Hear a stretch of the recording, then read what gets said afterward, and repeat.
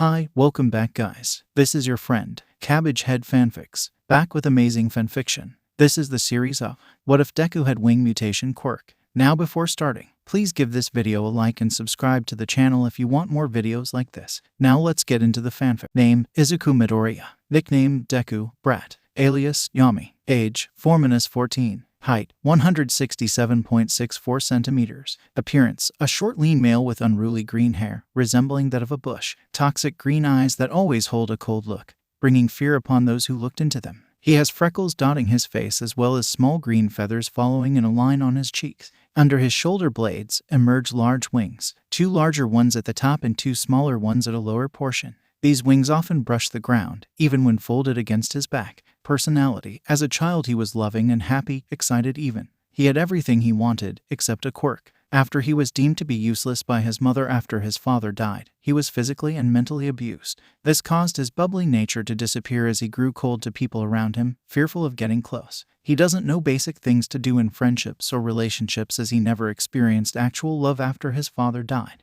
But when he is in his vigilante persona, he is a jokester and is kind to victims, but vicious towards his enemies, though he favors encountering a racerhead. Occupation, vigilante, cafe worker. Quirk, Heaven's Predator as he named it, allows the user to gain the features and abilities of strong predatorial birds. For example, he has stronger senses than most and was given his sharp teeth and nails, as well as that he was given a faster healing rate, able to start healing a cut almost immediately after it forms. This has also given him a higher pain tolerance. Drawbacks. If injured too much, the user would have to use more of their stamina to heal themselves. This can cause them to ultimately pass out and has the possibility of fatality. Other than that, his wings drag on the ground all the time because of their size. Text. The young boy known as Izuku Midoriya has never lived an easy life, and by the looks of it never will. The boy will eventually get used to the facts of it, but enough of that. This is how his story starts. The beginning of the great vigilante Yami. A happy beaming boy ran through the hallway of his home with his usual bright smile. His bare feet slapped against the fake wood that tiled the floor. Voices sounded from the living room as the child made his way through. Today was a special day for him, and he was overflowing with excitement. Hasashi, can't you stay longer? Asked a feminine voice that the child recognized to be his mother. Inko, I can't. This is important work, the male countered as his voice was laced with an anxiousness. At that, the child ran into the living room, landing his bright green eyes on his parents. His bright smile dropped slightly as he saw the expressions on his parents' face. The woman looked down at the child first, her straight green bangs pulled behind her ears and tied at the back to keep her hair tan.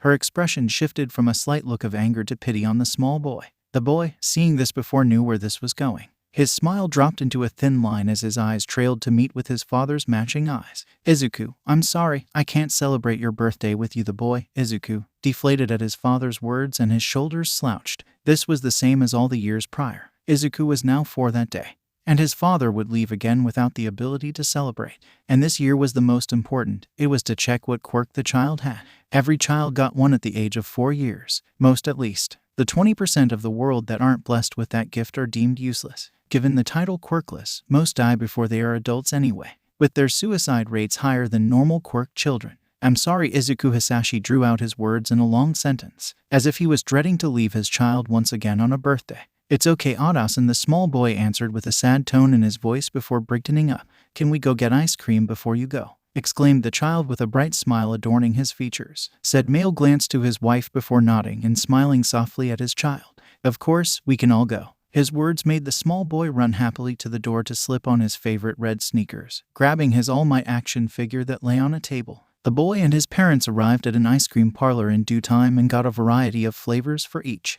of them liking a different flavor for specific reasons. They were just right for them. But their peaceful family outing was interrupted by a crashing noise and a boom. Smoke filled the air and screams of terror sounded from all around. The smoke screen didn't aid their escape at all. The green-haired child was scooped up by his father as his father gripped his mother's hand tight. It was a run for their lives as the boy cried and clung to his father for support. His father was focused as he led them safely away. That seemingly safe route was proven wrong when a shadow towered over them. To their terror, a box truck was hurled their way, with no way to escape it. The mother of the child was thrown to the side by the father first. Everything was in slow motion as the boy's father threw him away from being crushed. Tears poured from the ducts in his eyes as he screamed out to him. Outausen, screeched the child at the top of his lungs, straining his voice as a crash erupted into the air. Debris launched at the child's form in the air and came in contact with his soft skin. He let out a sharp cry of pain and crashed to the ground, rolling over multiple times. Rushed footsteps ran past his form on the ground into the truck, completely ignoring the injured child. This person was the child's mother as she screamed his father's name at the top of her lungs, crying out in sorrow and grief. From her view, blood was splattered under the overturned box truck, the blood of her husband, and it was all that child's fault. That useless, powerless child. He caused Asashi's death, not the altercation between the hero and villain. He did. Izuku Midoriya killed his father that day in the eyes of his mother, and from then out, his life was like a never-ending nightmare, as if he is unable to wake up, trapped without a way out. Text. Green eyes opened to the pitch black of the cramped space he was forced into the night before, his body aching and his stomach yowling in protest to be fed. The frequent pains in his back worser than it had been the day before. Lately the quirkless child had been getting back pains. Sometimes they're manageable, but others prove to be so painful that he's bedridden. If his mother actually allowed him to without a beating for being lazy. Stomping footsteps erupted through the silence towards his spot in the black box. Then it was slammed open. The familiar expression of disgust filled the boy's view as his dull eyes met raging green ones. Out barked the once tender and sweet voice of his mother. The boy followed her command and crawled from his spot. As he stood, pops sounded from his bones here and there, pain flaring through his system. His eyes trailed to the ground as he kept his shoulders slouched and head low. A sinister smile formed on the female's face as she glared at the child. He who was obedient to her every word, after learning the hard way. Get ready for school, brat, she ordered, and walked off to make herself a meal. She only gave Izuku meals every now and then, letting him live off of the terrible food from the school he attends, if he's even able to eat in peace. Usually he's interrupted by his tormentors, the group Bakugo Katsuki used to hang out with. Though the explosive male abandoned that group when he saw the way they were treating the bush-haired male. He left the house right after the order, going to school. Like usual, he was encountered in the morning and beaten. Then he was ridiculed during his classes, and beaten once again after school, but for once was able to eat during lunch. He was forever grateful for that. Once he got home, the stench of alcohol filled his senses. Even if he was 7 years old at the time, he recognized the scent from the frequency his mother came home with it. He didn't know what to expect next though. Get the F out, rat, she yelled, slurring her words, showing how drunk the female was. Get your sit and leave. Never come back, she growled in a low tone. If you do, I'll kill you like you killed your father. Her words held a sense of meaning in them, and he quickly got to work. The child grabbed what little stuff he had and shoved it into a bag. Only the necessities, as he left the rest. He had left and noticed the darkening sky, and variety of pinks, reds, and oranges painted the sky, being the backdrop to puffy white clouds, holding no sign of rain. With a sigh, the child walked his way deeper into the city of Musutafu. Once getting deeper, the child took a dip into an alleyway, hoping to find good shelter for the night. Well, as good as you could get on the streets. The night was relatively quiet, to the pleasure of Izuku. He blankly stared up at the night sky as he sat down on a pile of cardboard he had gathered. He was getting closer to sleeping, until a pain erupted in his back. A strangled cry escaped his lips as his body fell forward onto the pavement in front of his cardboard setup. Izuku gripped his clothes tight as the pain increased. Soon enough, a ripping sound filled the air as a weight pushed the child to the ground. But the child wouldn't be able to check what was happening to him as he lost consciousness. When he woke up, everything seemed so much louder and brighter, so much stronger sense than before. The stench of the trash besides him bothering him much more with the intensity of the smell. He let out a soft groan and left himself on the ground. What happened the night before to cause that type of pain? He wasn't dead, that's for sure. His questions were answered once something brushed against his arm. It was soft and comforting. He brought himself to sit up abruptly and brought his hands to his back. But once he touched something soft, his hand recoiled in surprise. He looked behind him to see the back of his shirt ripped immensely, and in the hole of his shirt were wings. Dark green feathery wings, a pair of 4 wings adorning his back. To say he was surprised was an understatement. But he held back a yell of surprise by biting his lip. Bad idea. He hissed as pain flared on his bottom lip, a drop of blood falling down his lip and his chin. His right hand lifted to his mouth and brushed over his teeth, feeling the sharpness. He glanced at his hands and noticed how sharp his nails looked. It was all intriguing. Wait, this means that he has a quirk. He had finally gained a quirk. A late bloomer, but it didn't relate to either of his parents. That was so odd. Multiple thoughts raced through his mind, every now and then words escaping from his troubled mind into his mouth. A bad habit he should rid of.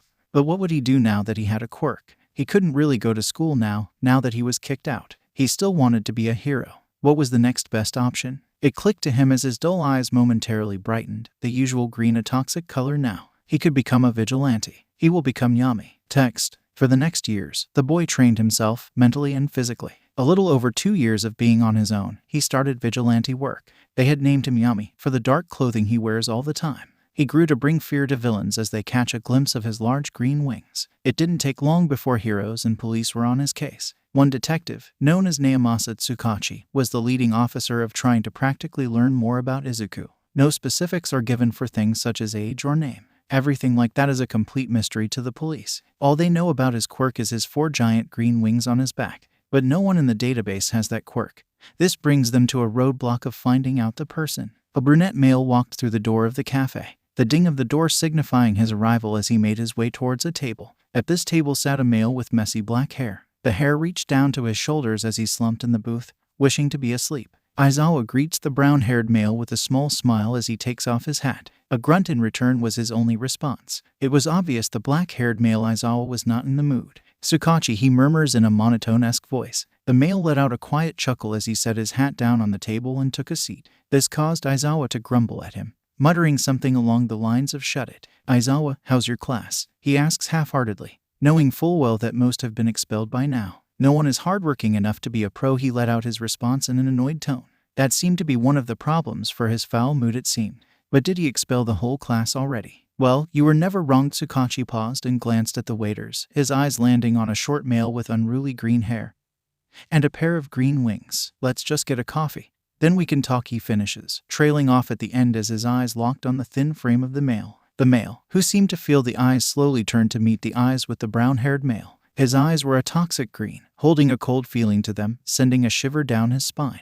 At that he turned away swiftly and let out a sigh. "Damn, kids were weird these days. What can I get for you?" asks a plain voice, holding a faint tone of kindness. This made the man look back up, only to stiffen at the winged male being in front of him. The green-haired male stared between the two with an eyebrow raised. "I'll get a medium black coffee," answered Aizawa first, letting the boy write down the order in his pad. He then looked at Tsukachi expectantly. "Oh, I'll have a medium coffee, with some creamer packets," he shouted abruptly before lowering his voice. The boy nodded and wrote it down. At his brief pause, Tsukachi noticed the amount of old scars he had. It made his blood boil. The boy seemed to be a teen, probably getting some cash for his own wishes. And with that brief glance, the barista walked off to give the order the cafe chefs. "Did you see that boy?" asked the male, glancing at Aizawa. Before Aizawa had answered, he shook it off and waved his hands. "Never mind, let's get to talking of the subject at hand." Aizawa had shrugged. "I can guess who it's about," the male stated plainly. It was about the case the both of them were jointed on. "Yeah, Yami, have you gained anything else about him?" At his question, Aizawa shook his head and grumbled. No, his words trailed, the annoyance evident. "We've been chasing the vigilante for 5 years now." "I know, and we still haven't found anything to be helpful on this case." Those words that left Tsukachi's mouth made Aizawa sigh. He's elusive, and it seems as if he knows all the hero's weaknesses. What if that is something else with his quirk? A confused look made it on Tsukachi's face, and he shook his head. That would only be possible if the conversation continued until their waiter walked over. The young barista gave them their drinks and wished them well. Before he could leave fully, the boy was asked something. "What's that under your ears?" Aizawa inquired. This made Tsukachi notice the quarter-sized black dots under the boy's ear. Tsukachi activated his quirk as the boy answered. "Just something to help me out," the boy answered in a monotone voice. "Truth? With what?" That question left the boy in silence for a couple of seconds before he answered. "It helps me with work." "Truth?" He was about to ask again, only to have his phone go off. It was a message. His eyes widened at the contents of the message, and he quickly retrieved his things. He nodded to Aizawa, then the boy, and quickly made it to the door. Something came up. Later, Aizawa, he called before exiting, the ring of the bell answering a goodbye to him. The boy watched the retreating figure of the man and let out a barely audible sigh of relief. Unknown to him, Aizawa had heard it as he examined the problem child. "What was that for?" he asked to have the boy look at him. His dull eyes examined Aizawa before speaking. "I don't like being questioned about personal things," he answered, if it was as plain as day, the lie slipping off his tongue like butter. And with it, the boy got to work. Text. After the close call, Izuku had ended his shift early. He didn't want to have a breakdown of some sort during work and lose money. His money was fairly crucial for him to acquire, or he wouldn't have much food. And the boy didn't want to go through that once again. Starving yourself isn't a great feeling, he had learned. It now being late at night, the boy stood on the edge of a roof. The city lights were his only view as his green eyes focused on the bright colors and lights. His peace was interrupted by a crash. A huff left his lips and he started on his way towards the noise, spreading out his wings and launching himself into the sky. The beating of his wings made little to no noise in the quiet night, and his form blended in with the night sky. But the boy paid little mind to that as he rushed to the noise. He landed on top of a roof to witness a bloodied person being thrown into a dumpster, their unconscious form being tossed around. The culprit had been a bulky male with scales and a large reptilian tail, a mutation quirk like his. With that examination, he rushed in and struck the attacker with a bow staff. This had little effect as the man just glared at Izuku. With a shout of anger, the male charged at Izuku, who swiftly dodged. Unexpectedly, the male clutched onto one of Izuku's wings, crushing it in his grasp. This sent a shocking pain in his wing as he suppressed a cry of pain. He hissed in protest and ripped his bow staff in half. The two halves were now eskrima sticks. He jabbed one into the side of the male, shocking him with an electrical charge, setting himself free. Izuku struck the male with multiple kicks to the head until he finally got knocked out. A pant left his lips as his now injured wing lay limp, a stinging sensation coming from it. Before going to the victim, Izuku tied up the villain and moved towards the person in the dumpster. His eyes widened barely at the figure who he immediately recognized. It was Eraserhead, otherwise known as Aizawa, a teacher at UA. He dragged the male out and quickly assessed his wounds. Seemed to be lacerations on the skin and his wrist was at an odd angle. He had obviously broken it. With a sigh, the male resorted to the second best option. Take the male to be treated at one of his bases. The emptiest one would be the best, so if that one is compromised it wouldn't affect him in any way. He left a note on the villain and used a burner phone to call emergency services to pick up the villain. He then took Aizawa in his arms and flew into the sky with his good wings. It was a struggle to fly with only 3 wings, his balance way off. Eventually the two of them were at a vacant warehouse. It had been abandoned for years and used to be known for suspicious activity and drug deals. He opened the crooked door to the warehouse and set Aizawa down on a mat once they were inside. The warehouse was lit from the moon shining above, having no other source of light. That was unless attention wanted to be drawn there. Izuku gathered the medical supplies he had and started to work on Aizawa. His injured wing had been hanging limply to the side. Some of the bones were probably broken. Once he had finished with that, he treated his own wing. Well tried, keyword tried, as it took multiple times before he could wrap the wing against his back. While he was doing this, he didn't notice the eyes watching him struggle. It was quite amusing with the curses every now and then. His toxic green eyes launched to meet with black ones. His glare had softened as he realized the underground hero was awake. I'm glad you're up, Izuku calmly states, a faint smile under his mask. Why did you treat me instead of bringing me to a hospital? Inquired Eraserhead. With those words, Izuku fished out a notebook. He ripped out the pages he was meaning to deliver. I wanted it to be easier to deliver these, he answered back, setting down the stack of about 15 pages of information.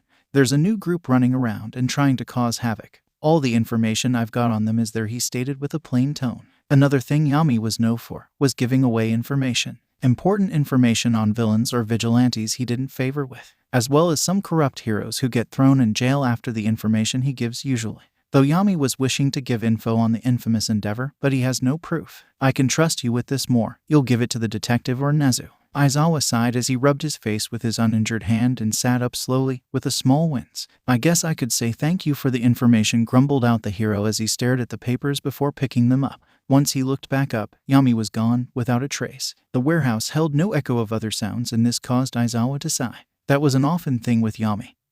He was there a second and gone the next. His eyes scanned over the neat handwriting and his eyes widened at the information. He had to get this to Tsukachi and Nezu. With that, he dialed in a number, telling his location. The next months will be filled with anticipation of what is to come. With the knowledge Yami had given, as well as the overshadowing presence of the new group, the League of Villains. Text. A week has passed since Yami had given Aizawa the information he had gathered. Detective Tsukachi has copied off of them and put them in a flash drive, giving UA the originals. Now the entrance exams of UA are right around the corner. Izuku was in his casual clothes, wearing a green sweater that covered over the 2 lower wings, having a hole in the back for the top wings. His left lower wing was wrapped against his body, the feathers soothing him in a way. But he couldn't use that wing because it was still injured. He didn't know what he did to it. All he knows is that it should heal on its own. Izuku was lost in his thoughts when he ran into someone. He stood in place while the other person fell backwards. Izuku examined the person, seeing a male with gravity-defying purple hair. Are you okay? Asks Izuku with a monotone voice, his head tilting slightly to the right. The male looked up at Izuku with a small glare in his eyes. It softened when Izuku offered his hand. The purple-haired male grabbed Izuku's hand and he hoisted the male up to his feet. Cold eyes looked up at tired ones before nodding and starting to walk off. Hey, what do you think you're doing? Izuku heard before High Wrist was caught by the male he had run into. Don't you know manners? The purple-haired male asked in a stonic manner. What do you mean by that? Asked Izuku with confusion seeping through his cold eyes. What was he supposed to do? Kiss his injuries and wish him well? You say sorry after doing something like that. Izuku tilted his head to the side and muttered a simple why. Ugh, I have no time for you, the purple-haired male said and started to walk off. This time it was his turn to have his wrist grabbed. I can make it up to you, voiced Izuku, if you like coffee. After the encounter with the male, who he now knows as Shinsu Hitoshi, Izuku had bought him a coffee to make it up. Then they started to meet up more, going out as two antisocial males. It was quite the experience to Izuku, as he never had someone to talk to so casually.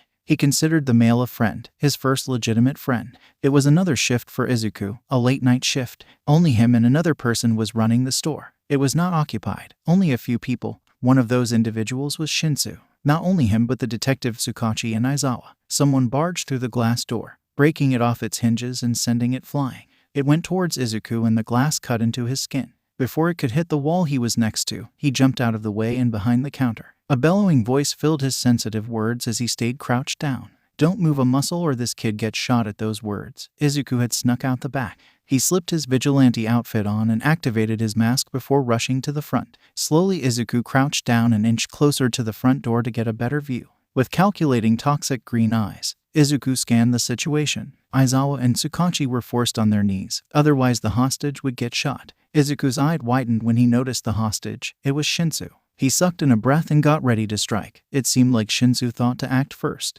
Shinsu kicked the person holding him in the foot. He then dashed towards cover, but this wasn't fast enough as the villain got ready to fire. Izuku launched forwards and tackled the villain to the ground as a shot rang out. Swiftly, he tied the villain up and let out a sigh of relief. Yummy, yelled Shinsu in surprise, but his breath hitched when he examined the person more. You're bleeding, he pointed out, making Izuku take notice of his wound. With his voice changer active, Izuku talked. This is fine, I'm just glad you're safe, and with that he dashed off, spreading out his wings and launching into the air before Aizawa could try to catch him. This was a struggle trying to fly with his recently healed wing, and he held pressure to the new wound on his side. This would be one annoying thing to deal with. The next day Izuku was working a shift for 3 p.m. 5 p.m. He was glad it was only a 2-hour shift, because this excess movement hurts after a while. Izuku's wound on his left side should heal in a couple days. It was a minor flesh wound in his opinion. But, in hindsight, it wasn't. He could have bled out if he didn't treat it in time. He just got lucky.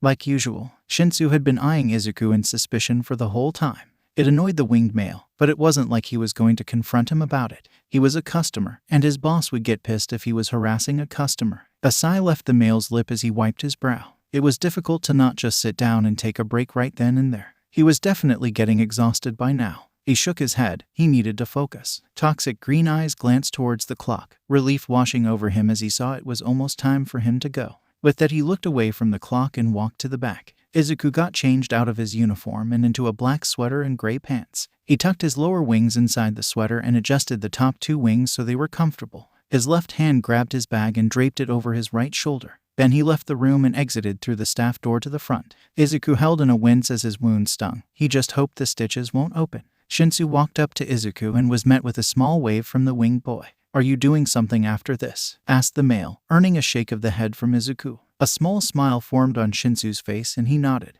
Why don't we go somewhere to eat? Somewhere that isn't here. Izuku nodded at the thought, his toxic green eyes holding a small spark of excitement. Then let's go. Izuku followed after Shinsu and they walked down the streets to their destination, not bothering to use the train or a car. It was a peaceful walk, lead with some chatter from both sides. Izuku kept alert as he felt someone else's eyes on him. Shinsu suggested them of taking a shortcut, which Izuku didn't decline. He felt hesitant as they turned into an alley. Something felt wrong. Izuku slipped off his gloves and stuffed them into his pocket in a smooth motion. His fingers flexed in anticipation as his feathers twitched every now and then. Shinsu suddenly got tackled to the ground, surprising Izuku. The winged male lashed out with his nails, piercing the flesh of the attacker. He was abruptly pulled back by another person as Shinsu started to talk to the person he was dealing with. The person attacking Izuku put their hand over his mouth. In retaliation, Izuku opened his mouth and sank his sharp teeth into the flesh on the person's hand.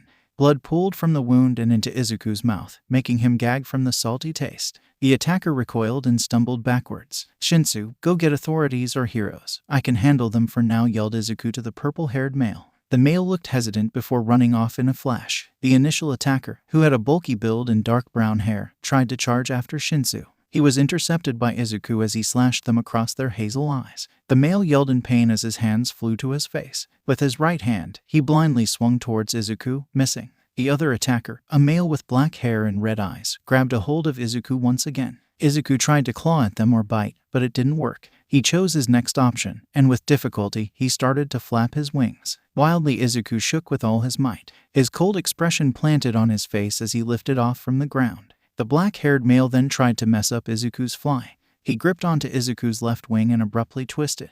This threw Izuku's balance off as he crashed back to the ground. The wind was knocked from his lungs as his body made impact. He let out a wheeze and huffed. A sting in his side signified his wound reopening. Definitely the warm liquid dripping onto the dirty concrete. The person gripped his wing in an odd way that kept him grounded. He tried consecutive times to get free of their grip, but it would result in him getting hit. Thankfully, footsteps coming their way distracted the person on him momentarily. As the people dashed into the alley, Izuku flapped his free wing and a strong burst of wind blew the person off him. He stumbled to his feet and panted, backing up into a wall. Relief flashed through him as he recognized Shinsu along with Eraserhead in civilian clothes and present Mike. Shinsu ran towards Izuku, who let his wings fall limply to his side. Shinsu wrapped his arms around Izuku's neck in an embrace. Confused, Izuku didn't know what to do, but eventually eased into the hug. Present Mike and Eraserhead detained the two and seized the damage on them from Izuku. They were surprised to see the gash from scratch marks in the bite. "So what happened here?" demanded Aizawa in a calm voice, but inching for answers. Text. Izuku glanced towards Aizawa and sighed. Shinsu let go of Izuku and turned to the hobo-looking male as well. "We were being followed by those two. They ambushed us. I protected us. Simple self-defense," Izuku answered plainly, as if it was clear as day.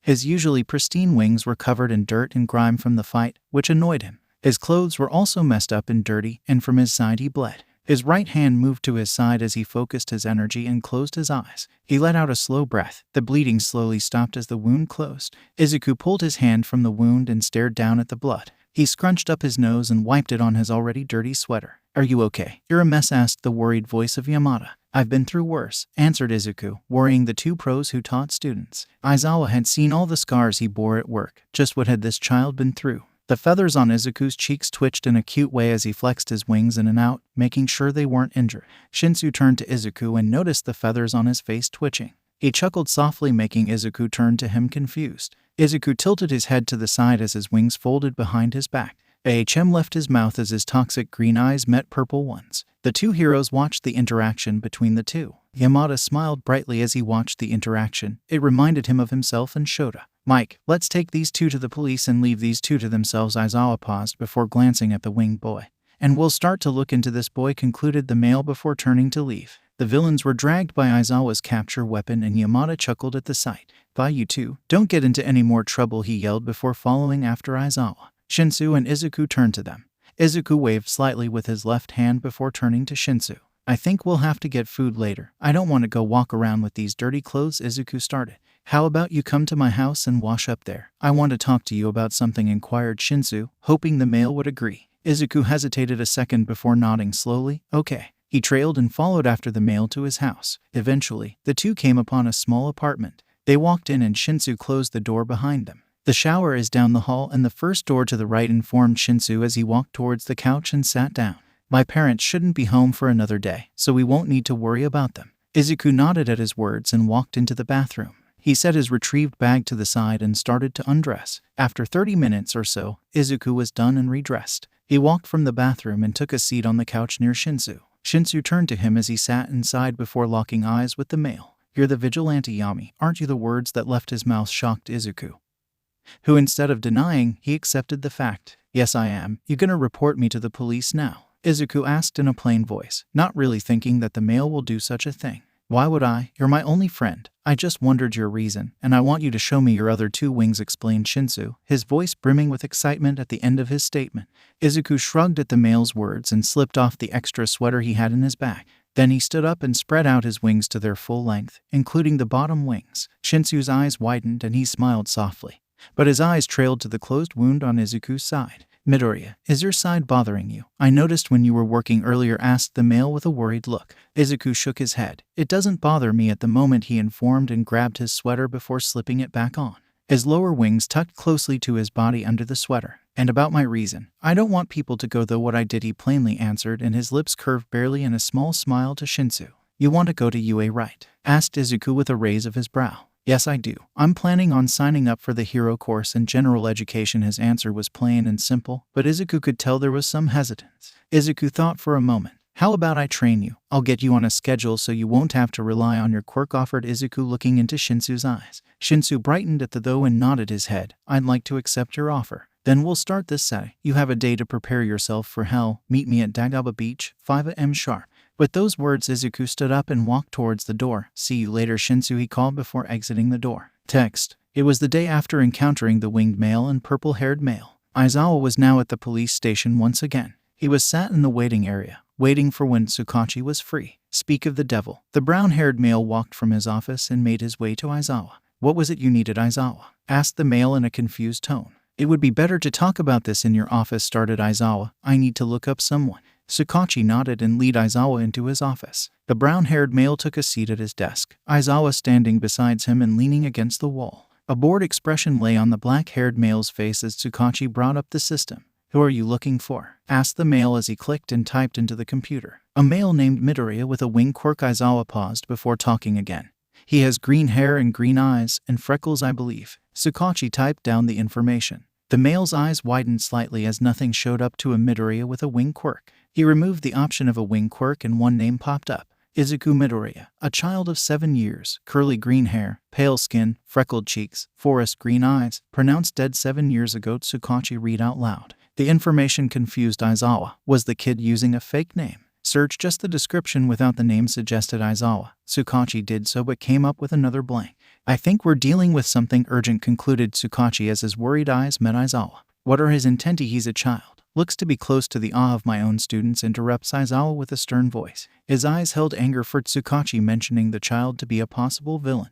Who knew what he had been though with all those scars? His emotionless eyes. But what he knew was that he was bound to find out. Aizawa arrived near the end of Izuku's shift. He ordered the same thing he usually does, but Izuku had felt something off. He didn't know what, but he always trusts his instincts. Izuku swiftly changed in the back room and walked out through the front door. He turned off into an alley to get to his home faster. Or he could go to Shinsu. He could trust Shinsu with anything now, especially since the other day he now knows about Izuku's vigilante life. Izuku stopped in his place and spun around to hit the person following him, only to have Ho's hand caught. Seeing the eyes of Aizawa, he calmed down and lowered his hand. What do you need? Asked Izuku with a tilt of his head, the feathers on his cheek twitching. I need to ask you some questions. I'd like to take you to the station for that, answered Aizawa. This confused Izuku as no one knew about him. How could someone find out? But what if it was something else? He could just go in and see what they need. If it goes south, he can run. Yeah, that's what he'd do. Can I ask what this is for? Izuku asked, his voice not wavering, though his mind is running all over the place in panic. We can talk about it there. Aizawa motioned Izuku to follow and Izuku did so. It was silent as none of them talked. This led Izuku to think about possible outcomes. Many coming to him, getting imprisoned. He slipped his phone from his pocket and swiftly typed to Shinsu. I'm coming to your house in a bit. Be prepared, the text read as he hit send. He was surprised how the hero didn't notice as he slipped the phone back into his pocket. They arrived at the police station in due time and entered. Aizawa led Izuku to a back room. It looked like an interrogation room, making Izuku nervous. Izuku was ushered to a chair. He sat down uncomfortably, his wings not fitting that well in the seat. Aizawa sat up against a wall and the door clicked open once again. The scent of Tsukachi filled his nostrils, making him unnoticeably grunt in annoyance. This was going to be harder now. Tsukachi sat down in front of Izuku and pulled up a computer. You will not lie during this. I can tell if you do, informed the male as he brought up a picture of a young boy with bright and excited green eyes with freckles. He spun the computer around and showed it to Izuku. Is this you? Izuku's breath hitched as he saw the old photo of himself, the young features so foreign to him. Yes, he answered plainly. Truth. Did you know that you were reported dead 8 years ago? The words slowly processed through the teen's head. He scrunched his eyebrows together and met the eyes of Tsukachi. No, he didn't know that his mother would do that. He knew she wanted him gone. With that, he slouched and looked at his feet. Truth. You were once diagnosed quirkless. How did you get your quirk? Asked the male. I don't know. I was a late bloomer and my quirk appeared after I left. Truth. What do you mean by left? Memories sprouted through Izuku's mind as he kept his breathing steady. He wanted to forget everything, not relive it once again by talking about it. I left my house when I was 7. My mother ordered me to, he plainly stated, earning a surprised stare from the two adults. Truth. Why did she kick you out? That question sparked something in Izuku as he abruptly yelled. Because she blamed me for everything, called me a disgrace, hated her own blood. How could I know any other reason than that? His voice wavered slightly as he looked back down to the ground. Truth. His breathing was unsteady from the outburst as he attempted to calm himself down. Unwanted memories kept resurfacing. When did that start? Asked Tsukachi, having Izuku flinch from the question, shaking his head. Are you going to answer? Izuku just kept shaking his head as he softly muttered words to himself, trying to calm himself down. Yo, Tsukachi, that's enough. Aizawa interrupted and walked over to Izuku. He placed his hand on the teen's shoulder, only to have it slapped away as he stood and knocked over the chair. Don't touch me, yelled Izuku as his toxic eyes shone with fear. Text. Izuku looked away from Aizawa and muttered a small sorry before he started to leave. Midoriya, do you have a place to stay? Asks the male, earning a shake of the head from Izuku. Izuku often slept in one of his warehouses he stores his stuff in. Other than that, he didn't waste his money on buying a home. It would be too much to pay for. How about you crash at my place for a bit? You don't have to stay for long, offers the male, his eyes glazing with worry for the teen. I can't. I have other things to tend to. I'm not really able to stay stationary in one place. It unnerves me, informed Izuku, and he opened the door. It's not like I'll disappear. I still work at the cafe. And with that, Izuku left, with no one following him. Aizawa sighed and rubbed his temples. This problem child, at that, Tsukachi chuckled in a quiet manner to lighten the mood. He's a kid. He'll figure out when he needs help soon enough. But what Tsukachi didn't know was that he wouldn't call for help, and that will end with an unwanted encounter. The months passed in a flash, and the UA entrance exam was the next day. It took 4 months for Shinsu to finish cleaning the beach. Then after that, his training was focused on stealth, speed, and combat skills. Izuku also taught Shinsu the necessities for the written exam, knowing what Nezu would probably put on there. The last day, Izuku let Shinsu do what he wished was right. Letting him rest or train, it was his choice. But he was glad when the next weeks he got good news from his student and friend. I made it, and exclaimed the male over the phone in excitement. This type of emotion rare for the male to express. I got into one. At that, Izuku thought up a plan. How about we go out to celebrate, eat out, suggested Izuku in a light tone, his monotone voice dissipating whenever he talks to the male. Yeah, how about we go to that one cat cafe? I think it's called Hikari's Treat, Izuku hummed at that. I'll meet you there at 3. Get ready. At that, Izuku hung up the phone and set it down. He glanced around the warehouse and his eyes landed on his clothes. What to wear? Izuku ended up wearing a baggy long-sleeved gray shirt saying shirt in black print. He had black sweatpants and black combat boots. On his hands were matching gray gloves to cover his nails. He had arrived at the cafe by 2:30. Izuku wanted to be early just in case. Izuku walked inside and was greeted by a great amount of cats. It seemed the cafe wasn't busy at that moment, which he was grateful for. He sat down at a booth and was soon swarmed by cats. They pawed at him, practically begging for love. One climbed on his head and he pressed his wings against his back so they wouldn't accidentally hit a cat or have the cats mess with them. The ding of the door turned Izuku's attention to the person who walked in. It was Shinsu. Shinsu softly smiled as he saw the winged male and chuckled at the cats around him. You seem to be enjoying it here. Izuku answered with a nod of his head and a faint smile. Some cats moved to Shinsu as he sat down in front of Izuku. Izuku's feathers on his face twitched as the waitress came over. What can I get you too? She asked, amusement lacing her voice as she stared at the cat on Izuku's head. I'd like 2 vanilla ice creams and 2 coffees. For now, that'll be it, Shinsu ordered for Izuku. Izuku tilted his head at the mention of ice cream. He didn't entirely recognize the name for that food. Shinsu, noticing his confusion, asked, Don't you know what ice cream is? The frozen treat. Izuku shook his head and Shinsu gasped dramatically. Then you have to try it. The waitress came back with the items ordered and some cats patted off. The one that was on Izuku's head laid next to him and purred. Shinsu passed me the thing that was called ice cream. It looked familiar to Izuku. He knew he'd seen it somewhere, maybe online or something. Izuku grabbed the frosty treat from Shinsu's hand and examined it. A cold feeling came from the surface of the treat, just like ice. Slowly, Izuku brought the treat to his mouth and stuck his tongue out. He licked it slightly, expecting a terrible taste, only to have a sweet flavor fill his mouth. His eyes brightened at the flavor before he took a bite of it. The frozen treat slipped on his tongue before he swallowed. The cold feeling slipped down his throat and soothed him, the feeling reminding him of the blurry face of the father that risked his life for him. A soft smile appeared on his face and he wished that he could remember what his father exactly looked like. He only remembered his voice, a soothing deep voice with a slight rasp to it because of his fire-breathing quirk. So you like it, huh? Asked Shinsu, earning 2 quick nods as Izuku continued to lick at the treat. Izuku passed with eating the treat. Thank you, Shinsu. A chuckle escaped Shinsu's lips. I should be the one thanking you. You got me this far. Izuku shook his head side to side.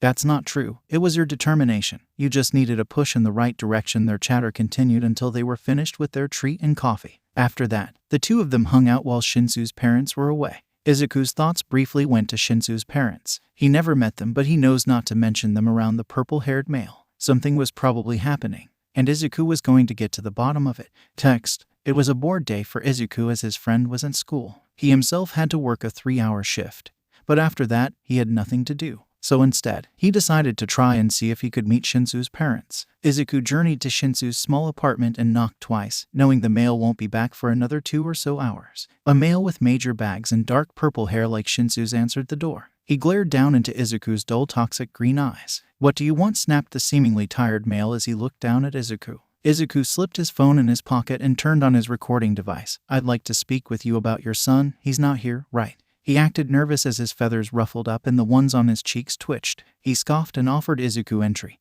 "What did that brat do this time?" asked the male. Izuku slipped off his shoes and took a seat on the couch in front of Shinsu's father. He pulled his hand from his pocket and twiddled his thumbs. "Well, he trailed off Izuku." This seemed to anger the male as he yelled. "Well, get on with it. What did that disgrace do? Do I need to lower his consumption of food again so he learns his lesson?" Izuku blocked out his voice as he let the male ramble on and on.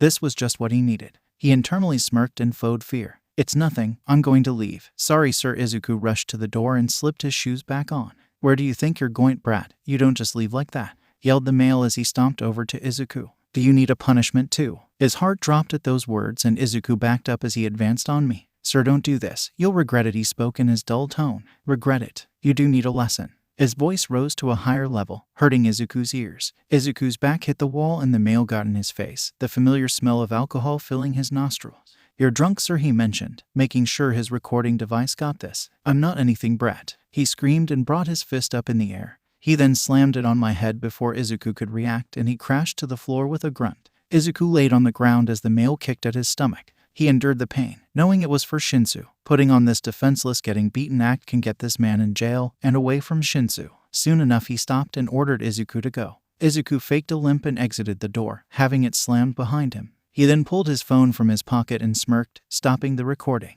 He called emergency services and told them of the situation he was just in. He even informed them that he had it all recorded. Less than 5 minutes later, police showed up, no lights and sirens as to not draw attention. Izuku recognized Tsukachi among them. Izuku pulled up his recording device and showed it to the detective. While he was doing this, officers went up to Shinsu's apartment and arrested the male. "Why did you do this?" asked Tsukachi. "I'd do anything for Shinsu. He's practically my brother. And I noticed something wrong so I investigated. And my gut feeling was correct," I answered plainly. "Truth." Tsukachi sighed and rubbed his temples. "And about Aizawa's offer to me months ago, I want Shinsu to take that." The detective looked at me in surprise and sighed. "I guess I'll check with Aizawa." He paused momentarily. "I don't know if he will. I'll say yes. He can stay as long as he needs. The offer still stands for you, problem child." Aizawa appeared out of nowhere, making Izuku nod to him in greeting, but Tsukachi jumped. "Thank you, but my answer is still the same." I rubbed my stomach slightly. The ache finally getting to me. There was definitely going to be a bruise. "Midoriya." He turned his head to see Shinsu looking at me confused. His uniform was on and he looked between Izuku, the detective, and his teacher who he thought had to do paperwork. "Hey Shinsu, you could have told me what was going on. I would have found out either way," Izuku stated, and Shinsu's eyes brimmed with tears as the situation started to piece together. Shinsu launched himself to Izuku and wrapped his arms around the male. Izuku stiffened before wrapping his wings around the male in a comforting manner. With his free hand he ran his fingers through the purple hair belonging to the male. He cried into Izuku's shirt as the antisocial male comforted him. He liked the feeling of what he was doing. It felt natural, like what an actual mother would do for their child. Aizawa and Tsukachi watched with soft expressions. Tsukachi softly smiling as Aizawa hid his in his capture weapon. That day ended with Shinsu packing up the little things he had, and him and Izuku going with each other to Aizawa's house. Izuku stayed the night and comforted Shinsu whenever he would wake up from terrible dreams. Like usual, Izuku wouldn't get sleep, but he was fine with that. The teen stayed up looking at the moon with a peaceful expression, sometimes brushing his fingers through Shinsu's soft hair. Eventually, the male passed out slumped against the wall and next to Shinsu's hair, his wings curled over him like a blanket. Text. Izuku awoke to find himself in an unfamiliar place. This at first scared him out of his mind, but once his nose caught the familiar scent of Shinsu, he calmed down. He glanced down at the head of purple hair, the wispy locks a mess from sleeping. The male looked to be so peaceful that it brought a faint rise to the usual thin line of his lips. It fell once the handle of the door was turned and quietly opened. The black-haired male walked through and nodded at Izuku in greeting. Izuku returned the greeting once he slipped his hand through his feathers, performing a two-fingered salute, the fingers pointing to Aizawa before falling back into the mess of green feathers. The teen was reluctant to shake Shinsu awake as it took a while for him to finally fall asleep. With a sigh of reluctance and a knowing look from Aizawa, he lightly shook the male with the feather he laid on. The male stirred and soon after that got ready to leave. Him and Aizawa left Izuku as the two of them traveled to UA. Izuku after that often visited the residence of the two sleep-deprived males. It brought a sense of love to the two of the males. Him and Shinsu grew to a brotherly relationship and finally call each other by their first names. He was glad, but scared to have these kinds of connections. What would happen to Izuku if one of them got severely injured or died? That was one thing he often thought about, even when he didn't intend to. Now a week later from the incident of getting Shinsu from his house, Izuku was on one of his regular patrols. It was late at night when the male was rushing towards a meet-up spot, a flash drive clenched in his fists. His green wings flapped furiously behind him as he dashed through the streets. The person he was meeting was Eraserhead, the closest person he had to him at the time to deliver this information. The muscles at the base of his wings were growing sore at the constant beating of his wings, but he tried to rid of the feeling with mumbling the information to himself. That successfully distracted him as he pushed himself harder, his speed picking up. The park quickly came in view and Izuku slowed down to the best of his abilities. He stuck his legs out as he landed, almost tumbling to the ground. His toxic green eyes landed on the hero and he quickly shoved the hard drive in his hands. "Take this to Nezu," immediately ordered the teen in a calm voice, urging urgency as his voice changer altered his voice. While hurry the F up, Eraserhead would have flinched from the sudden stern and serious tone in the voice of the vigilante. But from his experience he stopped himself. Aizawa was about to speak but suddenly gets pushed back. A clanging of metal on metal sounds through the silent streets, sparks flying. "Go Eraser," howled the vigilante as he engaged in combat on the person who tried to stab the hero. The hero got the memo of the importance the flash drive held before he started to dash off towards UA.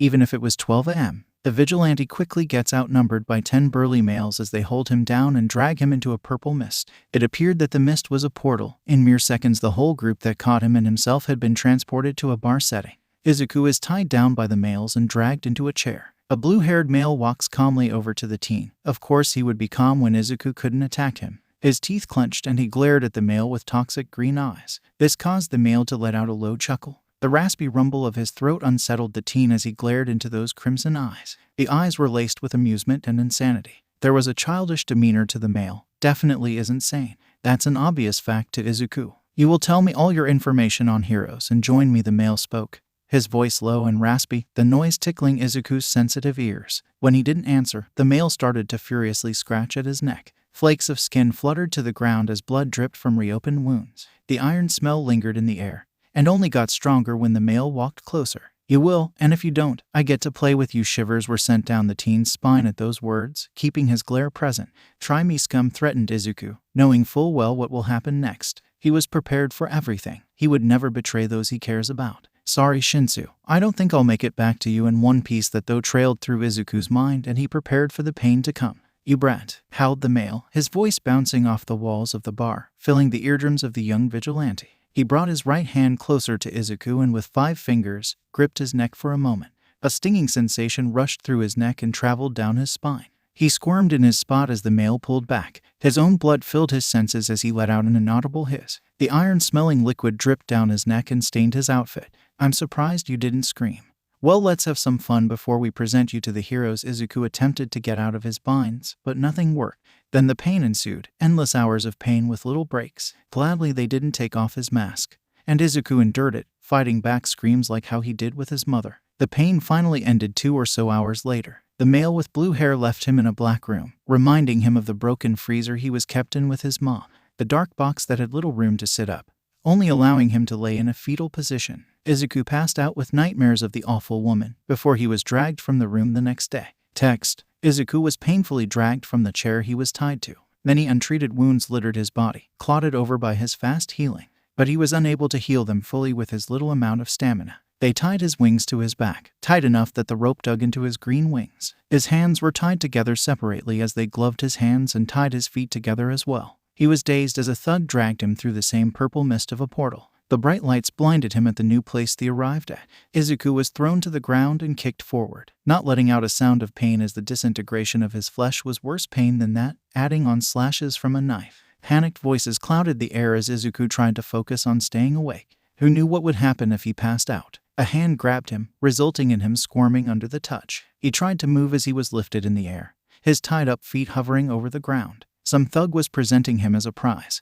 and to the best of his ability, he glared. That resulted in him getting hit on the side of his head. The vigilante you couldn't catch for so long is caught. "How pathetic are you heroes," mocked one of the thugs. He gets thrown back to the ground once again as they gloat about him more. Unknown to his dazed state, Eraserhead starts to fight the thugs as the blue-haired male watches from a distance, examining the male. Soon enough, Aizawa gets to Izuku and picks him up. This results in him to squirm. The underground hero quickly jumps back from an attack and unties Yami. "It's me, Eraserhead." "Calm down, Yami." Those words calm down the dazed male as he feels his arms and legs become free. Next is his wings. At his wings being freed, Izuku launches into the air with a beat of his wings. This surprised Aizawa as he momentarily pauses before going back to his job. The villain tries to attack Eraserhead behind him. Unable to dodge or block, he waited to get hit. This didn't come as the person was picked up and dragged into the sky swiftly. They were dropped back to the ground and knocked out instantaneously. A flash of green dodged Aizawa and knocks down a group of long-ranged fighters. For a moment they pause. It was Yami. The team gets back to work, Aizawa following in the vigilante's footsteps and quickly taking out the rest of the villains. Izuku landed next to Aizawa and falls to his knees. The pain of his wounds were getting to him as some had reopened at his fast movements. The hero glances at the vigilante in a worried way before looking back at the blue-haired villain. Said villain charged at Aizawa and the hero followed. They talked, but it was all clouded to Izuku as he shook his head. His ears perked and head shot up at the grunt of the hero. The blue-haired villain had grabbed Aizawa's elbows and the skin was disintegrating. Izuku quickly got up and rushed to aid. He was stopped midway by a Goliath creature as its hand latched onto Izuku's neck. The large hand kept a tight grip on the teen's neck as his consciousness started to fade. Before he could fully go under, he was thrown into a wall with a large bang echoing throughout the air. The teen slumped as some pieces of rubble covered over his wings. His body felt numb all over as everything started to grow fuzzy around him. It was as if everything was in a haze. Words and shouts were muffled to him as he laid, focusing on his breathing. No one had gone to him, and it felt like hours that he laid there, keeping his consciousness on the end of a stick. His throat ached as he bled in multiple spots, unable to move and stop the bleeding of his wounds. The chaos ensued around him as he blankly stared at the sky. The shining of the dome reflected off his toxic green eyes that always seemed to glow. And finally, everything had gone quiet, until he started to make out yells coming towards him. Multiple footsteps filled his ears as he stared upwards. He was too tired to try and escape. His wings weighted down. Unknown to him, his stomach had a pole embedded deep inside him. This worried the people arriving as they saw him still and unmoving. His chest rose and fell barely, and voices filled his ears. "Yami, can you hear us?" yelled one of them, the feathers on his cheeks twitching slightly as his head barely moved to the sound. Some sighs of relief filled his ears as the people got to work. The rubble that fell on top of him was taken away and pushed off while one person kept talking to him, telling him to stay awake. Him, who had been doing that the whole time, mumbled an inaudible understanding. A sea collar was wrapped around his neck, making the teen hiss at the new pressure on his disintegrated flesh and newly forming bruise. He could tell his trouble to talk as he was unable to utter a word, only small sounds. It annoyed him at being so weak and getting hurt like this. He was slipped onto a backboard and strapped onto it. They carried him to a striker and set him onto it, strapping him into the bed-like object. It took 6 people to do this with his large and heavy wings, making them need more assistance. The whole time, someone talked to him and told Izuku what they were doing. Eventually, one asked how to take off his mask. Izuku flicked his right finger barely and managed to mutter out the word ear. They got the gist and pressed the button located under his ear. The mask folded in on itself and revealed his younger-than-expected features. The whole crew in the now-moving ambulance were surprised at how young the vigilante was, never expecting him to be teenage, at least a young adult. The rest of the ride they talked to him and kept him awake. But when he arrived at the hospital, everything went black and faded away. The darkness enveloping the male in comfortable silence. Text. Toxic green eyes slowly opened, dilating at the bright light before returning to normal. The bush-haired male's body ached, but it didn't feel as worse as it did when he passed out. That reminded the male of what happened as everything came back in a flash. A familiar scent flooded into his nose as he turned his head and spotted the purple-haired male laying next to him. His right hand reached and brushed through the soft, unruly hair. The thin line of his mouth barely curved upwards in a smile. The male stirred, making Izuku's hand flinch back. Purple eyes met toxic green. Before those purple eyes widened, he quickly rushed out of the room, leaving a confused Izuku behind. Like a dog, he tilted his head to the side and jumped when the door slammed back open. A black-haired male, followed by a blonde, then purple, rushed into the room. The purple-haired male panting with his hands on his knees. It was silent as Izuku stared between the three. Then Shinsu embraced the male. A warm liquid seeped into the hospital gown he wore as he tensed up at the touch. He would have to get used to this all over again. "Don't ever do that again," yelled the male as he cried into the shoulder of Izuku. Izuku glanced over to Aizawa, noticing a new scar under his eye. Then to Yamada, who stood there with relief filling his eyes. Izuku tried to make out words only to go into a coughing fit. At this, Shinsu backed away and looked at Izuku with worried eyes. The teen's hands brushed over his neck. No pain came as he touched it. The bruising was gone. How long was he asleep? Was that why he can't talk? Aizawa started to talk. You've been out for a week and a half. It seemed your body was healing itself as you were asleep, the male informed Izuku. A glass of water was handed to him and he gratefully drank the water. The dryness of his throat obvious now as the liquid dripped down. A sigh of relief escaped his lips as he lolled his head back and closed his eyes, the cup in his hands moving down to his lap. We also need to clear something up with you. The next days that ensued after being discharged was getting offered into UA, going into questioning, and being let off with a deal. That deal was if he didn't want to spend 20 years in jail, Izuku would attend UA. The teen of course accepted this and was forced to move into a dorm on the UA campus. He was told that he would be the only one there until other rooms were set up. This was amazing for the male as he was able to rest alone in a place while others worked through their internships. Of course, the male wanted to get back to his vigilante work, but he couldn't really do so with the amount of cameras on the campus. This in turn led Izuku to be bored. The male would try to entertain himself with things entertaining enough to satisfy the male for the lack of his work. Not only that, but he wasn't allowed to go back to his cafe work, the one place that he didn't have to really worry about much, unless there was a villain attack. His identity as Yami hasn't been made public to his relief, but people gossip, so it'll get out sooner or later. That's definitely when he lets his wings fully present themselves now. Another thing he was glad about. It was getting closer to the end of the internships when the power went out throughout UA. This was caused by the loud eccentric blonde known as Yamada Hisashi, aka Present Mike. Izuku took this as an opportunity to escape and fly around. If anyone took notice, they didn't bother him as he grabbed his tools that they didn't bother to confiscate and took off with one beat of his wings. Once he was airborne, the strong winds brought a sense of comfort to the bush-haired male, his feathers twitching in his excitement. A downed bird isn't always a happy one. And this young vigilante was definitely like that. If something ever happened to where he wouldn't be able to fly ever again, he would not know what to do with himself. But the other reason he was setting off was to patrol the Hasu area. His wings were leading himself there as the feathers on his cheeks fluffed in anticipation. He could feel that something was going to happen, and that pushed him to fly faster despite the small ache at the base of his wings for staying grounded so long. Izuku perched himself at the edge of a roof, looking down at the peaceful city. It made the tense feeling in the teen's shoulders die down a tiny bit, but his shoulders scrunched back up as he furrowed his brows at an off smell. That's when it happened. A body-shaking boom sounded throughout the city as it spread into mass chaos. Multiple people on the street started to dash off in fear as some were unmoving, making a growl rumble in his throat. He spread out his wings before diving down. Izuku pressed the button under his ear as his mask covered his mouth immediately. He ripped off his gloves and let them flutter to the ground below. His body moved instinctively as he dodged a fist from a tan-skinned Namu before racing to the people unmoving on the ground. Thankfully, the Namu took no notice of him after that as it charged at something.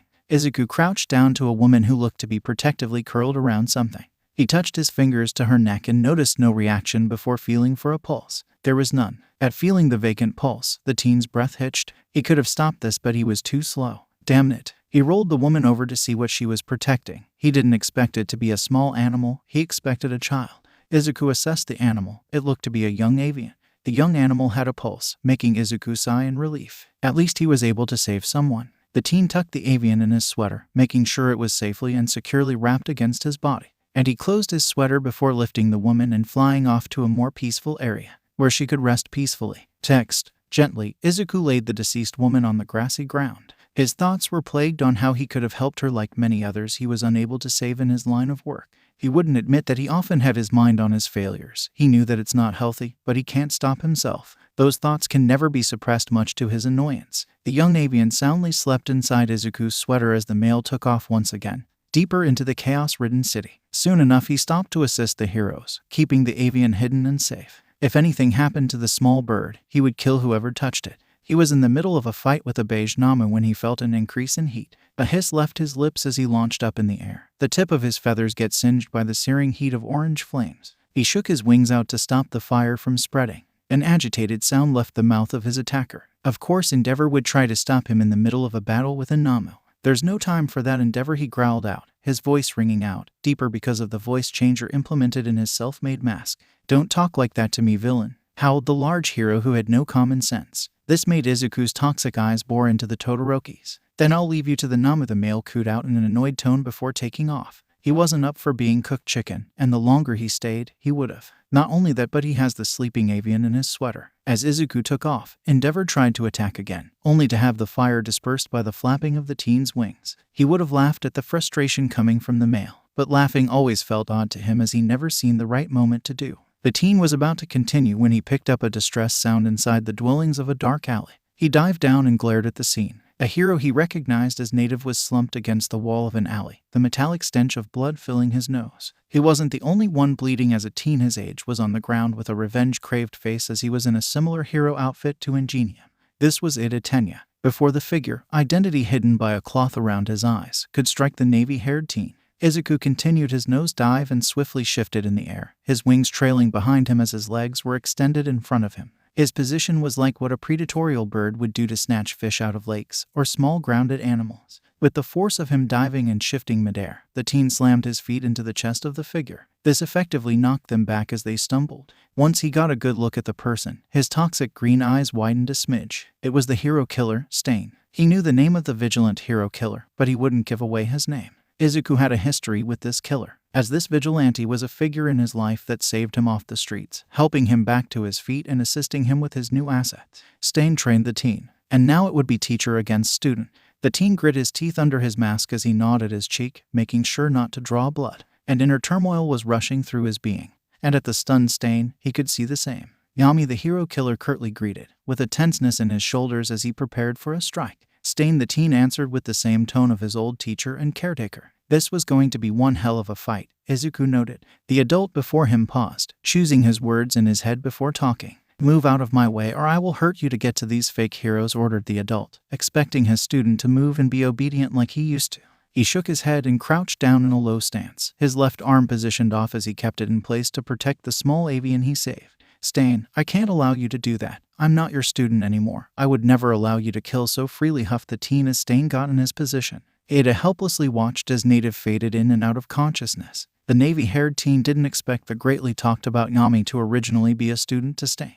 This made the teen worry about the vigilante who talked casually with the hero killer. Stain charged first, supposedly seeing an opening as he tried to strike, aiming for Izuku's left side. Swiftly, to avoid the young avian getting sliced, he pivoted to the left and slashed out with his claws. Though, the teen only slashed at the cool air as Stain dodged his impending attack. "Come on, kid, how old are you now?" Stain drawled out as he moved in for another attack, slashing out with a jagged dagger towards Izuku. "I don't want to kill you. You're not a fake," continued the adult as he closed in on the bush-haired male. Izuku ignored his words and kept fighting as if he's fighting a dangerous criminal, which he indeed was. "Answer me, Yami. You know it's rude to ignore your elders," the male hissed as he started getting agitated from the teen's constant dodging. Izuku kept quiet before he launched up in the air with a flap of his large wings. He spun once in the air before diving down, his claws outstretched. The young vigilante dodged a flying dagger as he slashed once more at Stain. He made contact with the hero killer's cheek as he felt his claws rip through the flesh. It was always an unsettling feeling that he had to get used to. The first time he fought and felt the flesh in between his nails, he could have hurled his previous meal of stolen food. He lashed out and spun in the air, kicking the male once again as he backed off. But the smell of his own metallic blood filled his senses and his eyes widened. He was hit. The next moment he felt a giant weight overcome him as he slumped to the ground. His wings sprawled out beside him. He was now paralyzed, and Stain was walking to him with blood dripping from his face. Text. Helplessly Izuku stared at the hero killer, unable to move an inch. Once the male was in front of the teen, he crouched down to his level. "I have to put you out of commission, so you don't interrupt. You could have left earlier," Yami Stain concurred, a grim tone in his voice, not prepared to do this to his student. He gripped his knife, before slamming it into Izuku's right shoulder. His dominant arm would be useless now once he gets out of this state. He grit his teeth and hissed at the sudden pain, still unable to move as he tried desperately to do so. The male grabbed another knife from his collection on his body before going to stab Izuku's wing. He prepared for the pain, but when a scorching heat arrived, he knew it wouldn't happen. Stain jumped back from Izuku to dodge the flames that was directed right at him. "Damn, another interruption," Stain complained as he got his weapon ready to strike. The heat changed in seconds to a freezing cold that clung to Izuku's body. An ice ramp formed under him as he was slid backwards to the person who saved him from more pain. Blood dripped from the knife embedded in his shoulder, the wound throbbing, matching with his elevated heart rate. His wound wouldn't be able to heal since the knife is refusing to let him do so. But his train of thought was turned to the bicolored male who started to talk. "I'm glad my father made me follow you," he says in a monotone voice, glancing down at Izuku in the corner of his eyes. The teen looked up at the heterochromia-eyed male with his toxic gaze. his eyes glowing in the dark alley light. "Worry about yourself. Stain isn't someone you can beat with all of us down," Izuku muttered as his eyes went back to the hero killer. Stain charged at the teen who he recognized as Shoto Todoroki, son of Enji Todoroki, and the inexperienced teen decided to block his view of the hero killer as a giant wall of ice forms. The ice wall was broken in seconds and the battle continued as a synchronized dance. The beat of their quick steps showed each of their paces in a battle, fighting for control. Fire and ice was shot at Stain while the male shot and slashed his knives towards the candy cane teen. The whole battle drawled on as Todoroki grew more and more exhausted. Before a fatal attack could be brought upon then teen, Izuku's finger twitched. He shot up from his spot with a flap of his wings, grabbing the blade with his left hand. The blade dug into his calloused hand, blood seeping from the new wound. Izuku snatched the knife from the hero killer's hands and threw it behind him. The loud clang of the metal filled his ears as the feathers on his cheeks bristled, anger evident. He spun quickly and jumped into the air, roundhouse kicking the male in the face and pushing him back and away from him and the injured males. Stain regained his footing and glared at the teen who just escaped paralysis. He forgot that the teen was blood type O. Izuku spread out his wings slightly in a prepared manner, ready to dodge any impending attacks as his left hand and ripped the knife from his shoulder, the dripping of his blood slowing as it clotted over. He threw it back with the other knife, his right arm hanging limply as blood dripped from both the hand and shoulder. The teen mentally cursed. With one arm out of commission, he needed assistance. He glanced to his right, looking at the candy cane hero in training. "I'm going to need your help with this," informs the teen in a serious tone as he tried to move the fingers on his right arm, successfully doing so. At least he still had feeling in his disabled arm. The hero in training nodded, but the navy-haired teen on the ground started to yell. "Todoroki, run. I took my brother's name to avenge him, to bring Stain down," exclaimed the teen as his eyes swirled with pain and vengeance. "So you're Ingenium now?" questioned the teen in a monotonous voice. "Because I don't remember Ingenium having that type of look on his face," concluded the male as he turned from the teen on the ground to Stain, who decided to advance. Izuku outstretched his left hand, getting ready to slash as he spread his legs out in a stance, one to make sure he keeps balanced. The teen struck out first as he slashed, setting the pace of the battle before Stain could, taking advantage of it as he switched the pace here and there to knock the hero killer off balance and confuse him. Not only did he have to fight the vigilante with only one arm, he had to avoid well-timed attacks from the candy cane as he shot fire and ice attacks. And with Izuku's naturally short battles, he was tiring. He didn't know how long he could last, but a knife being launched into his leg told him as he was then kicked backwards by spiked combat boots. The air was knocked from his lungs as he gasped for it, making contact with the wall. With a thud he landed on the ground. Now with a knife embedded in his left leg, he would be unable to continue battling. But that didn't stop him as he shot up to avoid another attack from Stain that was aimed at the sleeping avian in his shirt. He backed up to be next to the Todoroki and dropped down in a low position. Knowing with his energy that his wound won't heal, he left the knife in his leg. His left arm touched the ground as he kept his right leg in a balanced position, lifting his injured leg off the ground.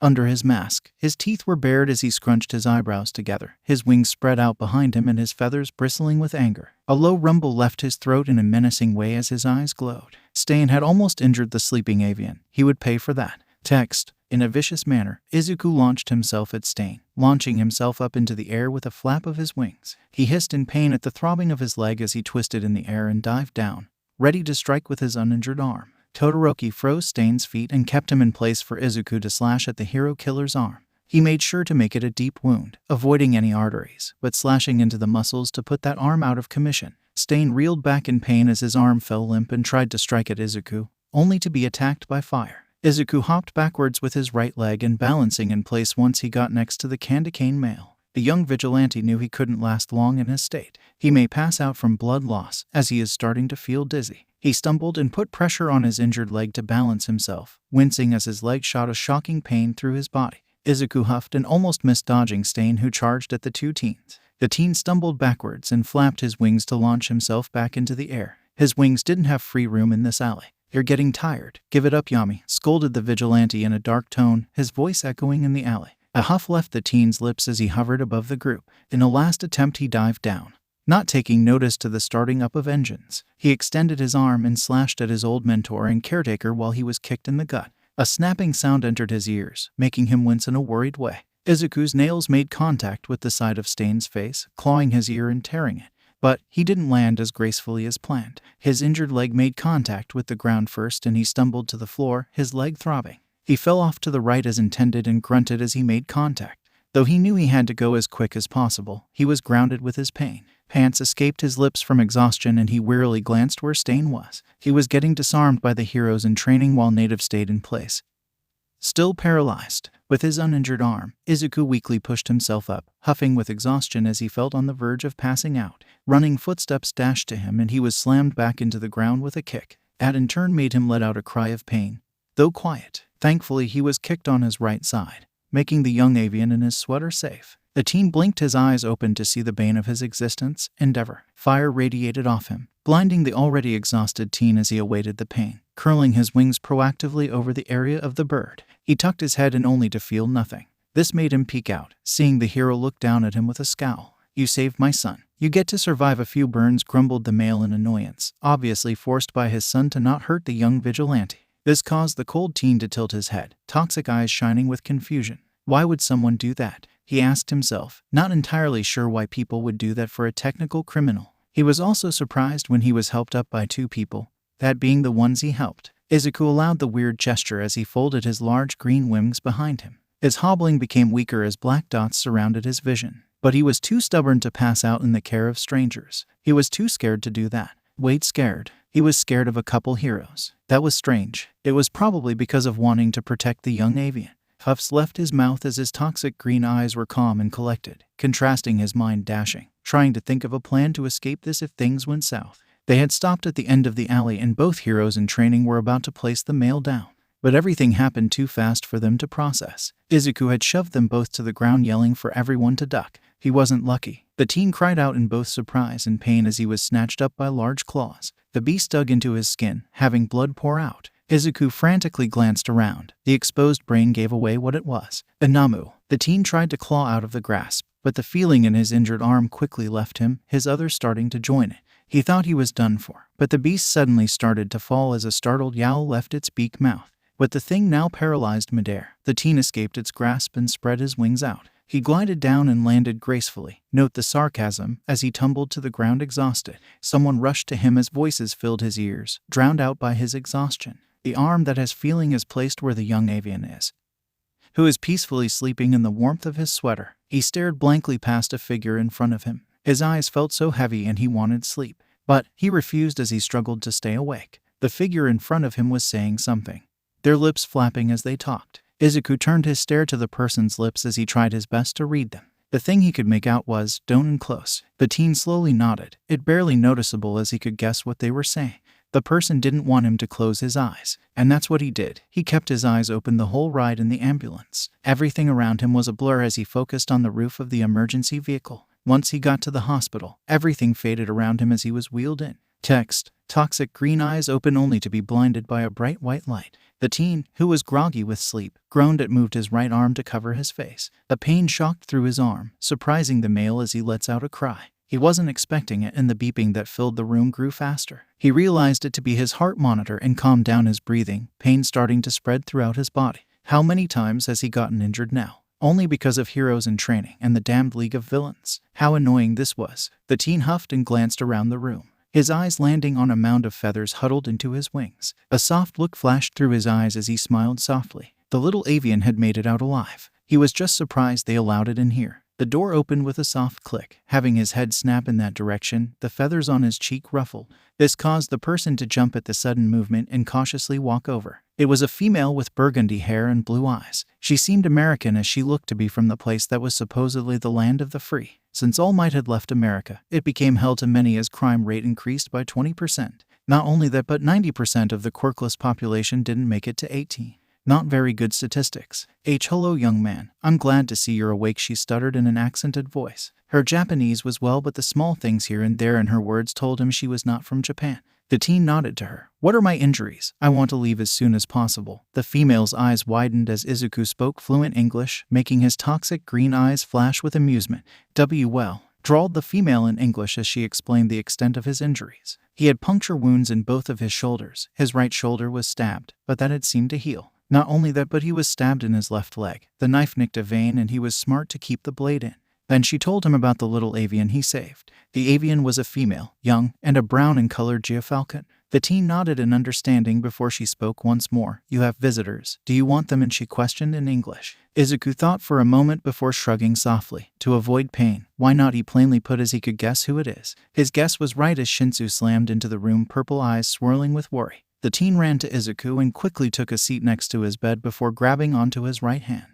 What did I effing tell you? He whispered as the nurse walked out, calmly closing the door behind her. Once the nurse left, he smiled softly. And despite the pain, he moved his right hand to softly clench the males. You can't keep a bird caged. His answer made Shinsu lock eyes with the male. Izuku, you have to at least be careful, for me. His words tugged at Izuku's heartstrings and he winced. Sorry, Hitoshi, mumbled Izuku as he glanced off to the side. He didn't know what this feeling was. Guilt? Yeah, that's probably it, said purple-haired male. Brought Izuku to look back at him. He slipped his hand from the winged male's grip and gently placed his hand on his cheek. Slowly the male leaned in.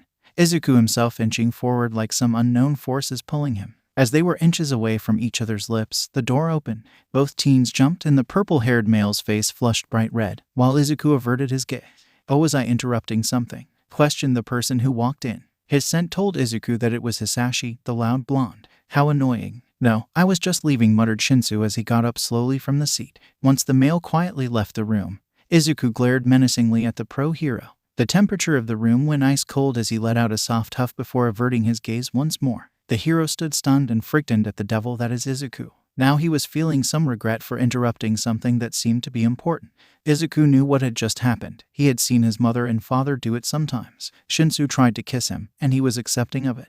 Was he really his brother or more? So many questions raced through his head, making a small headache form. And he didn't know that he was letting out small words here and there, muttering to himself. His train of thought was interrupted by the door opening once again. There came Aizawa in all his sleep-deprived glory as the underground hero looked at Hisashi in confusion. He sighed it off and turned to the green-haired teen who stopped muttering and had his attention on Aizawa. Problem child. Why do you always have to get hurt? He mumbled to himself, said problem child, hearing it clearly. His toxic green eyes locked with Aizawa's and he shrugged softly. I know you wanted to go out, but at least try not to go after someone like Stain on your own, the adult muttered. Those words confused him. Wasn't he mad at Izuku sneaking out? I understand how you wanted to go out, spoke Aizawa as he glanced to Hisashi. I'll allow you to go out every now and then, but only for a fly around the city. Nothing more. Toxic green eyes widened at those words as the feathers on his cheeks twitched in excitement.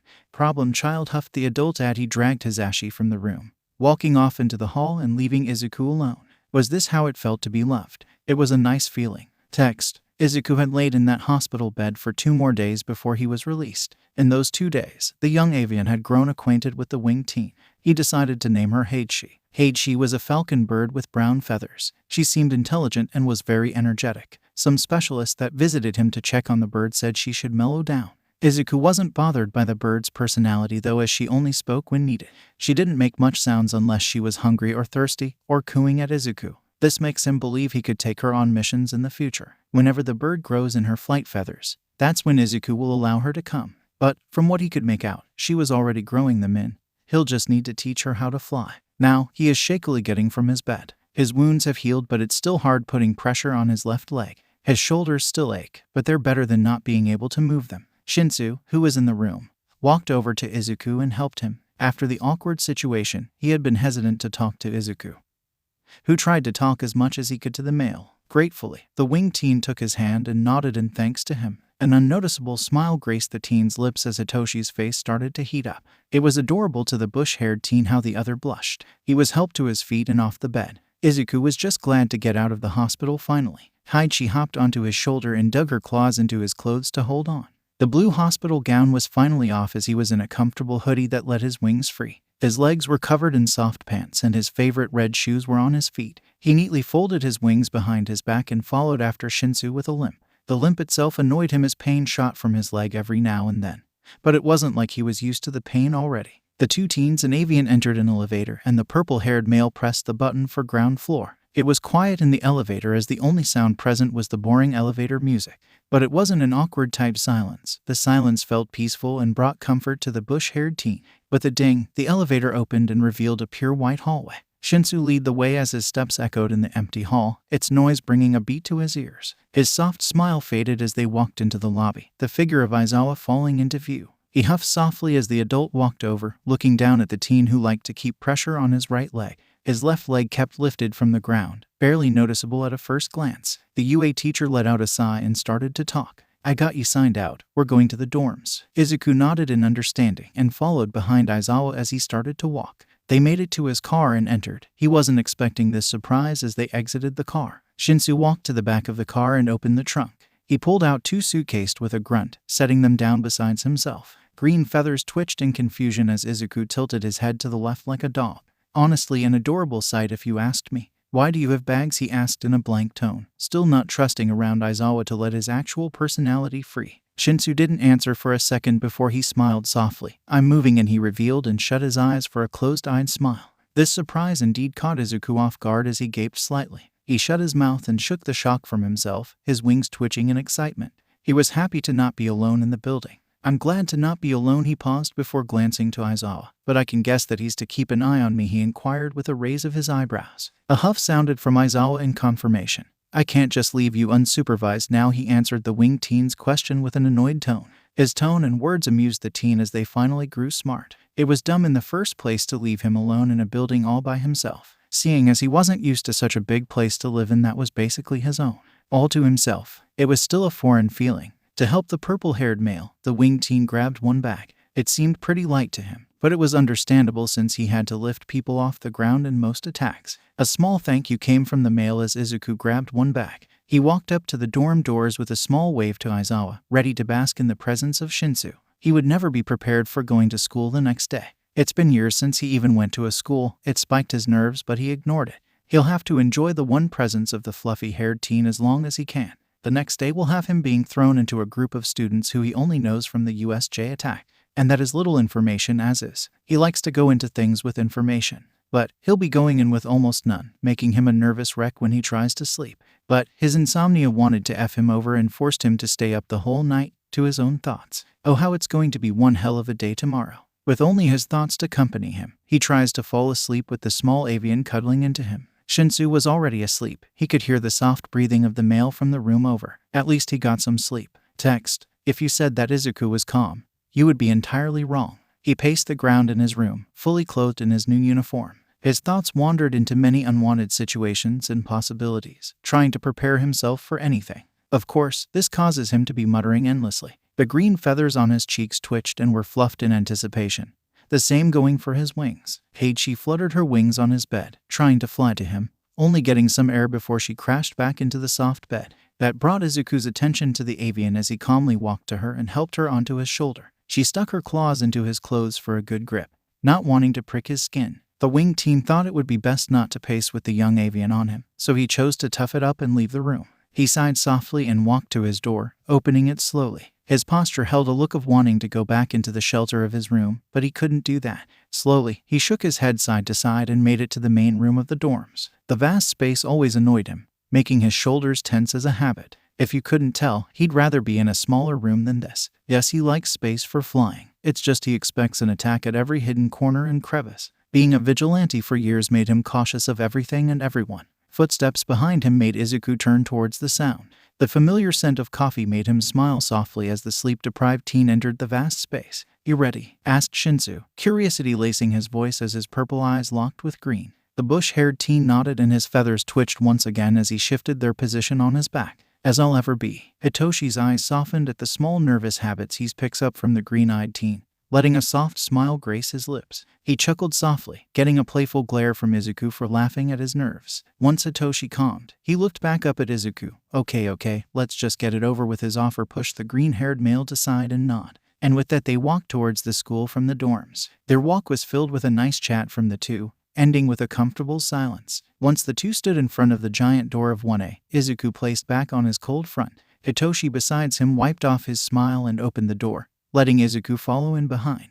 The bell had rung already, leaving Hitoshi late for escorting the green-haired teen. As the two of them entered, eyes locked onto the new green-haired figure with the big feathered wings. Many wondered who this was, while one in particular questioned if he was seeing a ghost. Aizawa appeared from the ground, slinking from his sleeping bag as he folded it. The yellow color contrasted greatly with his sleep-deprived look, making Izuku amused. The amused gleam dispersed as Aizawa started to talk. Shinsu, get to your seat, he first ordered to Hitoshi, making him begrudgingly leave to his desk.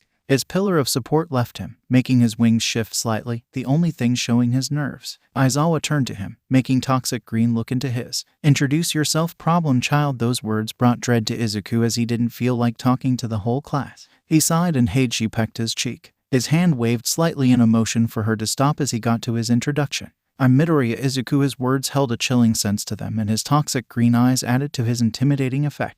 But his stature didn't show him to be scary at all. "Welp, whatever." Aizawa glared for a moment at Izuku for his poor introduction and groaned inaudibly. He chose to continue the full introduction, seeing as he wouldn't try to. "Midoriya will be your new classmate starting today," started Aizawa in his usual dead tired tone.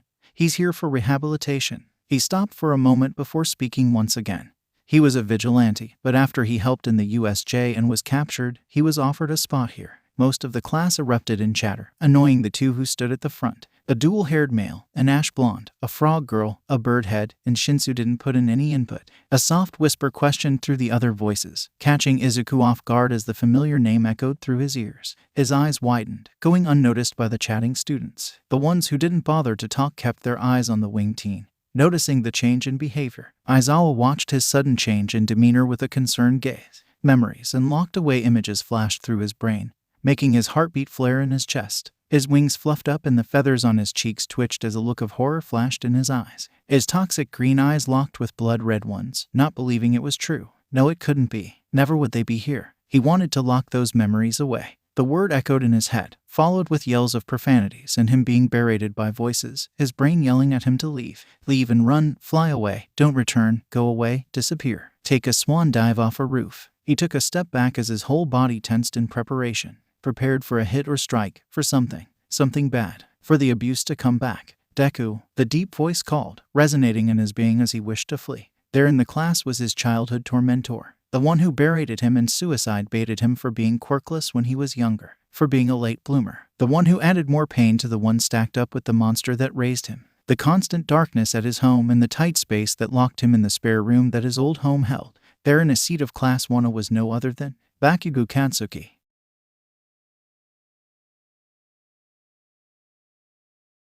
The ash blonde stood slowly, staring in disbelief at the green-haired male. Toxic green eyes clashed with crimson, one holding a considerable amount of fear and horror hidden under a cold gaze. "Deku?" asked the ash blonde once again, Bakugo staring at the person who he used to torment.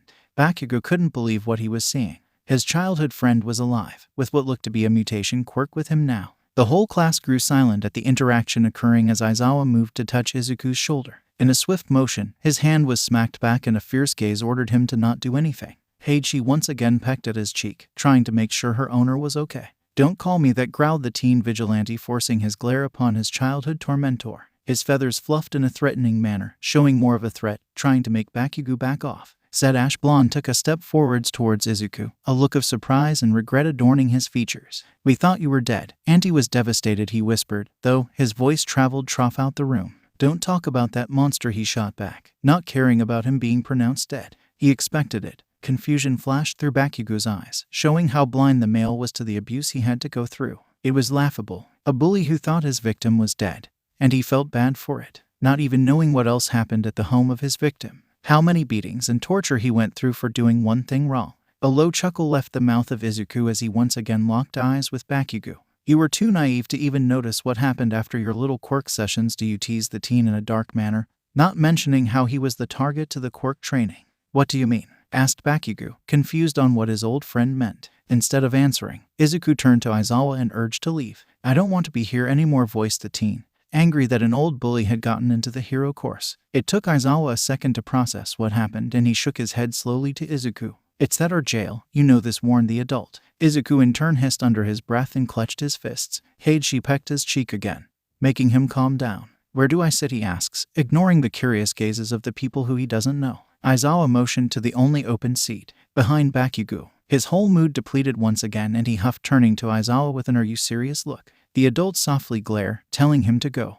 Another sigh escaped his lips and he dragged his fit to the desk. Bakugo tried to talk but was silenced by a glare and puffing of green feathers. Heiichi detached herself from the teen's table and hopped onto the desk. Izuku himself shifted his wings and folded them behind his back in a comfortable position. This whole day will be annoying. Lunch had finally came, the day already feeling like 100 years have gone by. He already knew most of this stuff. Honestly, he just wanted to take the licensing exam and get out. He has experience, years of it, and years of not just academic knowledge, but street knowledge. He huffed and let his head fall onto the desk, smacking his head against it.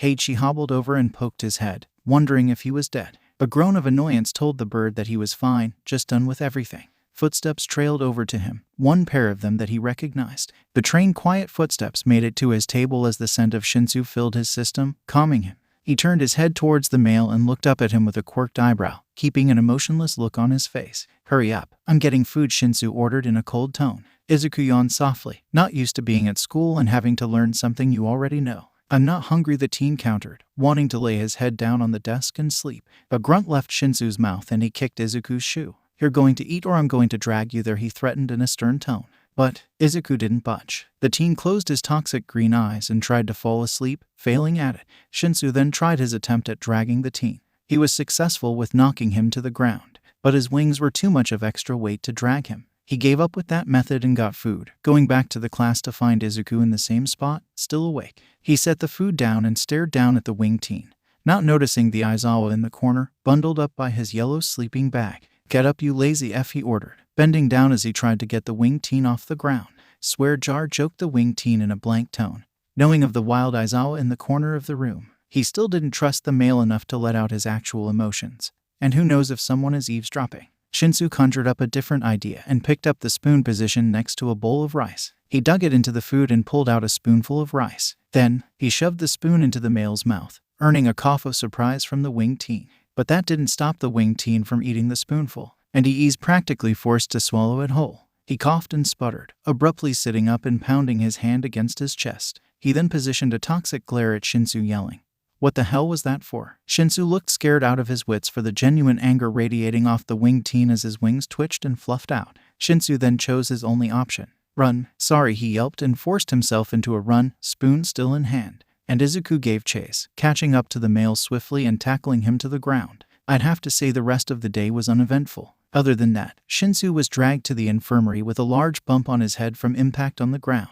He almost got a concussion. Yeah, uneventful. Text. This was definitely not what he expected when he went to school the next day. Right in front of him stood the ash-blonde Bakugo Katsuki. A blank stare was given to the male, toxic green eyes glaring into his soul. He was not physically or mentally prepared for this. Dread washed over his being as he kept his eyes locked with the explosive blonde. Heiichi was at the dorm, not with him. What a perfect day to leave her. He thinks he regrets it now. The blonde hesitates before he talks, thinking of what he wants to say, it seems. But if he's thinking, Izuku may not want to indulge on this conversation. He never wants to bring up his past life, the old pathetic him. "Why did she lie?" he asks, his scowl not present as a thin line forms as his expression. Furrowed brows as he scrunched his eyes in some kind of frustration. The wings on the teen's back shifted, each individual feather twitching as if they had a mind of their own. He didn't want to answer, but, in Bakugo's own way, he needed to know. He let silence overcome them for a few more seconds before speaking. A blank face stayed present, not wanting to show any weakness around this male. "She wanted me gone," he started out, his fingers fumbling with the hem of his shirt. "She thought of my past quirklessness as a disability, and hated that she birthed something like that, blaming me for my father's death." His words had an edge to them as he let it all sink in for Bakugo.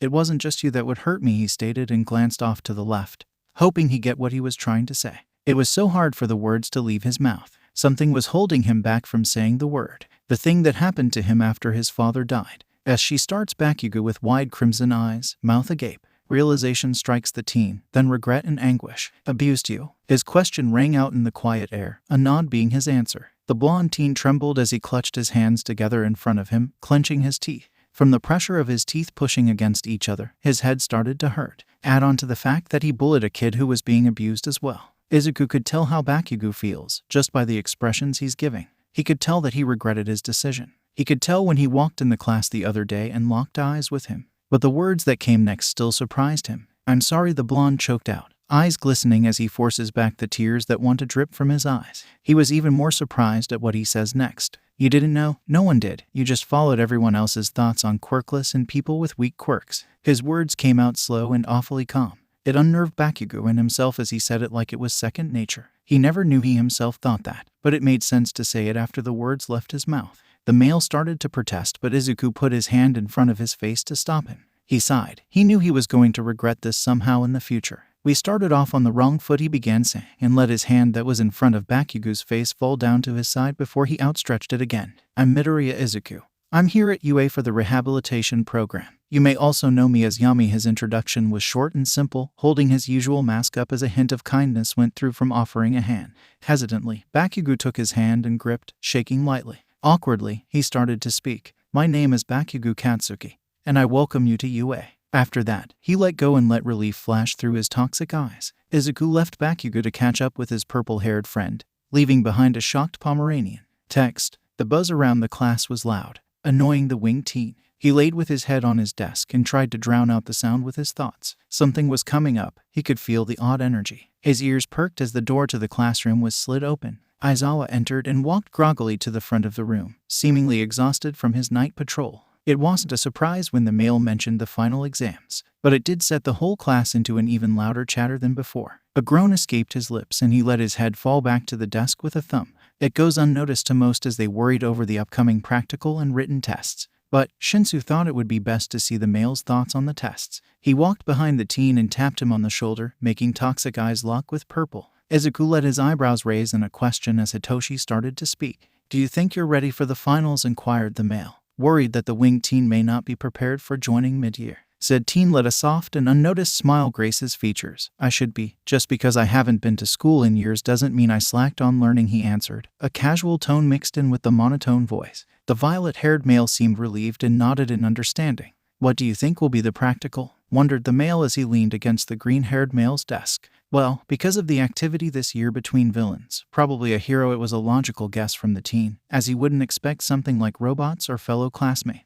"Can you help me out then?" Those words made the teen shocked. "Help? How? Train him for the days to come. Now that's ridiculous." The violet-haired male looked at him and kept his eyebrows raised. It was as if he was waiting for a response. He would have to train this male for their week preparations. He would need to make a training schedule. Oh, what a hassle. Without thinking, he replied an awkward, "Sure," and it went from there. For their week preparation of the exams, Izuku set up a training regimen for Hitoshi. A cycle of waking up early, eating a healthy breakfast, going on a mile or so run, weightlifting, fighting lessons, a spar, eating a healthy lunch, then studying for the rest of the time. Rinse and repeat. A day before the exam, Izuku allowed Hitoshi to not train, urging him to rest his sore muscles. But he did insist of him to study on and off, to eat healthy, and go for one jog. Izuku himself during that week flew more. He tried to strengthen his wings, using large pieces of trash to pick up and fly around with. This in turn has made him faster for flight. He also brushed up on combat classes, and kept at his flexibility stretches to ensure that it doesn't go away.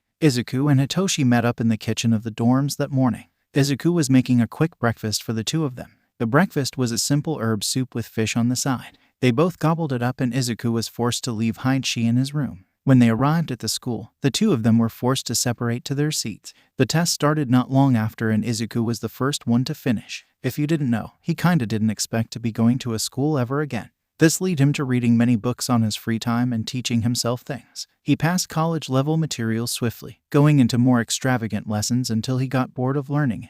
So, to keep his boredom low, he learned more languages. That included English, French, JSL, and Morse code. Morse code was just in case, as well as the JSL. Never mind that. Let's get to the test at hand. The hour passed by painstakingly slow and he mindlessly tapped words to himself. It was quiet and seemed to not be a bother, so he didn't care. But he didn't expect an answer. The tapping was too quiet for the class to hear, only his keen ears as his head moved in the direction.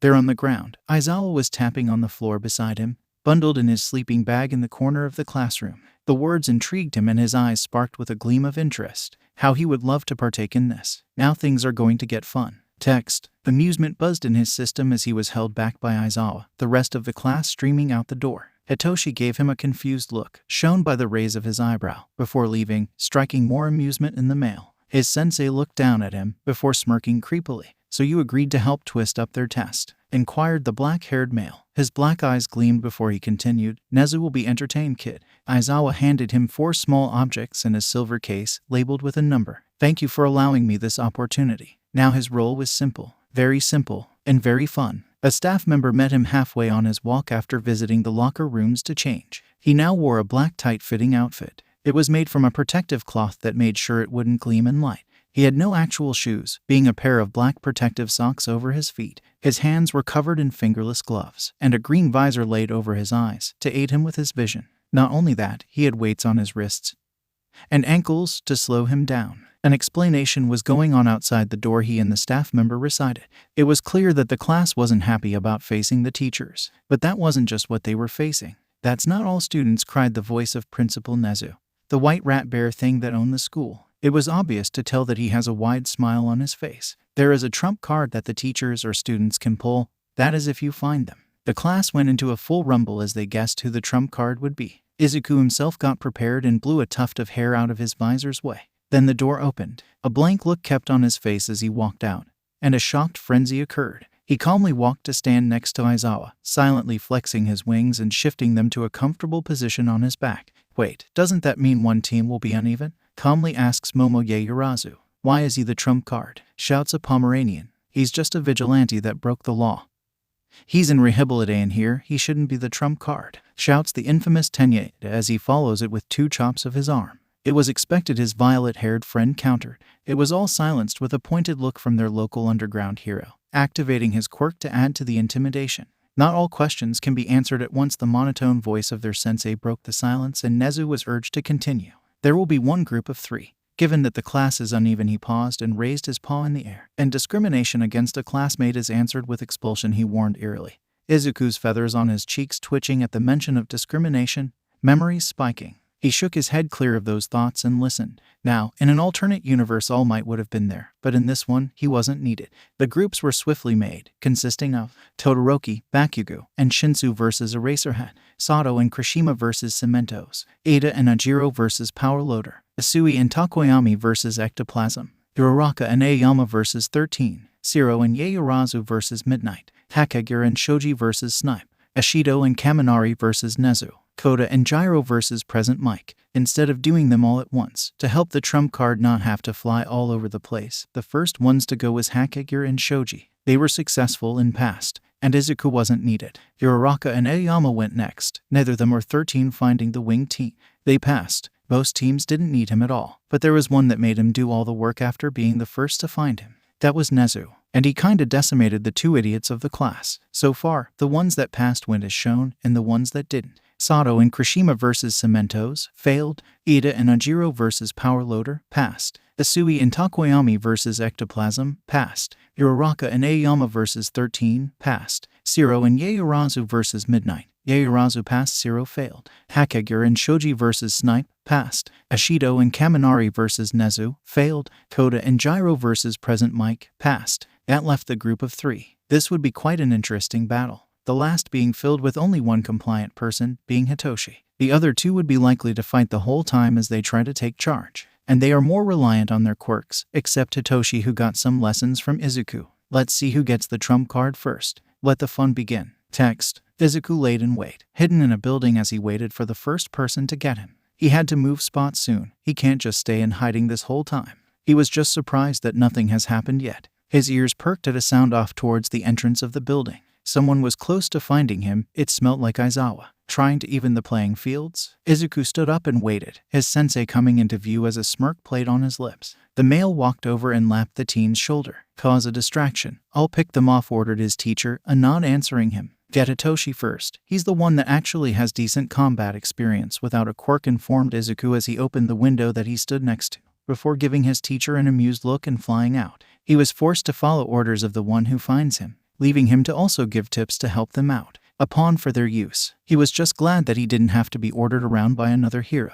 Imagining the scenarios makes the feathers on his wings ruffle with a sort of annoyance, but the thought of Midnight made him shudder. A grunt left his lips. He needed to stay focused. Just because they weren't as experienced didn't mean they could cause damage. Izuku let a serious look flash in his features, toning it down to his blank look, determination shining in his toxic eyes. From the sky, he spots his targets, the feathers on his cheeks twitching in anticipation. Don't blame him for being excited. It was rare for him to be able to have fun. Curling his wings inwards towards himself, he directed himself towards the heroes in training. Speed picked up quickly and the wind pressed against his face. As he drew closer to the ground, he inched his wings open, waiting for the right moment. At the last second, he widened his wings and caught the air along them, stopping himself midair in a glide. His fast-moving form was a surprise to the two, and they were knocked to the ground as they come in contact with Izuku's wings. The impact of two bodies on each main wing made his flight wobbly, before the smaller pair corrected his flying. He was glad, as crashing into the ground didn't seem to be that pleasing. The popping of explosions drew him to the blonde, a scowl present on his face as he glared at Izuku. Izuku let a sigh escape his mouth as he landed on the ground near the two, waiting for the action to occur, and started did. By a dumb move of Bakugo, the team dashed forwards with explosions aiding his speed. Aizawa didn't say he couldn't fight back, so he seemed it was okay, it was a distraction anyway. His dominant moved forward a step in preparation as the purple-haired team behind Bakugo started to get up. The Pomeranian was on Izuku in an instant, striking forwards with a right hand outstretched, pops emitting from his palms. The winged teen simply grabbed a hold of his wrist and used his momentum against him. His feet shifted to stabilize himself as he threw the male over his shoulders. A thud came from the ground behind him, followed by a wheeze as the air was knocked from the male's chest. It made the teen wince, not expecting the impact to be that hard. He had to fly up to avoid a wild brainwash dashing to him. With two strong flaps, he was back in the air, and in the process the gust of wind knocked Hitoshi off balance, making him quickly attempt to adjust his feet and stop himself from falling. It was a good attempt. He swears he didn't have to stifle a laugh. No, that would never happen. Not to him. The familiar scent of Aizawa flared in his nostrils the moment Shinsu fell to the ground. He knew he won't be needed for the next step. He needed to find the third student to their merry party of anger and bluntness. With a small wave, he took off, trying to remember what scent the student gave off. His was confusing, consisting of something like frosty wilderness and a campfire. He almost passed up the scent as campfire hit him at full force, surprising him how close he'd gotten before notice. Izuku had to bounce off a nearby building with his feet as a glacier of ice hurtled his way. Confusion clouded his thoughts before he saw the teen drenched in water. This made his eyes widen in realization. He masked his scent. Showers or rain can get rid of a body's natural scent temporarily. How did he not think of that? The teen must have made a glacier and melted it, drenching himself in case Izuku came along. Didn't know the kid was smart. A wave of fire shot in front of him, forcing him to retreat backwards, his outer feathers singed from the flames. This was followed by another glacier, not giving him time to think as he flew out of its range. Aizawa would be much help at that moment. He can't move as fast with these heavy weights, he'll need to fix that. But what is taking that hobo hero so long? Text, you're all going. What? Chatter filled the once silent and gloomy classroom as Izuku slammed his head onto the desk. His blank face locked onto the wall as his toxic green eyes stayed glued to it. How he hated classrooms. The feathers on his cheeks twitched and Bakugo stared backwards at him for a moment, before turning himself back to face the front. Kirishima quickly appeared out of nowhere and became the bright sunshine that he is, asking Bakugo to come to the mall. But the teen declined and it left Izuku to be asked. The winged teen himself was going to do the same as the Pomeranian, only to have Hitoshi appear and butt into the conversation. We would both want to join you guys, he urged, having Kirishima smile with 20 million suns shining of it, before he shoved a number onto the desk. Izuku could only assume it was a phone number.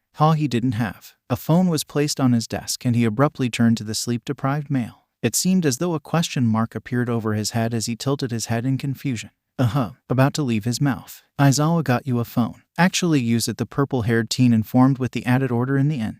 And he was forced to add the number into his phone as Sunshine Shark. He totally didn't choose the name, and text a hi in confirmation that it was him. Oh, how it felt weird to have a phone. The day passed in a flash, as to make the mall encounter to come sooner. Izuku dreaded every bit of it as he walked next to Hitoshi, the one who caused him this suffering. He was forced to hide she home. He wouldn't want more unwanted attention brought to him with his large wings. Adding a young avian to the picture doesn't fare well with the teen. So, he left the bird to practice flying at the dorms. Why'd you make me do this? He asks again for the umpteenth time that hour, some sort of frown on his face, unable to identify if it was for actual sadness or dread. A sigh escaped Hitoshi's mouth. 1. You don't have everything needed for the camp, started the male. 2. I need to get stuff, and I would rather go with you than anyone else. The purple-haired teen left a rather long pause as his mood seemed to deflate. And 3. Dad wanted us to interact with people. Izuku was caught by surprise at the answer, choking on his spit from a sharp inhale and coughing. He'll say he ignored the word dad that left his friend's lips.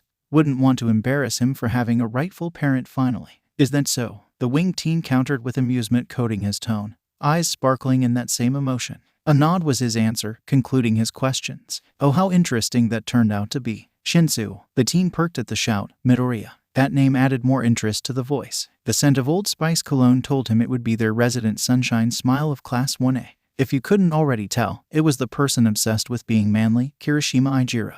The redhead gave a shark-toothed smile to the pair in front of him, waving with his right hand. "Come on, everyone's here already," he urged the two to follow with a motion of his arm before hurriedly walking back to where he came. With a glance to each other, they both followed. Other scents of classmates filled his nostrils as they got closer, him being able to identify each. At a jasmine smell, Uraraka walked towards them as they arrived, holding her hands close together. "I'm glad you two came. Now we can bond better as a class." Her voice came out in a squeal-like pitch, causing Izuku to scrunch up his brows. "Yeah, we thought it'd be better to come since we were missing things," informed Satoshi, the winged teen nodding after he stopped talking.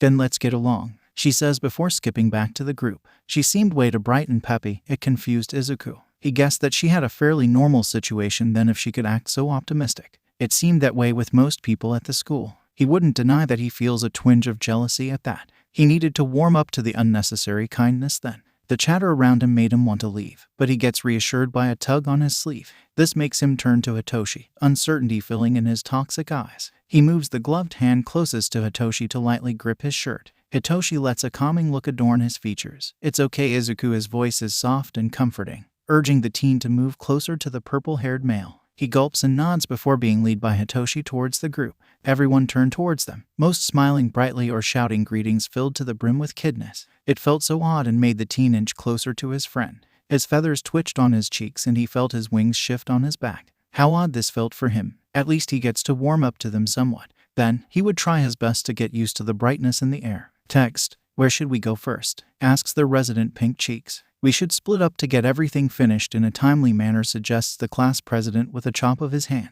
"Then we can get together in groups," calls Tsu with a Kiro at the end, her left index finger moving to the side of her mouth. A fist was pumped into the air. "I need to get a pair of weights," proclaims Kirishima. "I need some bug spray," adds Mina as her yellow eyes scan her surroundings. It's left everyone to get into small groups and split off. Izuku and Hitoshi were paired off with Uraraka and Tsuyu. As they walked, all Izuku could smell was the scent of coffee, jasmine, and roses. Both Tsuyu and Uraraka were chatting, and it seemed that Tsuyu was hesitant to involve Izuku. He didn't know why, maybe by how their quirks pertained towards each other. She, a frog, and him, a bird of prey. Or because he was a vigilante. It didn't bother him as he stuck close to the comforting scent of coffee that clung to his friend. His friend paid no mind to it as they walked. He let his toxic gaze scan at every store they pass. Each were unique in their own ways, holding extravagant or noticeable bright signs that drag attention to customers. Every display was neat and made to show everything in store of their products. It made him wonder why people get some of those meaningless items. Items that won't assist them in the slightest. Foods that only bring pleasure and not nutrients to survive. Clothes that are too revealing and make you a target. It made no sense. As did this whole trip. Getting acquainted to people seemed meaningless. What would you do with the friendships? Would it be something similar to him and Hitoshi? He didn't want to be that comfortable with all his classmates, but he'll try his best to get acquainted enough to not bring awkward tension. It didn't take long until it was just Izuku and Hitoshi. Tsuyu dragged Uraraka off for some things and left the two to themselves. Not like it changed anything. Hitoshi dragged him to a dango stand. His friend informed him that the dango was made from sweetened rice dumplings with a sweet soy sauce coating. He urged him to try it, seeing as he hasn't had the pleasure to try most sweets. At least, that's what the violet-haired male concluded.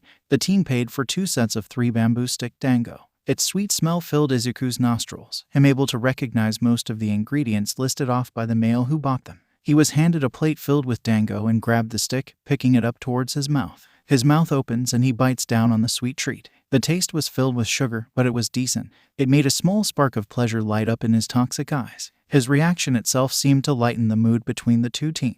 They finished their treat before continuing their walk around the mall. It didn't take long during their chatter-filled talk that they had to split up. The two of them decided to meet back at the dango stand when done. And with that, they split. Izuku made sure his wings were firmly folded against his back, not wanting to bump into anyone with them. The crowd of people overwhelmed him, but he kept a straight face. It always unnerved him to be crowded. All these unfamiliar scents blocking his sense of smell. The chatter drowning out his skillful hearing. His eyes only able to see the crowd, unable to distinguish most. A sigh escaped his lips as he walked away from the crowd, finally slipping into an area with less people. The store he was looking for was nearby, so he was fine. He was about to take another step when a familiar scent filled his whole being. His body froze, but he willed it to continue, doing so and leading the scent to the less populated area of the mall. There was said to be a large area of abandoned stores that never get rented for over a month, always staying closed because of mysterious activity. It's fine. If he gets this bastard away, it will be fine. The scent was still hot on his tail as he kept his breathing steady. His steps even as his posture kept upright, trying to suggest he didn't know of the presence. His gloved hands slipped into his pocket. He slipped his right glove off with ease and typed in his phone. His left gloved hand gripped a small earpiece that he kept on him at all times. He put it in his ear, brushing it off as he scratched the back of his head. Each movement was calculated and meant to not be suspicious. He pressed a button on his phone, a ringing filling his ear. His left hand moved back to his ear as he presses a small button on the piece of machinery, so he didn't have to ever move his hand up again, practically an open mic to whoever he calls. The earpiece rings in his ears a few times before clicking as a voice appears. "Midoriya, what do you need?" calls the voice of Tsukachi. He was going to answer, only to have 4 fingers get firmly placed on his neck. "Kid," the detective calls again. Izuku's breath hitched at the hand being placed on his neck as a scratchy voice greets him. "Why hello Yami," the voice of one of his greatest enemies. Voice filled with a sinister tone, urging to be called upon by his master, to be praised. A pause. "Shigaraki Tamura." And chaos ensued on the line he called, shouts and orders from the detective. The earpiece that was covered by his hair, his only protection and safe net. The only reason he knows he will be okay. He let his toxic eyes form into a glare. What's the reason for this meeting? Text. He has led to a seat, the area around them devoid of the usual bustle of people in a mall. That meant he chose a good area, even if it was farthest from the main doors. His heart thumped rapidly in his chest as he kept a blank look on his face. "Remind me your reason of being here," inquires the winged teen as his toxic gaze turns to the corner of his eyes, up at the menace. A low chuckle rumbled in the villain's throat as his free hand lifted to scratch lightly at his neck. Flakes of dead skin fell from his neck, the smell of iron filling the air around them, the scent that the man was already drenched in. "Oh Yami," cooed the villain with a sharp tone.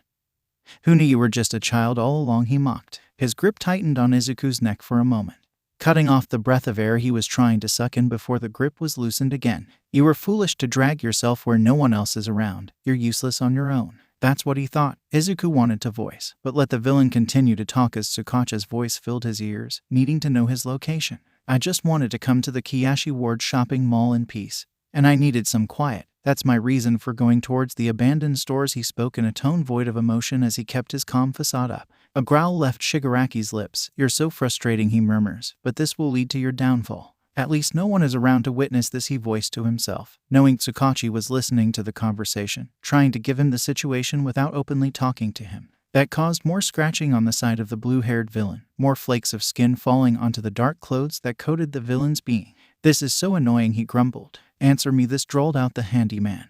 "Why does everyone only pay attention to you and that hero killer?" That left Izuku to ponder himself. Well, for one, the teen pauses to egg the villain on. He has morals that others can follow. That seems to anger the villain as his grip tightens. "I have morals," he growled while suffocating the teen who kept his breath in as long as possible. "I'm going to kill that damn pillar." Izuku chokes out a breath once he releases the tight grip, trying to calm his breathing. That's not much of a goal. Every villain is trying to end Almighty croaks, his voice hoarse from the lack of oxygen. That seemed to distract the villain to think, making Izuku strike. His right hand pulled from his pocket, nails at the ready as he slashed at the wrist to the hand that held him. A shout of surprise left the villain's mouth as he recoiled, losing his grip on the teen. The ex-vigilante jumped back with a flap of his wings, landing back a few feet. He could feel the bruising forming on his neck. It would swell, and it hurts to even talk at that moment. How wonderful. The man-child started to throw a tantrum, literally stamping his feet and shouting about how unfair it was. This left Izuku to rip off his left glove and throw it to the side, flexing his hands.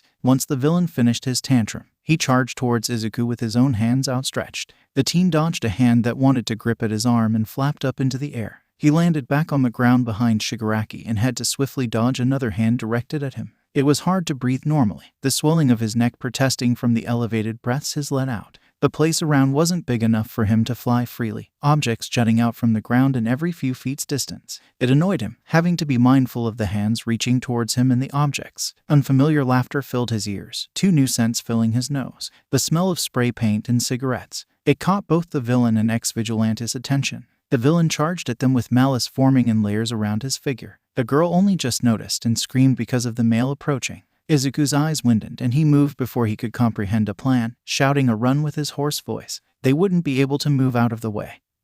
He had to push his wings faster as he moved himself in between them and the villain. He spread his large wings out and clenched his teeth as he brought his hands in front of him. It wasn't fast enough to properly counter the hands. One hand was placed on his stomach for a second, the clothes disintegrating away immediately as he got to the skin. The other was positioned on the teen's arm, only getting to brush his skin as he kicked him away. But the damage was done. His blood filled his senses as his body finally registered the pain. It knocked into him like a train, almost taking him off his feet as his wings fell, feeling too heavy to carry. The two that he protected were stuck in place, frozen, and they didn't know what to do. Shigaraki grunted and pulled himself from the ground, his eyes gleaming at the work he'd done. He was about to go for another strike, only to have a gunshot ring through the air. It didn't make contact with flesh, and the villain fled into a store to never exit again. Blood dripped down from Izuku's stomach and left arm, and he let himself fall to his knees. The pain clouded his senses as he sat on his knees, his right hand moving to touch his stomach. He felt the blood coat his hand and he brought it up to his gaze, only to let it fall back to the ground. Footsteps rushed to him as his body fell to the side. He cursed himself for getting hurt again. He promised to Hitoshi, Aizawa, and Yamada that he would try to get injured less. A familiar face came into view, the eyes of Tsukachi locking with Izuku's. "Kid," he shouted, so much worry coating his voice that it surprised the teen. He let out a cough, the rumble hurting his swollen and bruised throat. "I think I fed up, detective." He hardly replied well to the worry. "God," shouted the detective, "why do you keep getting yourself in these situations?" His shouts were in a scolding manner, and it surprised the detective when a chuckle left the teen's lips. "Life's messed up. That's why," he answered calmly, even with the pain, far used to it but in too much to stand at that moment. A tiny smile graced his features. "You should know that well enough." This was the most emotion the detective had seen Izuku portray. He seemed happy that the kid trusted him enough though. "Where the hell is that ambulance? We need paramedics ASAP," he ordered another officer as he pulled gauze from the med kit he was given, putting pressure on the wounds. 10 minutes 4, shouted the officer, running off towards the front to hurry the paramedics. Izuku winced at the pressure on his wounds, his breathing ragged as his body slowly began to feel heavier. Yep, that was the blood loss kicking in. Oh, how he hated that. It didn't take long for the paramedics to arrive with a backboard and stretcher. They rolled the teen sideways, sliding the backboard under him as it took the paramedics and a few officers to place him on the stretcher, him being strapped in place. He was just glad that he didn't need a C-collar that time. Tsukachi followed by the stretcher the whole way to the ambulance, keeping Izuku talking, his responses getting less and less words, more time between responses. He would have left the kid to the medics and gone to investigate the other victims of the villain Shigaraki's attack. That is, if the medic didn't urge him to come along. The reason being that he knew the kid, it being better for the wary teen if someone was there to help him through this. Once he was hooked up to an IV, fluids being pumped into his system as well as zero blood. How this was going to be one hell of a story to Hitoshi. Text. He laid in an overly uncomfortable bed, now clothed in a light blue hospital gown with an IV in his arm. The beeping in the room from his heart monitor irked him, being unable to take it off as they'll think he's dying.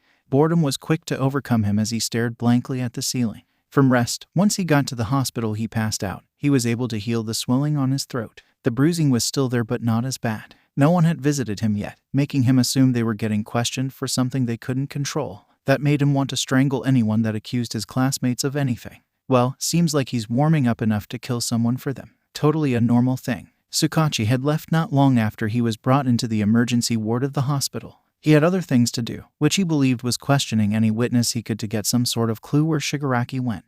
The man was on a mission. The approaching sound of feet made his toxic green eyes drift over to the door. Not a minute later and the door was opened, and came a male with horse features with a clipboard in his hand. If he wasn't his doctor, he would have found some fun to laugh to himself, even if he didn't like the whole feeling of laughter unless necessary, so he kept it to himself. Horseface, as he dubbed him until he knows his name, walked close to the too small bed for his wings, making Izuku's feather twitch in nervousness. He didn't like this doctor, the doctor seemed odd. "Morning, Midoriya." "Well, I guess I should say afternoon," he talked in a plain tone, seemingly nothing off about him. It was just the look his eyes possessed. "I'm the one who helped patch you up while you were unconscious." The teen was glad he kept his phone close, it being right beside his arm, hidden from the view of the doctor. His earpiece was still in his ear as no one chose to take it out. And the vibe he got from this male made him way too uneasy. What if they were trying to finish the job? He kept his calm facade up as he blankly stared at the male. Slowly he nodded his head in acknowledgement, not trusting his voice as it would possibly betray him after being recently healed.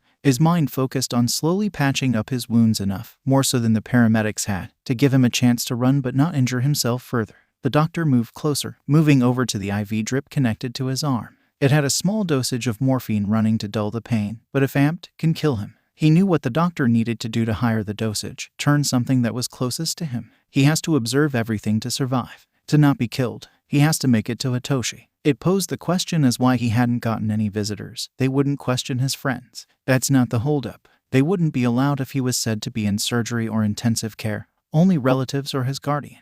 This was on purpose. At the motion of the doctor's hand to the morphine bag that hung beside him, he ripped the IV out, gripping his phone as he jumped out of his bed. His stomach, that he focused the healing on, ached, but not as much as his barely touched arm. The doctor's body turned a full 180 to glare at his patient. A scowl landed on their face, mixing well with the fire in their eyes. Izuku just wondered why he couldn't get a break. "You brat," howled Horseface with an added stomp of his foot. "This could have been easy. I would have gotten what I deserved. A good effing pay if I just ended you." His voice higher an octave as he screamed at the teen. Izuku swiftly opened his phone behind his back and called a number. The person should be nearby if they were waiting in the waiting room. The soft ring of the tone whispered hope in his ears, and it only took one ring. "Izuku, are you all right?" shouted the voice of Yamada. He was expecting Aizawa to answer his phone, but this is okay. He didn't answer and glared at Horseface with such malice that made the doctor shiver before continuing his rant. "Just let me kill you already, brat," he shouted. "It's either you stand down and have this go quick, or I'll make your death painful." Yamada seemed to get the memo. "Shoo, wake up now," he screamed before talking back into the phone. "We'll be there soon, kid. We're on the ground floor in the waiting room. Hold out," he called before hanging up the phone. Okay. This left Izuku to try to protect himself. He was groggy. Morphine does that to you, idiot. And in pain. His moves would be slower, his hands not responding quick, delayed as with his legs. Once his eyes scanned the room, they landed on something that honestly shouldn't be in the room, a scalpel. His body lurched for it, his uninjured arm snatching up his temporary weapon, not trusting his own claws. Horseface tried to dash after Izuku, only to get slashed across the face with the object as he gets his hands on it. This angered the adult and he continues to scowl. Can't Izuku have a effing break? No, fantastic. Text. He didn't know where he was, what room, floor, even the area of the building or the name of the hospital. He's in the dark as much as Yamada and Aizawa. He has to last. The male charged at Izuku, and before the teen could think, he was shoved into the window behind him. Pain flared in his back at the force, and his weak body tried to slip from the grip, unable. He watched as Horseface rips the bandages from his arm, revealing the raw skin underneath, barely clotted over enough to be exposed. The rough pulling hurts, bandages scraping at the wound and making blood spots appear, staring to drip down his arm. His back was slammed back into the window, a crack resonating in his ears. The base of his wings ached, not taking a liking to being slammed into the curtained window. Horseface made a grab for Izuku's stomach, him retaliating and kicking as hard as he could, bringing the scalpel down as well, stabbing the male in the thigh as he stumbled backwards into the door with a slam. The teen knew fairly well where each artery was, making the spot he stabbed the man lethal if he took out the medical item to try and use it as a weapon. He would bleed out in under 5 minutes laying stationary, and even less in movement or if he gets injured more. The doctor should know this, given his own extensive knowledge on medical care, seeing as he hates coming to hospitals in fear of things like this, and that he just doesn't trust people in general with his wounds. He taught himself how to take care of arterial bleeding and even internal, able to stitch himself back up and set bones back into place. So if this man was dumb enough to try and use the scalpel, he won't hesitate to let the man bleed out. It would count as self-defense, and he didn't care if this one was killed for their own ignorance. Dark if you think about it, oh well. The man slowly moved up, noticing the positioning of the blade embedded in his thigh. It seemed to make him panic slightly, but he didn't touch the blade. "So you're going for fatal moves," growled Horseface with a hiss. "You really are serious of surviving. I condemn you for that, kid. But I need to end your life." His voice as cold as the temperature of the room depletes, fading into complete darkness. Izuku panics as his sight is stripped from him, his ears are blocked out and his nose fails him. His senses were taken away and brought upon darkness. He could still feel, leaving him connect and not going into a mental breakdown. Horseface was probably doing a monologue before attacking. Utterly useless to the teen as he can't hear it. The darkness reminds him of the stuffy box that held him away from the outside world, the small refrigerator that didn't work. But he kept himself calm, telling himself that he wasn't there. He would never need to go back, just focus on movements, anything he could feel. He'd fought blind on many occasions depending on light, or just straight up being captured and escaping. He's just used to using his nose and ears to assist. Now he only has touch to help him. A rush of wind forced his head to snap in the direction of the movement he felt. A slash was brought upon his left eye. It made him flinch before striking out blindly with his uninjured hand. He barely came in contact with something. The feeling of flesh in his nails all too familiar, telling him he got the mail. It took a few minutes until another attack wad brought upon him, coming from above as he felt the cold air from the air conditioner block. He slashed out with his claws, not touching anything, surprising him before he gets slashed in his left side. A soundless hiss left his mouth as he retaliated, hitting nothing. Horseface was having his fun to make Izuku feel tortured. It made him glare blindly. He could feel the thick liquid drip from his left eye and from his side.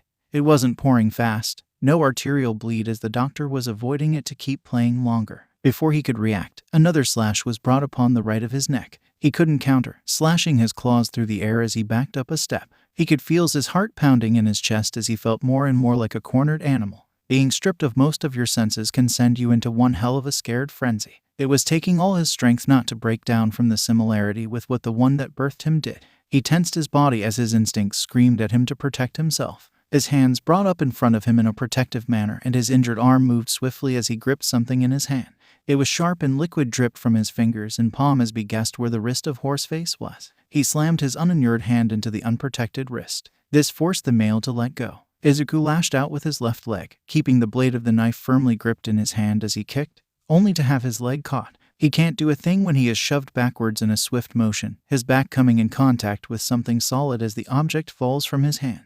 The object gives way under him, and he feels pain flare in his back as he starts to fall backwards. His hand reaches outwards as the grip on his foot is released. Slowly his hearing comes back, and a pain yell fills his ears, Izuku, as something brushes his hand. He tried to grip the hand, missing as his fingers slipped from the grip and he continued to fall. Text. The air on his body is so overwhelming. The sound of the hospital gown flapping in the wind way too loud. His scent came back with a strong scent of iron. His skin stung as his sight hadn't returned. He was still falling. If he was that high, he could die from the fall. He didn't want to die. Not yet. It was a struggle to spin his body in the air, the wind pulling at him, trying to keep him in place. His wings spread out in a flash, and he felt the strain on his wings, pain flaring in the base. The ground came too fast to prepare for, just spreading out his wings to slow himself down. It didn't slow as much as he hoped before his body came in contact with the floor. His body slammed roughly into the ground as he skid across the ground. From how hard it felt, it was concrete of some sort. His hands flew up to his head as he rolled, protecting it from damage as his arms took the brunt force. He stopped rolling, his body stinging and in pain.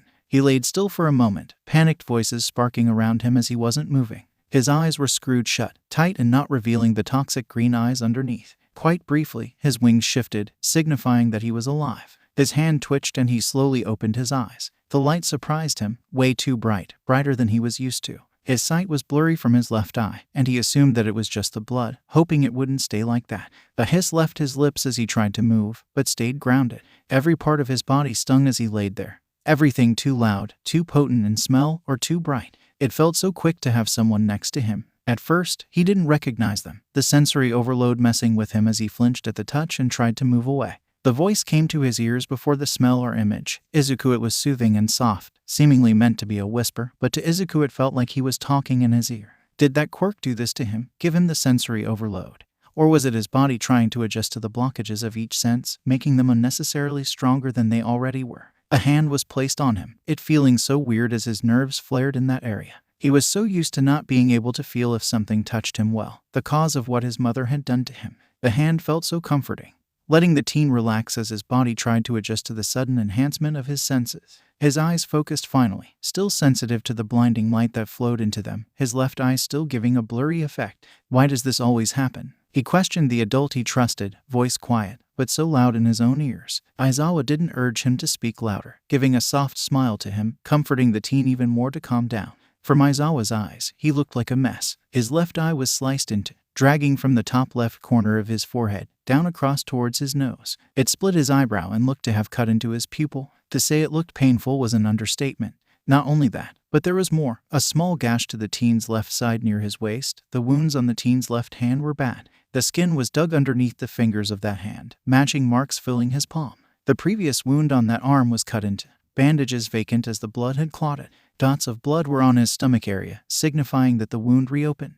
Blood dripped from the left side of his neck. It wasn't as deep as some of the others, still seeming like it will scar like the others. Scrapes littered other places on the teen from the fall. It was most prominent on his left arm and leg, the skin raw and ragged from dragging against the concrete. He wouldn't deny that there was leftover skin and blood from the fall. The teen's wings were sprawled and seemed slightly different somehow. They indeed were ruffled from the fall, and some stray feathers were on the ground, but this was different. The wings were slightly larger than the last time he'd seen them, the teen looking smaller against the wings. Not only that, there was a new color at the tip, a gray color that looked similar to the dark color of smoke given off after a fire. Now that he got to examining his kid, he saw other things new. His nails, well claws, seemed to be sharper and tinted a darker color. He was sure it was the same with his teeth, but he can't tell. There was light green markings on his face, on his forehead, cheeks, nose, and underneath his eyes. It looked too real to be fake, or to be painted on him, looking just like his skin did, just a different color. What worried him the most was what they saw in the room. Yamato arrived shortly, out of breath and panting as he glanced over at Izuku, then the crowd surrounding them. Anger spiked at their gazes, and he quickly made notice for them to clear the area.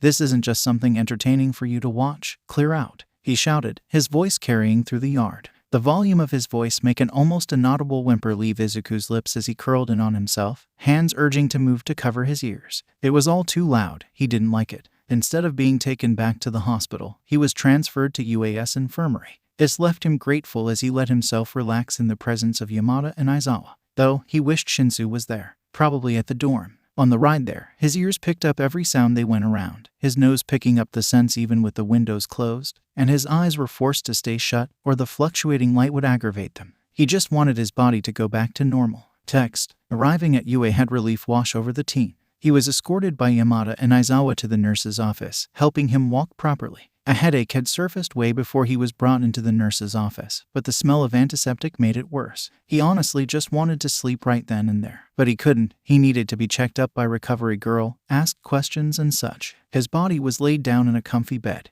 contrasting from the bed in the hospital, and made to take off the gown and have the outfit replaced with something else. Thank Kami that it was actual clothes and not another gown. He would rather stay in comfortable clothes, and nothing that will bring him back to what happened an hour before. The woman entered back into the office with supply to treat Izuku, and he just wanted her to go faster so he could sleep. The adults that helped him here were ushered out as she started to ask him questions.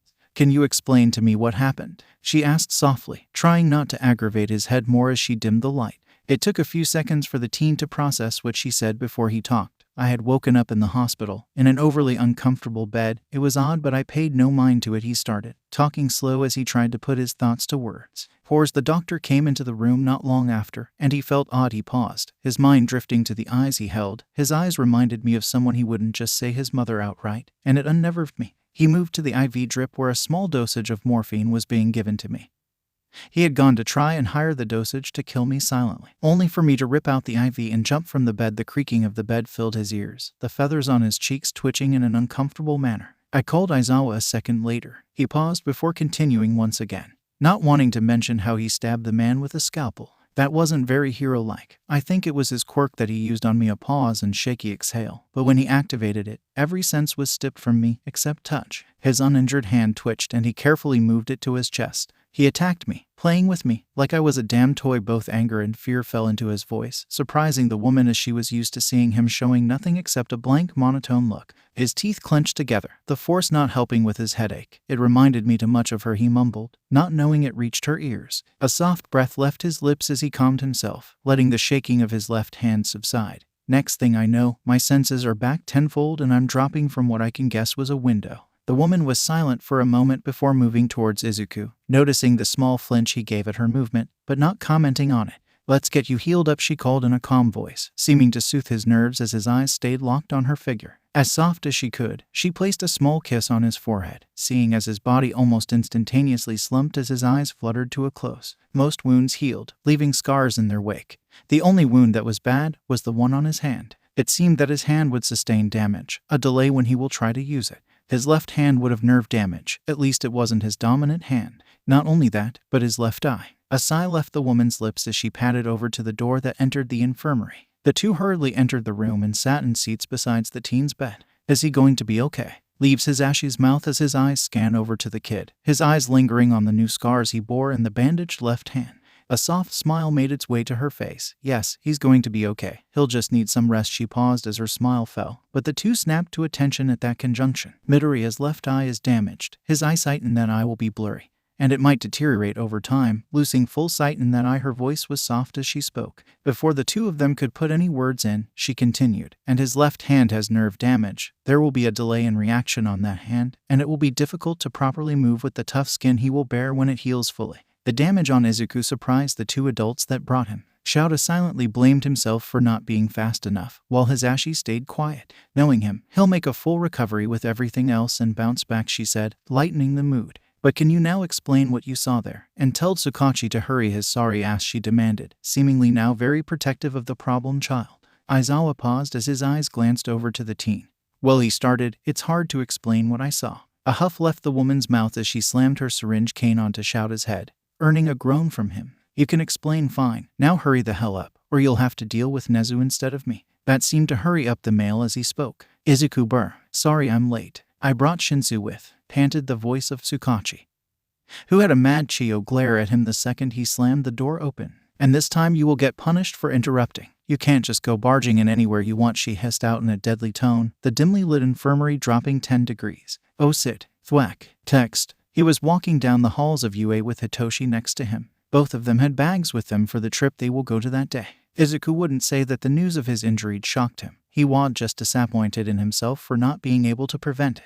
But it did seem to push the teen to improve further. He was told nothing of his new appearance, and it would be the first time his class saw him like this. It felt like Aizawa, Recovery Girl, and Yamato were not telling him something. But knowing Aizawa, he will tell him at the training camp. Something inside him wished he could deny being nervous, but he can't. His wings dragged on the ground even when folded, annoying him to no end. Thankfully, they didn't need a larger hole in his shirt. Haichi was sat on his shoulder, flaunting her flight feathers to him as she shifted on his shoulder. She let out a loud squawk in her excitement, seeing as she learned how to fly while he was away from her. He was glad she was with him. Are you going to be okay? Asked Satoshi in a soft tone. Thank Kami his body has adjusted to his new senses, allowing him to regulate his senses, like if he needed to hear far away, he can heighten his hearing. It came in handy now that he thinks about it. A soft smile makes its way to his face. I'll be good. I'm just nervous. His friend inched closer to him, and Izuku himself filled the gap, liking how the male tried to comfort him with his presence. They arrived at the Wana door, the chatter inside heard loud and clear. All excited to go to the camp now that they know all of them are going.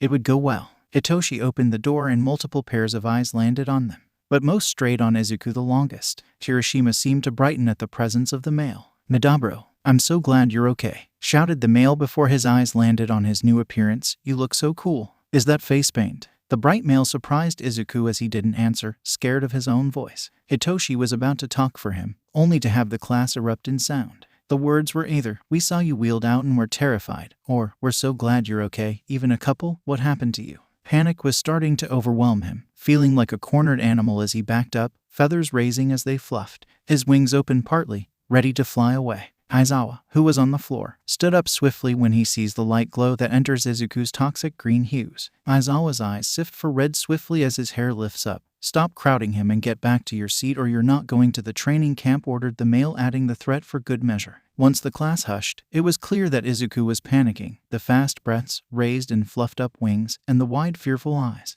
It was the most emotion that they've seen on their classmate that made them worry. This caused all of them to hurry. Izuku seemed to calm swiftly, muttering things to himself as his right hand tapped expertly on his pant leg, spelling out okay multiple times. The glow of his eyes faded and his wings folded back neatly against his back, most noticing how they now brushed against the floor. Hitoshi moved in to touch the male, who flinched back as he shook his head softly. The terrified look of him faded into the usual blank one, and his friend moved in after that, once his hand stopped moving. He whispered quietly into his ear, earning a nod from him as he regained his breathing. Sorry, he spoke in a soft tone. I'm not good when being overwhelmed. Definitely after getting attacked twice, he didn't care of the reaction that came from his class. He just turned to Aizawa, who deactivated his quirk, and nodded, shouldn't we get going then? Aizawa glanced at the time, his surprise at the what time it was masked by a scowl. Everyone hurried to the bus, he ordered. The bus was large, making Izuku grateful, and Hitoshi were in the front near Aizawa. The people that he's most comfortable with are nearby, Kirishima and Uraraka in opposite rows, but next to each other with the aisle seat, Tsuyu next to Uraraka, and Bakugo next to Kirishima.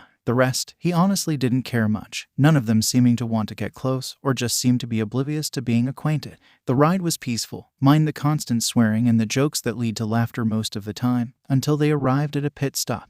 Izuku could only picture this being the start of camp, seeing as there was nothing else around but vast woods. They were on a cliffside, and a plain-looking car was parked away from the edge. Wait, this isn't a rest stop. Where's Class B? It amused him slightly from the scared tone of his classmates. To say there's no ulterior motive would be a lie. Drones on Aizawa as he gave everyone a dead stare. He would have continued if he wasn't interrupted. Hey Eraser, it's been a while, shouts a feminine voice, brimming with excitement. Two women came into view, Izuku almost immediately recognizing them as they started to talk. With sparkling eyes we rock on. A woman with brown bobbed hair cries out, her outfit consisting of mostly pink. Cute, cat, stinger, shouts the other, long blonde hair and a blue-based outfit. The two of them position themselves, the brown-haired woman leaning her body to the right as her arms shot out. The blonde balanced on one leg and lifted her arms above her head. The wild, wild pussycats. They shouted in sync. The kid behind them stands still with a glare on his face, making Izuku wonder who he was. But he brushed it aside momentarily. I'd like to introduce the professional heroes the Pussycats, Aizawa calls as he keeps a deadpan stare present.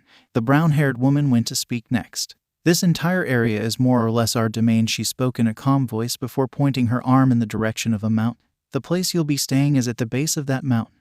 He could feel the confusion of his classmates radiating out in waves. That was before one finally got the memo. Back to the bus, shouted the one, and he himself stayed put. As the blonde moved her hands to the floor, he flew up into the sky with a beat of his larger wings. The own force of his wings surprised him, but he'll have to get used to that. The ground that was once under him lurched upwards and launched everyone from Class A into the air and off the cliff. He watched as they fell. He only really felt bad for Hitoshi. But other than that, he was fine with letting his classmates fall, knowing none of them were in danger. He glided down to the three adults and child silently, his wings giving off soundless flapping as his feet touched the ground, not stirring the soft dirt. Heiichi landed on his shoulder as he turned to Aizawa. So, he drawled out, do I have to help them or let them learn? He asked his teacher, and instead of me going, can you actually tell me what happened? His second question was obviously hinted at the day before, not surprising Aizawa one bit at how the kid found out he was hiding something. A sigh left his sensei's lips. We need some talking to do, kid. You're getting some lessons and earlier food while your classmates are away. He nodded. Okay, he paused. And you could have just told me to stop them from running.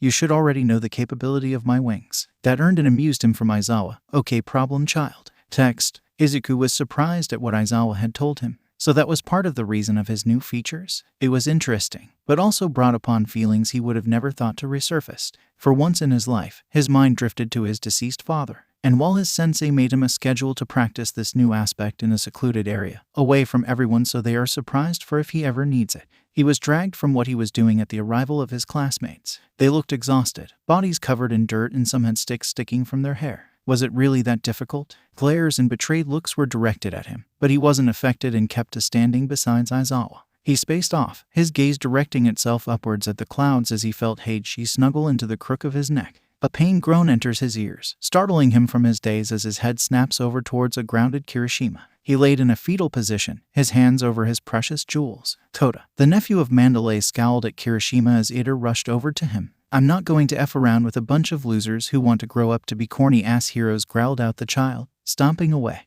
Yeah, he might have felt bad for Kirishima, but it was his fault for not being prepared for anything. Wait, he shouldn't say that. He's the one who's an ex-vigilante. He actually has years of experience. A sigh left his lips as he turned to Hitoshi, who had started walking over. He totally didn't take a step back, totally not knowing what his friend would do next. Hitoshi slammed his fist against Izuku's head, who responded with a wince. What the hell, Izuku? You could have warned us or at least helped. The purple-haired male shouted. The yelling hurt his head worse than the light hit to his head, but he kinda deserved it. Sorry. He drawled out his words. Aizawa needed me for something. I even asked if he wanted me to help you guys out. The teen lied expertly, keeping out what had actually happened. But his friend bought it inside. Next time, at least warn us to brace instead of flying in the air to save yourself, grumbled the male. A nod was his only confirmation as he lightly patted the unruly hair of Hitoshi with his gloved right hand. I'll try to catch you next time, he joked. The exchange was short-lived as they would have dinner next. Izuku sat in between Hitoshi and Bakugo. One side was quiet, while the other was loud. It was annoying, but he can't complain when it's about food. He himself grabbed a bowl of rice and miso soup, not being that hungry since he actually got lunch unlike the rest. His whole class was getting so much food that there would probably be no leftovers. Not like he cared. He swiftly finished his food before heading to the cabin. The hot springs was where he would head, since it would be nice to get washed of the dirt and rest his body from his earlier training.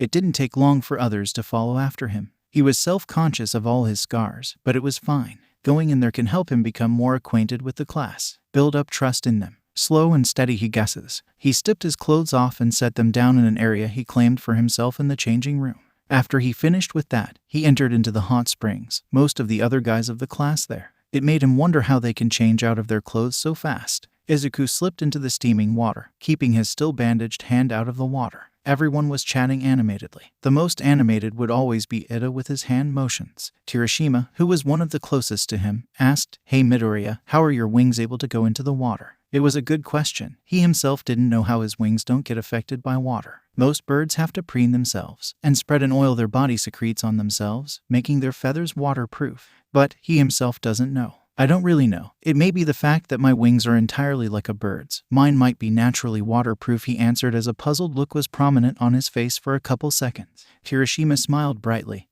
That's so cool. Does that mean you can fly underwater? Now he wasn't expecting that as a follow-up question. His right hand flew to his face as he suppressed the spit he would have let from his mouth. He composed himself before he answered. Now that I wouldn't know, haven't tried. Kaminari leaned over the redhead's shoulder. Imagine me sneezing right now. He joked, having some of the males jump out of the water and shout at the poor bolted blonde. Some laughter erupted from others as some of the people that jumped out grew embarrassed. Don't joke about that, Kaminari. Damn dude, you scared the shit out of me. You ruined the quiet Pikachu. Yeah, he thinks he can warm up to these people soon enough. Text. Waking up earlier than everyone else didn't bother him. He had to go on a fly around. His body urged him to stretch out his wings. He had to avoid stepping on everyone, dodging bodies on the floor of the male's area. He can't deny almost faceplanting after tripping on Ajiro's tail. It was easy to walk quietly down the halls of the cabin. Since his hearing is so acute, he can adjust his own body to be soundless, depending on how much he can hear. Helps quite a lot in his opinion. He opened the front door and shut it behind him, the cold morning air hitting him in the face. A breeze pushed at the trees, making the leaves shift and rustle. Birds chirped and gave out their morning calls. His wings spread out slowly, toxic eyes moving to focus on the sky rather than the trees and undergrowth. He moved without thought, the large wings silently pushing him up into the sky.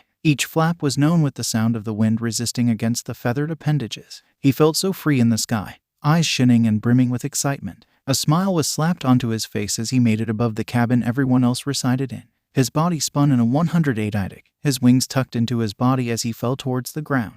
The large wings spread out once again as he spun back to face the ground. He was an arm's length to the ground before he flapped his wings again, getting shot back into the sky. He raised higher, light starting to fall upon the ground below him. His body stopped as he stayed stationary in the sky. Each flap of his wings kept him up, kept him from falling. Both of his eyes watched as the sun rose into the sky. Vibrant colors of red and orange entered the sky, taking over the once black-colored sky that was dotted with stars. His smile stayed as he stared at the sun, too bright for his sensitive eyes, but beautiful. He wished he was able to properly look at the sun without it burning more than usual. But that's what happens when your body changes without you wanting it to. He started to descend, the smile on his face fading and the sparkle in his eyes depleting. His face changed from excited back to his mask in seconds, not like he wasn't used to fixing it. Once his feet came in contact with the ground, he sighed. His wings folded behind his back, and footsteps approached him. He was too distracted to notice or even care, but once a hand was placed on his left shoulder, he became defensive. His feathers bristled, and he moved faster than he expected to be able to. He ripped his glove off, and before it hit the ground, his hand was on the throat of whoever touched him as he pinned them to the ground.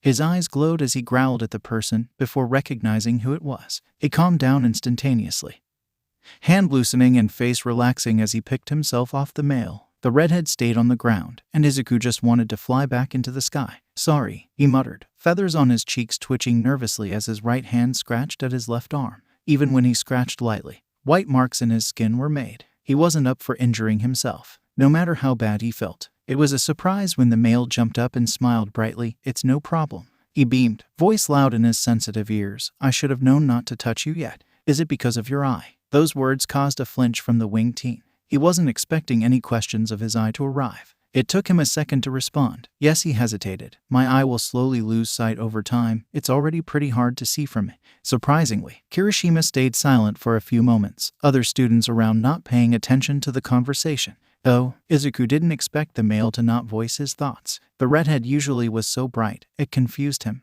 Did he feel bad for Izuku? Did he say the wrong thing? Thought emotions are so confusing. The teen's voice wavered. Did I say something wrong? Are you okay? His hand moved from lightly scratching his arm to inching towards Kirishima's shoulder. He almost jumped out of his skin when the male smiled brightly and pushed himself into his face. "I'm great. Your scar on your eye is so manly. I just wished it didn't affect your eye." At the mention of his eye, the shark-toothed teen deflated once again. But he bounced back up and pointed to the scar over his right eye. "We kinda match," he exclaimed with the energy of a child who was gifted a new toy. I guess the teen stumbled over his words, overwhelmed by the way the other male acts. It was too bright, brighter than he was used to, equal in value with the sun. His response got another toothy smile. Before the shark retreated to his friend group, Hitoshi appeared beside Izuku and let himself be known before approaching his friend.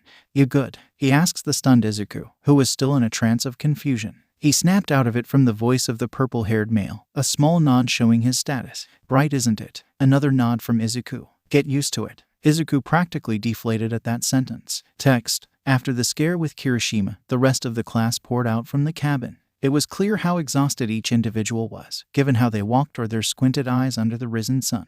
Once everyone gathered in front of an Aizawa who looked as dead on his feet as usual, he started to speak. "Good morning, everyone." His voice rang out into vast area, heard clear over the tired quiet from the class. The chirping of birds was the only other thing present in the air. Haichi joined him outside after waking up, landing in his fluffy hair. "Today we begin a rigorous round of reinforcement training," Aizawa continued in a dead tone. "This trip's mission statement is to strengthen everyone's quirks as a whole, thereby allowing everyone to achieve their temporary licenses." The black-haired male yawned lightly, causing one or two students to follow suit. "This is preparation to stand against and up to live action, hostility and aggression from your enemy. Prepare your hearts and minds." He digs something from his pocket. "With that said, Bakugo, try throwing this with his right arm." He tosses a spherical object to the porcupine, who caught it effortlessly, not tired in the slightest from waking up early. "This is from the physical strength exam." Izuku got lost at the mention of an exam, clearly as he wasn't present in the beginning of the year. "Your records indicated you recorded a toss of 705.2 meters at the time of your admittance." Once again the male paused. "Let's see how much you've improved with that." Bakugo started to wind up his arm, letting the class go into a flurry of sound. "Whoa, a skill growth test," exclaimed a wild Mina. "These 3 months have been pretty intense. I'm calling over 1 kilometer." Zero adds, "You got this, Bakugo." The blonde reels his arm back, smoking seeping from his palms as it starts to spark. As his explosions get louder, he throws his arms forwards, shouting a drop dead as his quirk causes a large amount of wind to pick up.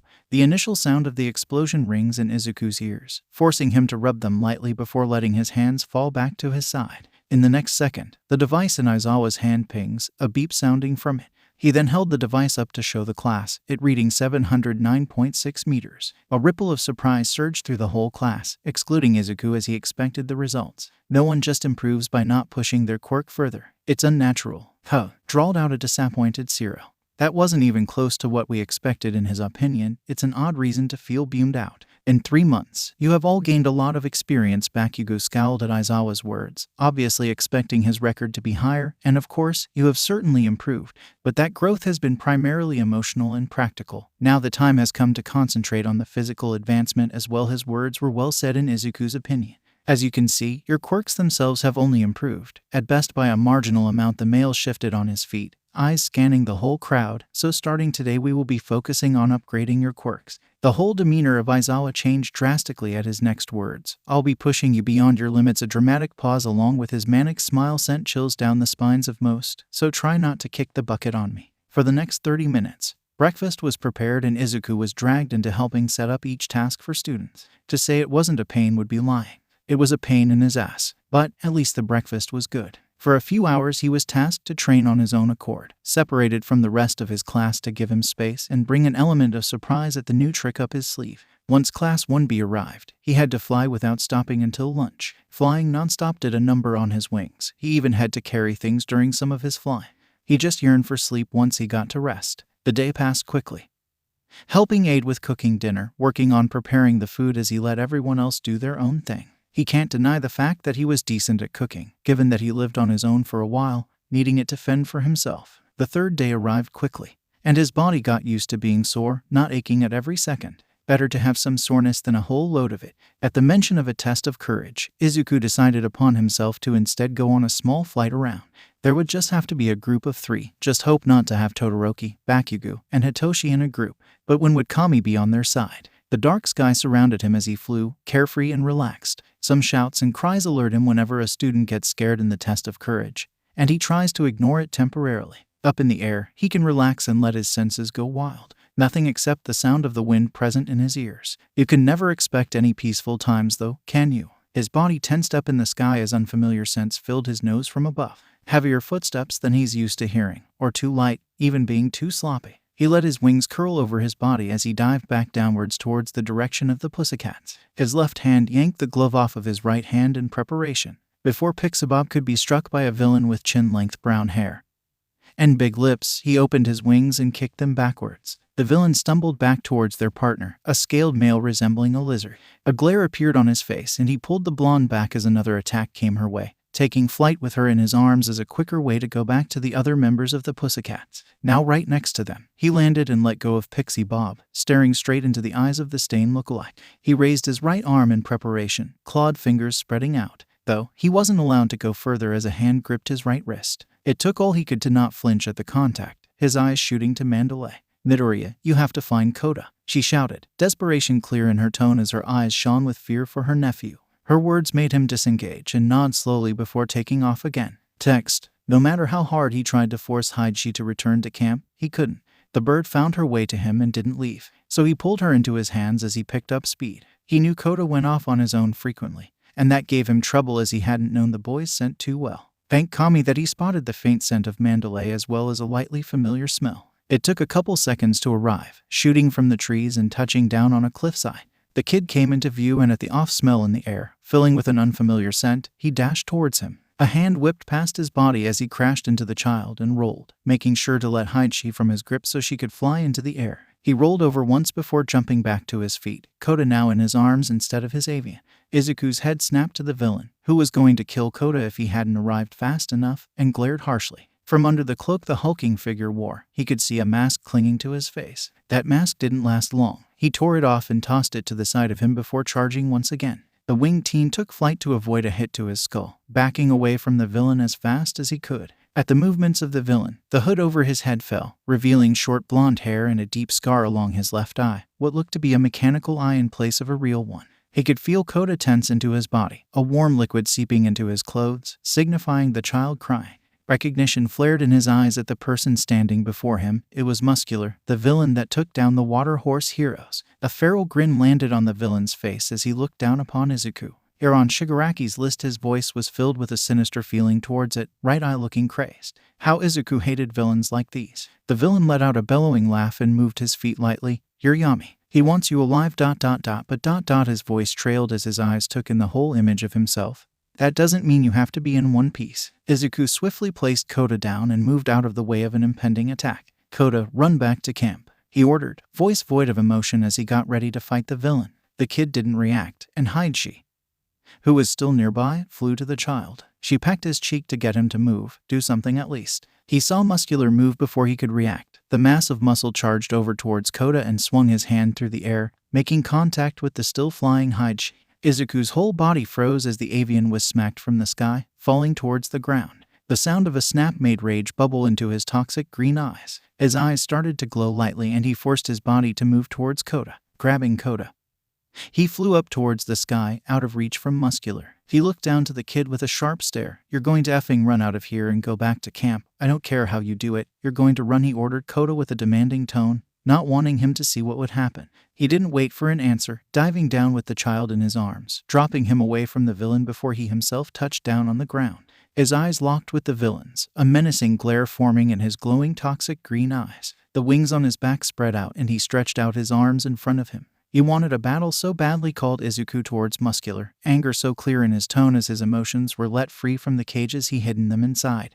"Then I'll give you one." It was a scary thing to see the teen genuinely angry. You could say that for the lingering Koda who watched from behind a large rock. But what confused him was when smoke started to rise off the teen's skin. "You're going to wish you were dead after I'm done with you, instead of fighting. Why don't you tell me who else is targeted?" A dangerous edge was to his voice, his ears listening for the heartbeat of his avian. Finding nothing, fueling his anger and grief even more. Another laugh came from the villain. Big words for such a little guy. You're going to be dead after this, so I'll tell you. His voice was teasing, making the teen want to strike instead of wait for his words. That Bakugo and Shinsu kid, Shigaraki wants them as well as you. Said they'd make perfect villains. That caused laughter to rumble in his own throat.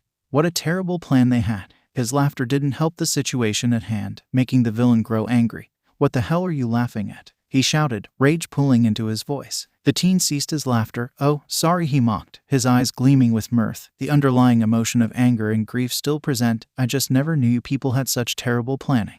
Because, whether you like it or not, those people will never join you willingly. His words hung on the clearing, and I'm afraid that you'll be the one not leaving alive. The villain charged at those words, blinded by his anger at the teen in front of him. Muscle fibers surrounded his body as he pulled back his right fist to strike the teen. Before he could strike, a bright green light flashed into the night sky. Text. The bright flash momentarily blinded Muscular as Izuku charged forwards. Green filled the dark night sky, alerting others of a fight occurring where he was located. His toxic green eyes glowed against the bright green color. He was mesmerized by the beautiful color, taking a liking to his new ability. The bus ride to camp was mostly silent between the hero and teen. Mandalay and Pixie Bob took the car they arrived in with Koda, leaving Aizawa and Izuku alone. It took a couple minutes until the teacher chose to speak. The silence of the ride was interrupted by his gruff voice. He hesitated. Midoriya. Izuku turned to look at the black-haired male. Something else happened in the hospital incident that we hadn't explained yet. That sparked more of the teen's attention. Him sitting up straighter as his wings shifted in the seat behind him. Toxic green eyes locked with black through the rearview mirror before the black ones returned to the road. In recovery, girl's status report on you. It seemed your body rapidly tried to change to assist you when your senses were blocked. That pointed to the enhanced senses and physical changes. But that wasn't the only thing that seemed to change. Seemed as the male was getting straight to the point right away. Just like the teen expected from Aizawa. Ahm left his lips in acknowledgement to his words, making sure the male knew he was listening. The road underneath them started to rumble more as the pavement turned into dirt. They were right behind the small car belonging to the Pussycats. Following the path they drove along, Aizawa suppressed a sigh and continued eventually. Eyes locked on the road in front of him so he doesn't accidentally rear end the car driving slowly in front of them. When me and Hisashi entered, your body briefly lit up a light green. But what did that mean? He glowed. What importance would that bring? It was obvious of his confusion as Aizawa brought it upon himself to continue for the poor teen. You were on fire. Bright green flames roared in the secluded space, brung to life by the one controlling them. They spread out from his skin, shooting out to the ground as he kept a controlled amount out, making sure none spread to the greenery around them. Even if he can will his fire not to burn the plants, he didn't want to risk it. An enraged shout left the villain's mouth as his eyes seemed to finally adjust from the light difference. What the F is this? He cried, voice coated in venom. You're not supposed to be able to do this. A smile locked its place onto his face. No, not a smile, a smirk. His glowing toxic eyes narrowed at his target as he spread his arms out and crouched low to the ground.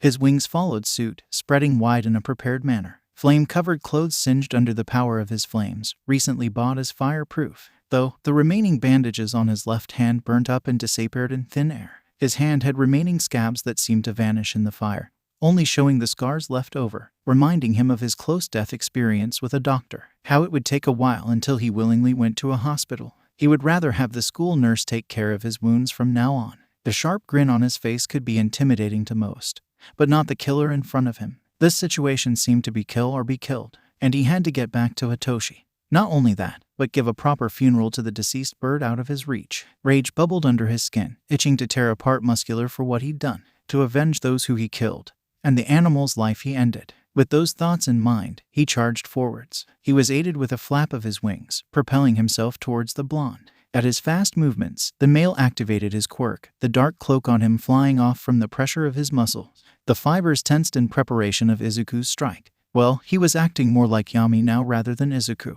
The Izuku that would rather back off from unwanted confrontation, the persona he built up for years. The one that didn't want to be a hero and just a coffee shop worker. Yami's persona was fierce and effective, blunt and to the point. No hesitation in attacks and attacking with so much aggression to make his opponent submissive. He rather liked to be back in his old persona, feral grin plastered in place of his usual thin line. The smile that would usually not be seen, being covered from his mask that once hid his identity. Since it wasn't needed, his toxic green gaze wasn't the only intimidating part. Sharp-toothed smile and the menacing gleam of an intent to harm. Surely something you would rather avoid. But he can't will the villain to give up, seeing as he was already following up with his own charge to the teen. his right arm raised, fingers flexed once before tearing into the muscle fibers that coated the male's arms. Blood splashed into the air as flames licked at the muscles. Muscular himself pushed through the pain as he quickly tried to reinforce the area that Yami struck. He found that he couldn't fix the torn muscle fibers because of the fire-powered strike that cut into them. That meant all he could do was spread more fibers over the weak spot. But that would leave him with less defense in other places, unable to protect everything evenly like he was doing. What that would mean was another place to protect other than his eyes. Muscular learned right then why Shigaraki hated bird brain. Because he wasn't actually bird-brained. He was effing smart, too smart for his own good. How he would enjoy crushing this bird. Text. Izuku jumped over Muscular to avoid a fist that could have contacted with his ribs. His left arm waved towards the male as he landed, having the flames that coated the ground attack him. With his quick footing, he avoided a flurry of attacks, dodging each one before he launched himself upwards into the air. Smoke filled the air above the green flames, causing the male troubled breathing in the sky. He would have to get something to avoid that in the future. The teen was getting annoyed with this fight, so he opted to try and finish it. He flew up a bit more before folding his wings to his body and diving down. His right hand positioned in a ready manner, and he closed his fingers together to get a good slash in. The dive was too quick for Muscular to react as he spread out his wings. Feathers blocking his vision as Izuku went for the eye. He slashed at it straight on and ripped out the mechanical eye before retreating back to the air. A shout similar to a whale left the blonde's mouth as his hand flew to his now sightless eye. It made Izuku's hand twitch in the direction of his own failing eye. Ignoring that, he motioned his arm back towards the unmoving villain as he cried out about his eye. He wouldn't be merciful towards a killer. The flames brightened as they rose and grew stronger before flying to the villain. Another wail left his mouth as the flames scorched his defense, making it crumble under the heat. Once the villain ceased his protests, he let the flames disperse, hearing his heartbeat loud and clear. The smoking body was left, mostly unharmed except the state of his eyes and lack of muscle fibers that lay as ash, matching with the dirty ground. The ex-vigilante himself was unharmed, blood coating his right hand as splatters were on his right sleeve. Another heartbeat was still present, frightened and unmoving. It was Koda. With a sigh, he lowered himself to the ground and spotted the mound of feathers on the ground that belonged to Haichi. A wave of pride flooded over him once again at the lack of a heartbeat as he shrieked over. He bent down slowly and scooped up the mess. His body froze at the smell of her blood. No sound of a heartbeat, no sound of breathing. Something dripped from his left eye, making him switch the bird to his left hand and rub at the corner of that eye, smearing blood. It didn't bother him. At the shake of his head, he stood once again before walking over towards the hiding spot of Koda. "I told you to run, didn't I?" he voiced, his tone back to being void of emotion and dead. The boy was shaking as he approached. "Why, yeah, but I didn't want you to die." His voice wavered as he seemed ready to cry. The winged teen grumbled and grabbed the back of the kid's shirt before taking flight. Now he was even more frightened, but that didn't matter as long as he got him back to camp. "Stop squirming or you'll fall," he warned over the wind, the cabin where Aizawa and the remedial classes reside coming in sight. Now that he mentions it, Aizawa was standing outside. He touched down and set the kid down, before turning to the child and crouching. The teen paused. "Can you set her somewhere where no one will touch her?" he asks with a soft voice, right hand twitching as he showed the bird with his left hand. It took a moment for the kid to respond before he gingerly picked up the deceased bird from his palm.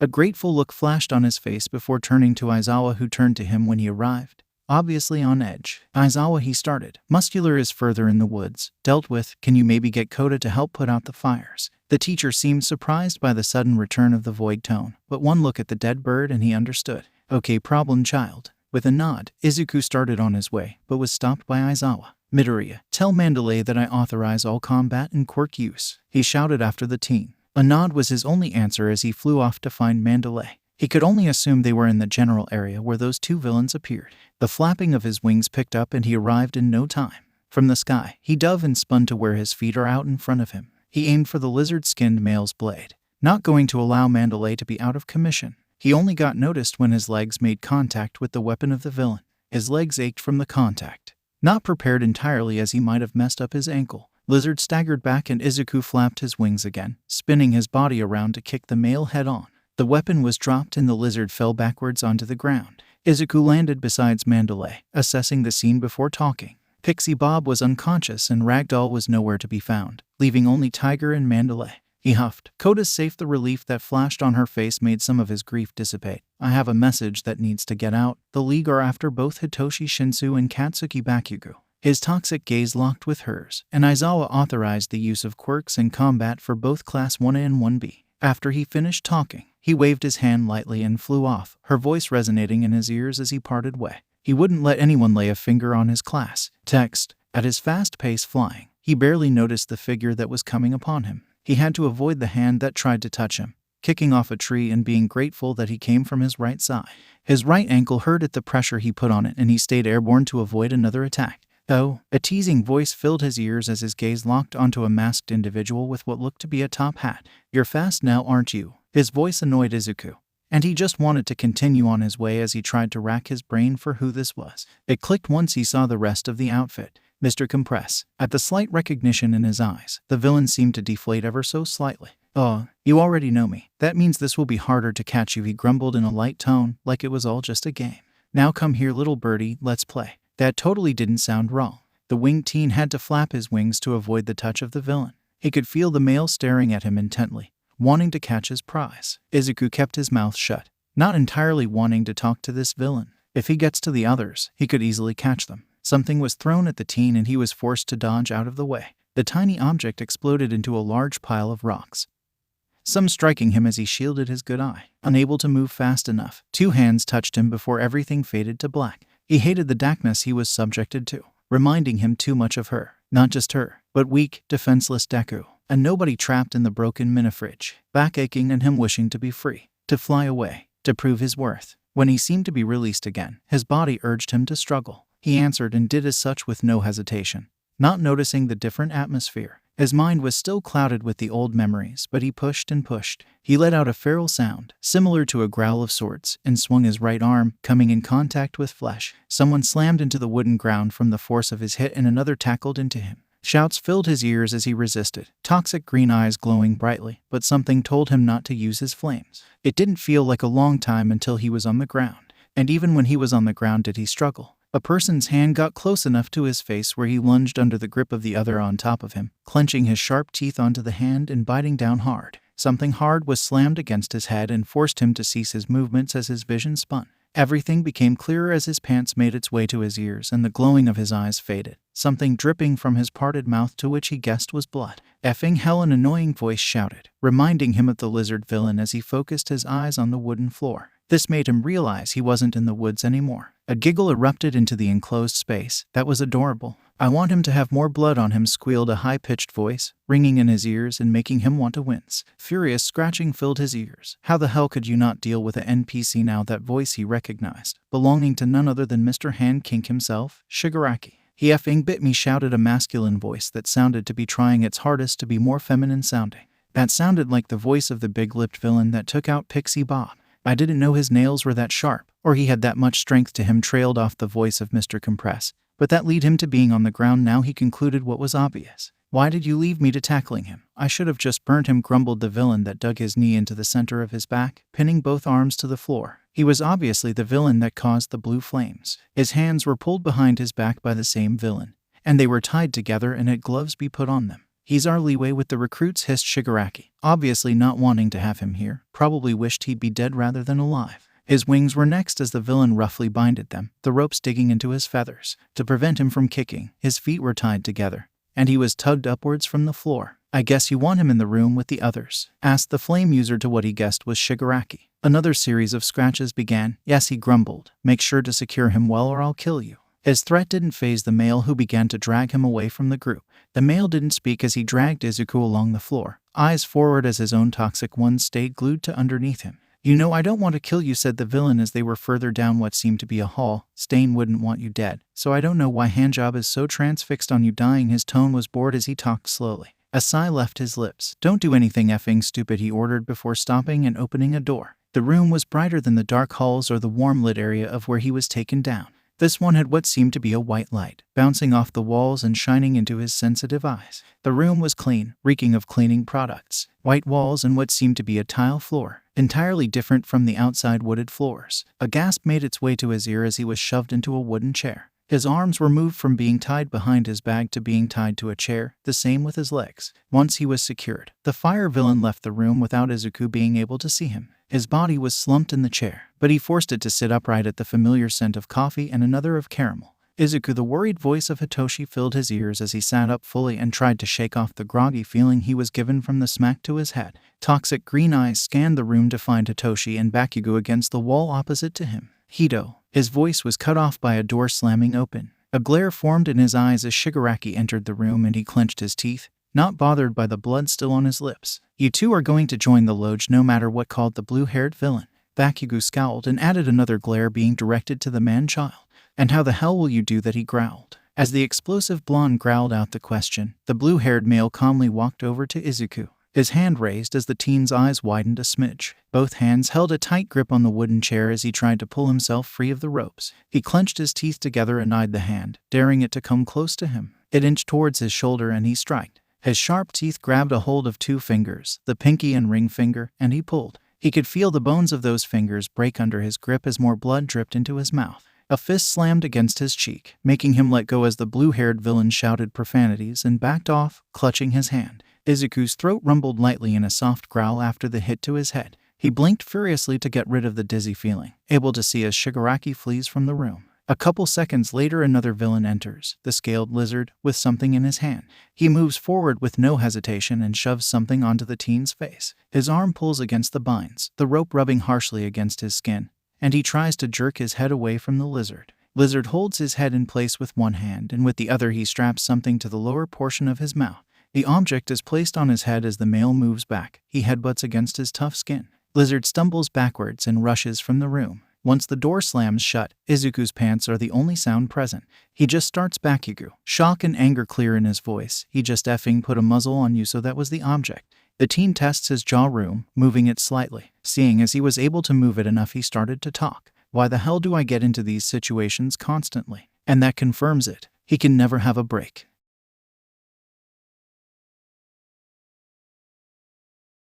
Izuku could admit that he would have laughed about the situation with Shigaraki if it wasn't serious. He should have learned that he can bite him and wouldn't just let the male injure him without a struggle. But he never learns, it seems. At least not much since their last meeting and the 2 attempts at killing the teen.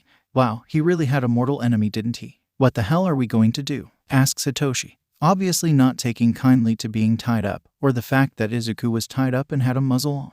He shrugged as best as he could, sighing as his mind drifted to Haichi. His right hand twitched and he stared off to the side. Was it better that she died? Because he honestly wanted her to still be alive. But he didn't save her. Just like he didn't save her past owner. Useless piece of shit. You got 2 others mixed into your mess and got your bird killed. Way to go. He never expected for that voice to return. It left a while ago, when he finally started to do good for the world. The voice hadn't appeared since before meeting Hitoshi. Now it was back and as strong as ever. It reminded him to when he tried to take his life, how hopeless he was back then. He wasn't successful as someone came upon him bleeding out in an alley and called an ambulance for him. He remembered them patching him up, urging him to stay with them. Their hair was a light pink color, closer to being white than anything.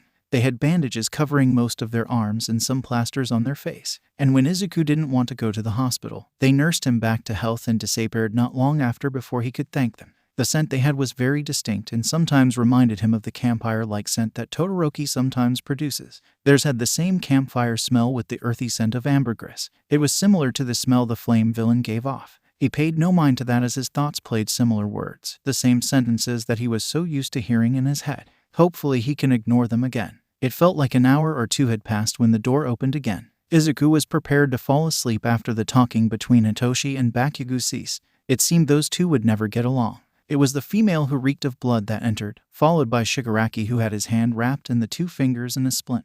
A scowl was on the villain's face, and with his uninjured hand he scratched at his neck in irritation. The female had blonde hair up in twin buns and 2 fangs that showed in her bright smile. Now, we can get back to business, grumbled Shigaraki, who seemed like he wanted to throw a fit. His attention turned to Hitoshi and Bakugo. Do you want to join our league, he asks with a pointed look of his red eyes. Bakugo scoffs, and if he could, he'd cross his arms, but his hands were unable to be moved. Hitoshi just glared at the villain without answering. A sigh left the villain's lips. Then we're going to do this the hard way. His hand motioned over to the blonde. Go on, Toga. The knife in her hand was finally brought to attention, Izuku not noticing it before. She walked forwards with a skip in her step. He started to struggle once again in his binds, the ropes digging into his skin painfully. The burning feeling didn't bother him as he continued, clenching his teeth, wishing so bad that he could bite this chick. I'm going to get to paint you red, exclaimed the female, excitement and glee not being forced into her voice, and you'll look even better like that, Izushi cooed. His glare hardened at the nickname leaving her mouth. He would rather get her to call him by his last name.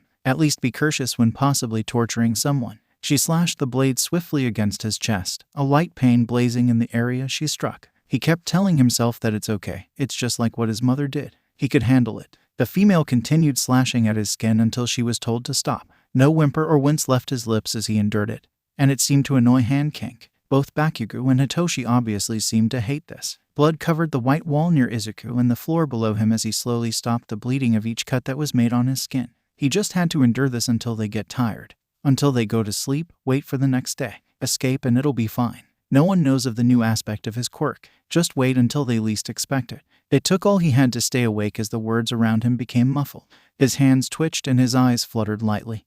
But he kept them open. Their sense faded as it seemed they left. Voices filled his ears, but he couldn't make out anything. At the edge of his vision was dark, and it was trying to take over. The teen succumbed to the darkness quicker than he knew. His head fell as his eyes shut. He was still alive, obvious by the rise and fall of his chest, lightly shown in his shoulders as his light breaths filled the air. He used most of his energy trying to stay alive, closing each wound as quick as they came. It felt like he was under that torture from the girl, Toga, for hours, but he used the sleep to the best of his ability. He was going to get them out of her no matter if it kills him. Text. It seemed to be the next day. That's all Izuku could tell when he woke up once again. His whole body ached, and all he was glad about was that his other eye wasn't damaged. Hitoshi and Bakugo were asleep, and that left him to his thoughts, which isn't a good thing in his case. At least that can leave him to plan. What he estimated was that the heroes would arrive tomorrow or tonight, no later. They would probably distract the villains that day with something similar to a press conference with some teachers of UA.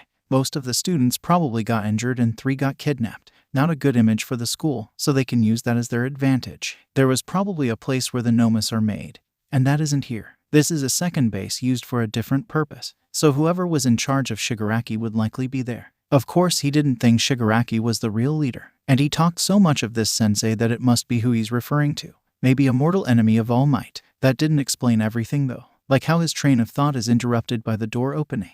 In comes Shigaraki with a feral grin. "So you're awake," he muses, his voice laced in a deadly tone. Now Izuku honestly wished he wasn't. He wanted to give a sarcastic remark, but that wasn't a good idea unless he wants to be disintegrated. You know, the teen started off slowly, voice low so he doesn't wake up the other two. "What you're doing is pointless." A glare formed on the male's face. "Do tell," he snarls, red eyes focused on his form. "Hurting me won't do a thing except make them want to kill you more, and the same for me," warned the teen as a menacing smile made its way to his face. "This doesn't affect me as much as you'd think either." He didn't let the male talk. "Once upon a time there was a quirkless kid who went out on his birthday with his mother and father." The villain stopped trying to talk. "That day the father of the child died and the mother blamed the child." The teen ignored the pang that grew in his chest while explaining. He had to stop being so weak like that, so she decided to punish the kid for years. Adding on to bullying he received at school, that quirkless kid was kicked to the streets and left to fend for himself. He paused for the added theatrics of dramatic effect.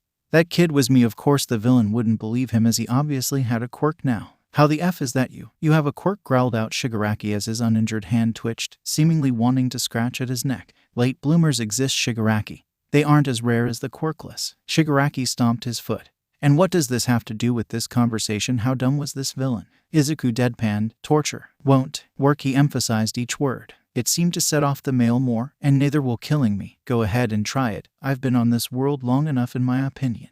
Before the male could talk, the door was slammed open. "Shigaraki, you're needed," said slamming of door startled the other two awake. "Oh," and Shigaraki called Izuku, making the male look to him. "What time is it?" He doesn't get answered by him but the other male. "It was TGE Lizard. It's 8 p.m. He shouted before shrinking back at the glare the blue-haired villain gave him, obviously not supposed to tell him. And with that the door was closed. Not letting the other two talk, he closed his eyes and concentrated. Everything became louder and he ignored the voices of the League as he pushed his ears past that. Radio talk entered his ears, and he realized it was a police radio. Perfect. "Start evacuating people away from the bar. We want as little casualties as possible, and don't make it suspicious," called a voice over the radio, not one he recognized. But he got the information he needed. It was time to put his plan into action. He dampened his hearing back to normal and opened his eyes, a headache buzzing between his eyes. His gaze turned to the two opposite of him. "Ready to leave?" he asks the two, who became shocked at those words. Not letting the two answer or ask questions, he activates his quirk in the area of his arms first. Smoke rises off his skin before green flames coat his arms. The gloves and binds burn off instantly and the wounds on his arm heal.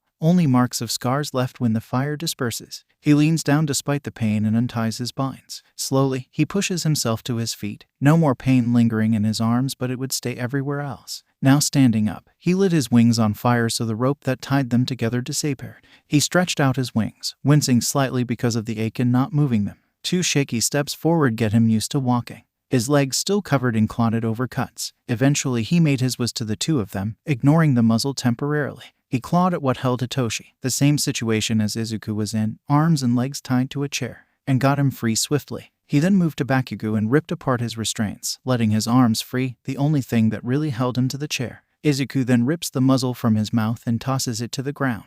His right index finger moves over his mouth in a shushing motion and he looks between the 2 of them.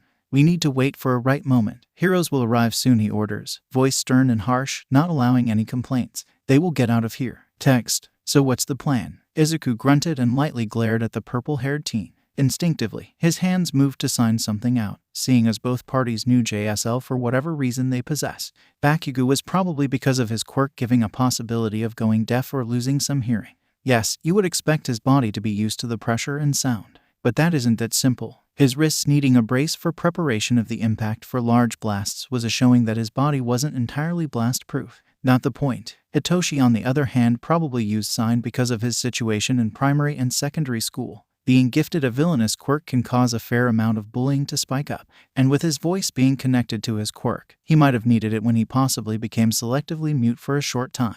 Those were just assumptions. First, quiet, avoid, villains, he signed, making sure the 2 of them saw his hands clearly. His left spasmed in protest of his quick movements, but he still conveyed the message clear. To be quiet and avoid villains. Simple, right? Probably not. Hitoshi nods in understanding while Bakugo just huffs, clearly not liking taking orders with his large ego. Seriously, if he wanted to, he could kill himself by jumping off the blonde's ego. It was high enough. Okay, yeah, he shouldn't be thinking that. No suicidal mindset. Focus on escaping and he can get himself fixed afterwards. Escape first. When the 2 of them got used to walking from being tied to a sitting position for probably 1.5 days, they stalked over towards the door. His hand landed on the handle and twisted halfway before it stops abruptly. Locked. A grumble escapes his lips and his right palm starts to smoke. Green flames cover his hand to slowly melt the handle. If anyone touched it now, they would be met with serious burns caused by himself. As much as it would be amusing, it would blow their cover. The green flames swiftly made work, and eventually the door opened with a soft pull. He took a shaky step outside the door, staring in both directions before going with his gut and turning left. Quiet footsteps followed after him, the noise of just his heartbeat in their steps putting him on edge. He had to be prepared for anything. The direction he was going was towards the main section of the bar, the only sure escape that they have. That would mean a possible fight for them. He stopped abruptly, putting his arm out as he peered around a corner. Voices filled his eardrums and his eyes fell upon the bar. Brick walls and wooden floors, a warm atmosphere that would soon be disrupted. I distract. You. Run, he turned to the 2, signing the 4 words. No protests was directed at the 2 of them, a stern glare making them listen. With that, he dashed out, jumping on the first person he could, Mr. Lizard. His claws dug into the tough scales, and he tugged harshly, blood falling onto his already blood-soaked clothes. The villain shouted in surprise and tried to grab at Izuku, who pushed himself off, forcing the villain to go tumbling forwards. Rushing footsteps alerted him of Hitoshi and Bakugo trying to run past.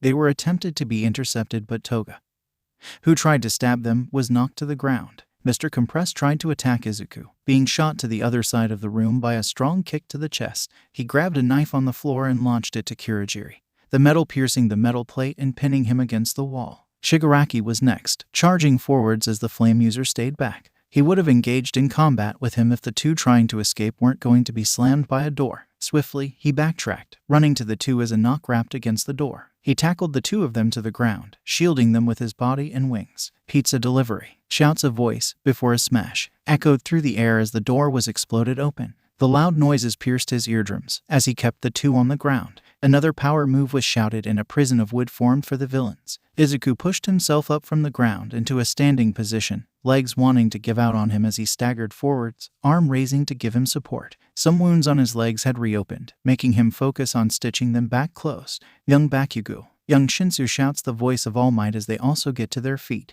Hitoshi practically ignores the hero and rushes to the panting teen. Izuku, are you okay? That earned a soft nod in return, him muttering a tired Something felt odd, like a feeling of throwing up, but he wasn't nauseous. He doubled over and started coughing, a black substance exiting his lips as he hacks it up. Shouts of surprise fill the air as more coughs fill it. He grabbed Hitoshi with his right hand, pulling him closer as the substance engulfed the two of them. Everything went black for a moment, but the presence of Hitoshi soothed him. Senses return in full force and he's on the ground coughing out the substance, in a different place now. The sense of Bakugo and Hitoshi are present with him. Ground underneath them is similar to concrete, and the starry sky was above them. Realizing the situation makes him freeze. This was a building, now a wrecked place with rubble everywhere. "You're coming to kill me again, All Might?" asks a menacing voice, answered with a slam. All Might had arrived. Izuku pushed himself to his feet. "Get the hell up. We need to go," he ordered, looking at the group of villains with fury in his toxic green orbs. He won't let them lay a finger on his friends. Friends, a nice word. Smoke lifted off his skin before flames erupted into the sky. His wounds faded into scars as he grinned, a wild look in his glowing toxic green eyes. The flames wouldn't bother his friends, only being a warmth for them.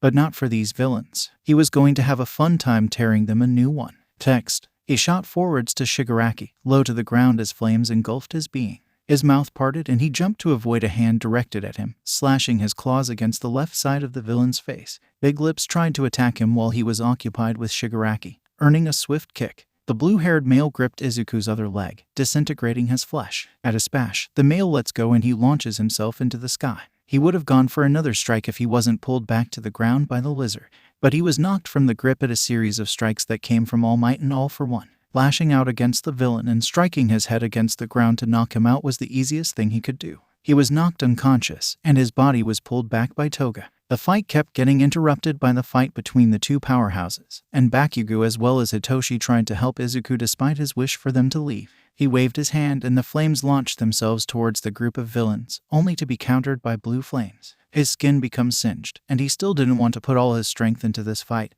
worrying for his friends near him. What surprised him was when an ice ramp was created, and 3 bodies were launched through the air. "Bakugo, Shinsu, Midoriya," shouted the voice of Kirishima, the resident sunshine child. Izuku turned to Bakugo. "Go," he shouted and grabbed onto Hitoshi, flying up to throw him. The look in the male's eyes as he threw him to their rescuers was pained, like he didn't want to leave the winged team. Izuku seemed to make the right decision, Bakugo flying past him with explosions as something struck one of his wings. A surprised sound left his lips as that wing ceased to work properly. It was his upper right one. Damn, he started to fall, unable to pull his weight along with one of the larger wings out of commission. His body spun as he desperately flapped his working ones. Seeing as that didn't work, he spread them out to glide down.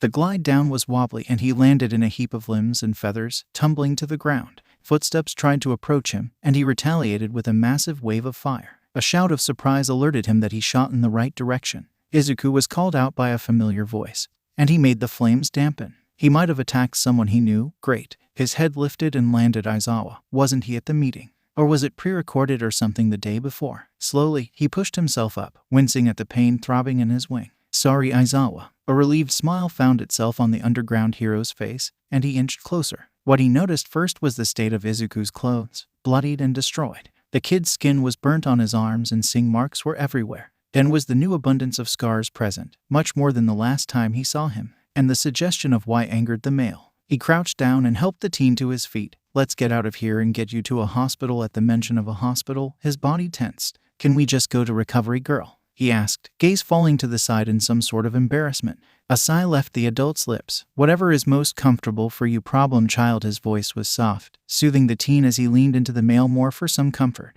He was trying to keep his mind from falling to his dark place, keeping good thoughts at the moment. Telling Aizawa about it later was something that he tried to remind himself to do. Wouldn't want it getting worse and have another attempt at his life because of it. Instead of arriving at the ambulances on standby, he was led to a black 4-wheeled sedan. He was offered the back seat, seeing as someone was in the driver's seat, and Aizawa took the passenger's seat. His eyes locked on the driver once he sat, and was surprised that it was Tsukachi. "Hey kid," greeted the detective as he started the car and they began to move. Ahm left his mouth at the greeting, shifting his injured wing in a more comfortable spot so it didn't get injured more than it already had.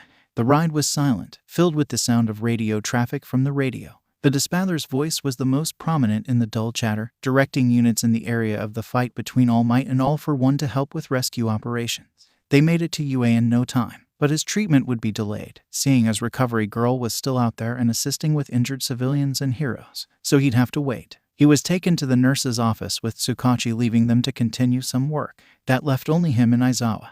And he was glad that he was comfortable with the male, or he would have been on edge the whole time. Slowly he laid himself down on one of the beds. Exhaustion clouded him. Overusing his quirk could do that to him, and his body trying to stitch up his wounds swiftly. He wanted to sleep, so he obliged and let unconsciousness overcome him, ignoring the worried look from the hobo hero. His dreams were plagued with vivid nightmares. Not like he woke up from them. Text: Hello everyone. I've finally found a way to show my art of Izuku Akiyami. It's a reference sheet of him that I created a while back. I believe it was at 20 that I made it but couldn't find how to post it.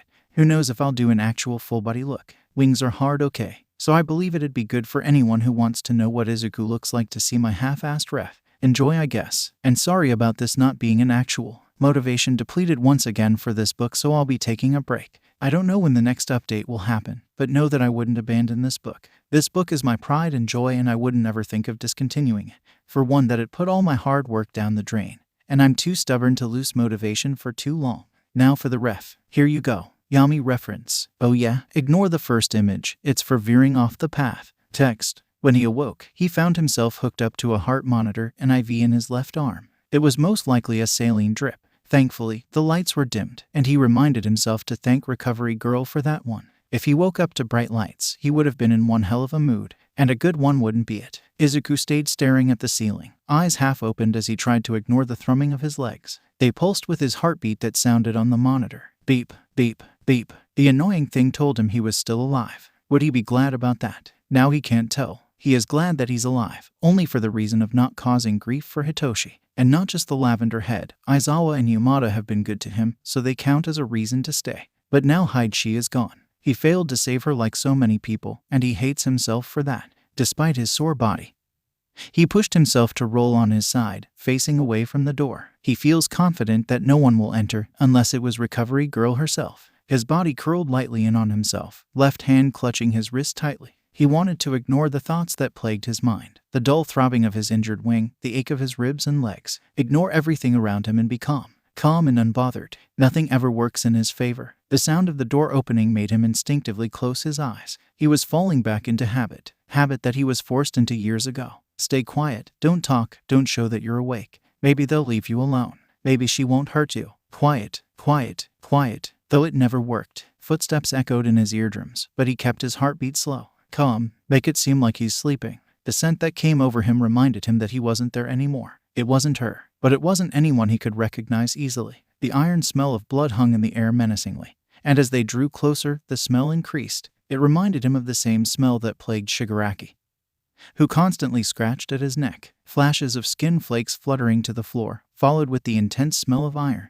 Whoever it was going to his IV, reeking of blood. He didn't want to die just yet. He had to make sure Hitoshi and Katsuki were okay. Wait, Katsuki. He called him Katsuki. Whatever, not the point. Focus on that when you're safe. Was he really in UA though? Was he back in the hospital? The room was caked in the smell of Recovered Girl, so no. He was at UA. Then how did this person get here? A screwing sound made him tense, and the spike in his heartbeat was uncontrollable. Despite himself, he moved past the pain in his legs and ribs, the pain in his injured wing, pushed to stay alive another day, to see Hitoshi once more. And despite himself, he didn't think, panicking. The IV ripped painfully from his skin as he jumped onto the person with a feral sound leaving his mouth. A glare was blazing in his toxic gaze, eyes glowing as flames wanted to burst from his skin. An unfamiliar face was under him, messy blonde hair and an emancipated form. Skinny, blonde, not looking to be a threat but still not identified. Broken arm, but still a threat in his eyes as his teeth bared and his clawed hands held the free arm down, digging into skin as his own free hand fit loosely against his throat.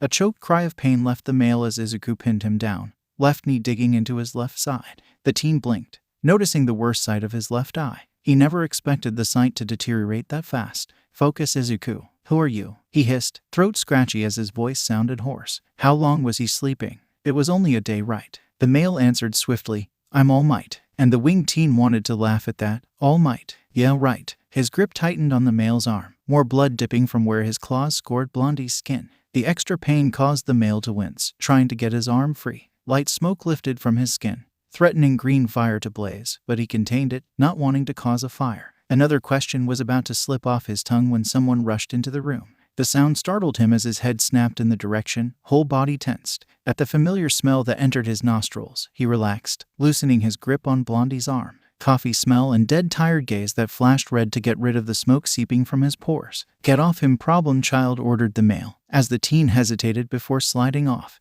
his hand first moving from Blondie's neck, then arm and leg lifting off his side. He pushed himself up, stumbling forwards and catching himself on the bed. Aizawa helped the man up as Izuku pulled himself onto the bed with arm strength alone. He lifted his left arm, seeing blood fall from where the IV ripped out. "He was tampering with my IV. I heard the screwing of it. It wasn't morphine, so a saline line of sorts. He reeks of blood." His muttering brought Aizawa's attention. "Shigaraki has the same smell, reeking of blood." His eyes that were focused on his hands trailed up to meet the eyes. "Why is he here? Who is he? He doesn't have the same smell that Recover Girl has. He isn't a doctor." A glare seemed to be directed at the male. "This is Yagi Tashinori. And I have the same question." The tone of his parental figure was dangerous, sending Izuku on edge. "What the F were you doing in Izuku's room while he was resting?" And strict parent mode was activated.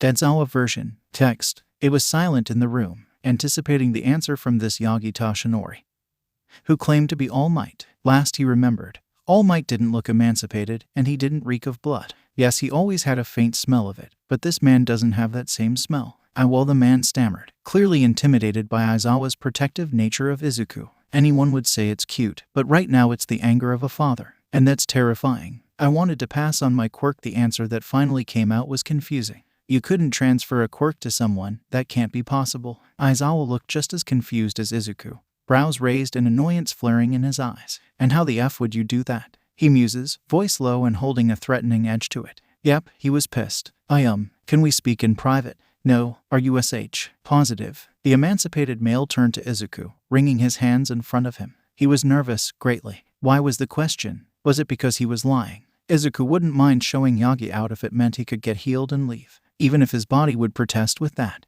Glare swirling in his toxic pools, Yagi swivels back to stare at Aizawa, only to be met with another harsh stare. He's practically trapped in this situation, unable to get out of it unless he wants backlash. A pause. How do I explain this? The male questions himself, frown deepening. Carefully comes the immediate answer from Aizawa, pushing Yagi to speak. Okay. My quirk is called One for All." He starts, voice firm but holding a nervous edge. "It was passed down to me from my mentor. I'm the 8th holder." What? The explanation continued. From how the quirk was made, to the conflict between All for One and One for All. It was a lot to take in.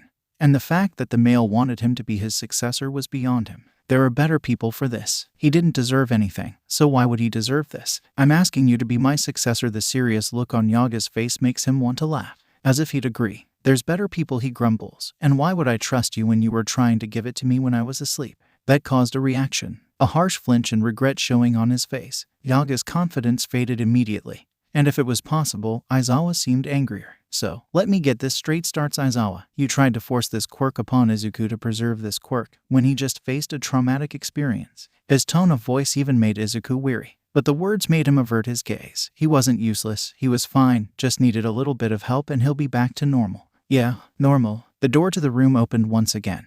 And thankfully it was a familiar smell. Yagi and Aizawa stopped their conversation. Recovery Girl walked in, assessed the situation, and turned a stern expression on Yagi. "Why are you bothering a healing patient?" Her inquiry has another flinch from Yagi. "Get out, you two." Aizawa, "I need to finish his healing." Izuku guessed that was one way to end a brewing argument. Well, a possible murder. They both work in this situation, he assumes.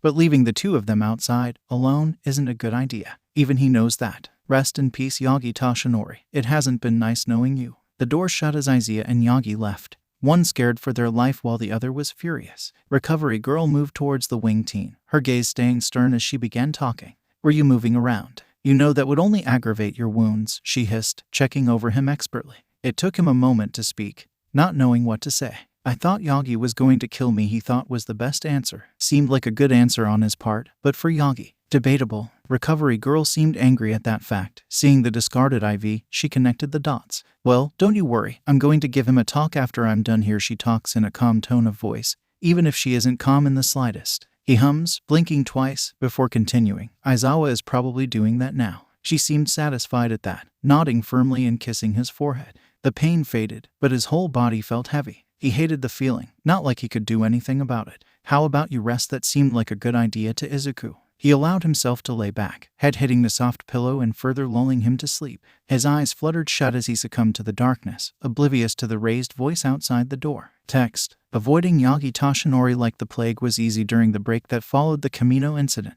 Izuku was healed by Recovery Girl just in time for the next hero lesson. Hero moves. Such a simple concept that should have been easy for the teen, if he hadn't been spacing out so often. He managed to tell Aizawa of his little problem. The degrading voice in his head that told him he was worth nothing and better off 6 feet under. Sessions with Hound Dog were underway, and always brought up his past no matter how hard he avoided it. The prospect of being abused, how he harmed himself, then how he even attempted to take his life. Everything he'd rather keep buried. No matter, that's not the focus of the day. He has to ignore the recent session that talked extensively of his mother. Focus. Some ideas came to mind for hero moves, like setting his wings on fire, using the force of his wing beats to his advantage, maybe even a spiraling dive where he focuses on slicing up his opponent. But names for these moves seemed pointless. They're just techniques, regular everyday moves. This is why he thinks about going back to vigilante life. Becoming a spotlight hero would be too much of a hassle. Then there's his other option, becoming an underground hero. When he's underground, he wouldn't need to call out these moves. No media attention, stupid vultures that scavenge for a story. Yeah, he'd rather avoid that. Yo, shouts the resident sunshine child. Yo Midabro. Midohat. Izuku blinked rapidly, toxic specs focusing on the approaching teen. His hand was raised and he was smiling his shark-toothed grin. Why he was approaching was a mystery. It wasn't like they were too close. Midabro Kirishima called his creative nickname. Can you help me out? Wasn't ectoplasm helping everyone? The winged teen tilted his head to the side, feathers twitching as one brow raised. Left his mouth, inquiring what he may need to help with. Once the redhead was next to him, they snatched up his arm and began dragging him. The sudden contact made his body tense, almost locking at the touch. Don't blame him, he's still iffy on touch after his kidnapping. Then the fact that he doesn't like touch all too much already. Of course, Kirishima was oblivious to this. He wouldn't notice if his shoes were on the wrong feet. Kirishima kept on his wide smile while he dragged Izuku. The shine of his gaze promised no harm, such genuine innocence that Izuku wishes wouldn't fade so soon. But even he knows that wish is childish. To wish for someone to stay ignorant of the monsters of this world, mankind with their arrogance and greed. A little longer, his mind supplied. They don't need to know of the hardships, not yet. I wanted you to carry this. The grip was released and moved to a large boulder. Red eyes meet green. The boulder being offered to him. Can you hold this and drop it on me? Drop it on him, raising his brow. Izuku slowly moved forward and gripped the rock. His claws scraped against the stone, the sound it gave off making him scrunch up his nose in displeasure, having a shiver run down his spine at the feeling. His left hand spasmed, almost making him drop the boulder on his foot. Definitely needs to work on his hand more. Make sure his hand doesn't spasm when he needs it the most. Phantom pains flared at the memory that caused it. Are you sure? He asks, making sure the redhead is entirely ready, spreading out his wings in preparation. A nod was his answer. Then a shark-toothed grin following that. Izuku sighed, nodding, and began flapping his wings. It took a few extra moments to take off the ground because of the extra weight, but once his feet weren't touching the ground, it was smooth sailing. Now being 4 meters off the ground, he heard Kirishima call the go-ahead. Letting the boulder drop from his hold, he feels the weight lift. The next flap of his wings has him readjusting his flight pattern. If he wasn't an experienced flyer, he would have went down surely. The crack he heard was followed by a shout of triumph. Then came cries of warning. Izuku's senses flared and his toxic gaze locked on a stray piece of the broken boulder falling down towards someone. That someone made his stare harden. Just the man he didn't want to see. Even with his reluctance to follow through to help, he wasted no time and began his dive. Pulling in his wings, he twisted his body midair to fall headfirst. He reached the blonde swiftly, spreading out his wings to slow his impact. The drag of the stagnant wind pulled harshly at his feathered appendages. His hands gripped the man's shirt, pushing him down to the ground instead of pulling him out of the way. Just as he flattened himself against the male, ignoring the puff of dust that obscured his vision, the rock piece whizzed past the back of his head. Pushing himself off, the adult was done quickly, skin burning at the contact. Contact with someone he'd rather not trust at this very moment. Izuku stared down at Yagi, hesitating before he offered a hand, turning his head away to the left to show his blatant distrust and keep an eye on him. He waits. A bony hand grips his, and he hauls the male up to his feet. The approaching steps of Aizawa have him to leave, ripping his hand from the man's grip. Izuku, the coffee addict's voice has him stop, left hand twitching. He turns to face Aizawa, feathered cheeks twitching, his wings following their lead. Uncomfortable was a new level of emotion that he wasn't used to feeling so much. So used to keeping to himself and allowing people only at arm's length, nowhere closer. We need to have a conversation. What could it be was the question, instead of voicing his curiosity.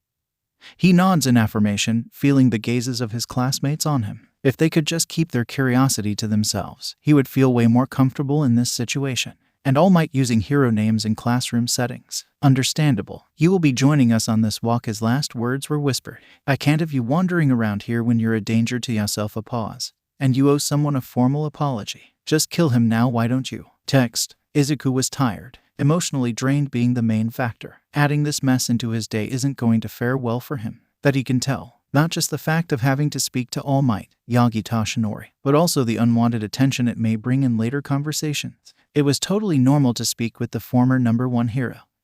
He just wanted to be done with this mess already. Sleep called him to their open arms, promising at least a few hours of rest that isn't plagued by memories of the past. Nothing could help him now, not even attempting to ask Kami for forgiveness to whatever he did in his past life to give him this hellhole of one. Grunting, he opens the door to a meeting room. Room 4, one of the most secured offices and rooms for discussing important matters. The only cameras were on the outside of the door, and soundproof walling assisted in keeping whatever is discussed under the wraps. There's even precautionary methods for hearing-based quirks. A high-pitched buzzing that muddles the voices of those inside. Seems pretty expensive to him, though he'd rather avoid talking to that rat of a principal as much as possible. While the fluffy principal seems all cheerful and kind, he's a effing monster when need be. He could admit that he's sort of afraid of the mammal. Once he enters, he's met with the bony figure of Toshinori and the exhausted form of Aizawa. The bags under his eyes seem more like smudges of makeup in this lighting. Who knows, Aizawa might have went through a phase like that when he was younger. Suppressing the urge to leave the room and flee to his own, he reluctantly sits next to Aizawa. He wanted to stay as far away from Toshinori as he can, skin crawling at the smell of blood plaguing his form. Izuku knew he couldn't help it. It just put him on edge. Unable to identify scents frightened him. And having two scents so similar is bound to have something bad happen in the future. Izuku keeps his expression cooled, perfectly molded to keep his uncomfortable nerves under wraps. He just locked eyes with Toshinori, toxic hues having a faint glow, and waited. The male was wasting time just sitting there. At the watery clearing of a throat, he had to suppress a wince at the increase in the metallic scent. While he may dislike the former #1 hero for trying to force a quirk upon him, he is still a hero at heart, and he knew coughing blood constantly is far from healthy. He tries not to imagine how it feels. Awkwardly, he starts, I wanted to formally apologize to you. Stuttered words have him humming in affirmative, urging him to go on and showing him he's listening. There's a few more seconds of silence before he continues. I'm sorry for trying to force something upon you that you didn't want. I wasn't trying to insult you in giving a quirk that you didn't need, making it seem like I perceive you as weak. Where did that come from? Did he think that was all that mattered? Anger fluttered into his chest, causing his folded wings to puff out faintly, almost unnoticeable if you don't look for it. The feathers on his cheeks begin to twitch more sporadically as he manages to cool his angering expression, except for the increase in glow of his toxic specs. Aizawa notices his anger, inching closer to him barely to provide some sort of comfort. It sure helped, though, coughed out Toshinori. I wanted you to reconsider my offer. Anger flared from its cage, opening wide and rearing its ugly head. A puff of steam escaped his mouth as he tried to bring in calm breaths. Breath in, breath out. Don't effing burn the former #1 hero to a crisp. He was an endeavor, definitely not close to that piece of burning garbage. So don't let his anger get ahead of him. Unable to hide the fierce glare, his toxic pools raged on with boiling anger. He couldn't control the words that escaped his lips, unwanted and filling him with a sour taste in his mouth. How did you think I was upset at you because I thought you were playing me as weak? He asks through grit teeth, Aizawa snatching his hand up in an attempt to keep him from lashing out. He wasn't going to lash out, just dig into this male a little bit. Is your brain as small as the mindless villains you used to deal with in your prime? The ones that ignored the fact that you were a threat and continued doing crimes right in front of you. A harsh bark of laughter escaped his lips, puffs of steam following. The noise was sinister, usually something that promises pounds of hurt in his enemies as his vigilante persona. That way of thinking should have gotten you killed by now. Hissing out those words made him realize the effect of those words, a flinch in recognition. Good, he was told this before, proving his theory right that this hero was as idiotic as he thought him to be. The world isn't all about strength and who has the best quirk. You don't need a good quirk to succeed. Hell, you can be quirkless and still get far in life even with all the discrimination tearing them down. He shouts, this society has beaten down those deemed weak and expects them to back down. You know what that thinking makes All Might. That hero name is ground through clenched teeth. Villains or abusers like Endeavor that manage to become top heroes. It's like you think the world is all sunshine and rainbows. He stood, yanking his wrist from Aizawa's grasp, Well, newsflash, it's not. Stomping towards the door, he opens it and shouts, I should know that all too well. Take off those rose-tinted glasses already, Mr. Retired Number 1. Get used to being quirkless, buddy. The door was slammed behind him. Text, toxic green pools trail over the common room. Chatter filled his eardrums, filling him with a familiar feeling. Dread. He didn't want to deal with this. Just sleep. Sleep sounded so good at that moment that he could just sleep right then and there. Lay down where he was standing and block out the world. Not like his classmates would allow him to do such an thing. Yeah, they'd never allow him to sleep. They just want him to suffer. Midabro, just kill him now. You look dead on your feet. You don't say. While the embodiment of sunshine rained down on him, Ahem walked up to him. He gave a dead-eyed half-attempted glare to scare off the sun child. His efforts are in vain as the shark team bounced his way over. Was he literally bouncing? No, just practically bursting through his skin with excitement, vibrating as anticipation seemed to grip him. He's very excited. But that only increases Izuku's feeling of dread. Come on, shouts the redhead as he yanks Izuku over. Izuku, unable to voice his questions on what they're doing, grunts and resigns to his fate. This embodiment of the sun would never allow him to slip away. If he really needed to, he would probably take Izuku to a chair to listen to what he had to say. You know what? That sounded too much like the training camp aftermath, and he'd rather not be tied up in a chair anytime soon. It wasn't the fact that he was scared. No, that's dumb. It's just expecting the pain to come when in a position such as that. The knife scoring marks up and down his arms, slashing continuing up his chest and Mido. He's knocked from his thoughts, humming softly to show Kirishima that he was listening. His action entices a bright, sharp-toothed smile to split Kirishima's face in two. If this wasn't a common occurrence, he would have been worried the teen would actually split his face in half and need medical treatment. Entering what seems to be a more secluded area, Izuku's pleasantly surprised when people jump out yelling just how he feels. Shouts of surprise enter his ears, and it takes all his self-control to not let out a feral sound to intimidate the cause of the noise or hide behind the redhead. It wasn't needed when it was familiar faces coming into view. Hitoshi was unenthusiastically pulling a confetti popper, Katsuki scowling and crossing his arms while standing next to what looks like a cake. An odd sight indeed. Then there was Uraraka waving something.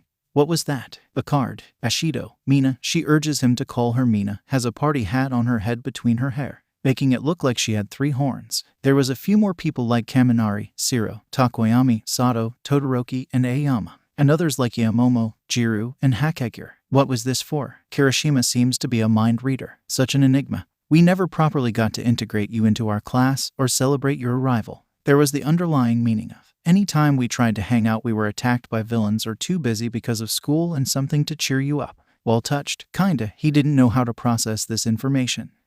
Unknowingly left his lips, and he's dragged into the chaos. Katsuki smirked at his suffering, while Hitoshi whistled lowly, avoiding his eyes. So it's going to be like that. Grinning statistically, something that will be compared to Aizawa later on, he matches over to the two. Grabbing the brainwasher is easy, and any protests are ignored as he stomps to Katsuki. Before the blonde can flee, he's snatched up with Izuku's free hand and dragged into the social circle. Both squirm, unable to escape his vice grip, complaining equally as much, one more abrasive than the other. It was quite the show, and bowed-out entertainment that fueled his sadistic world-burning sigh.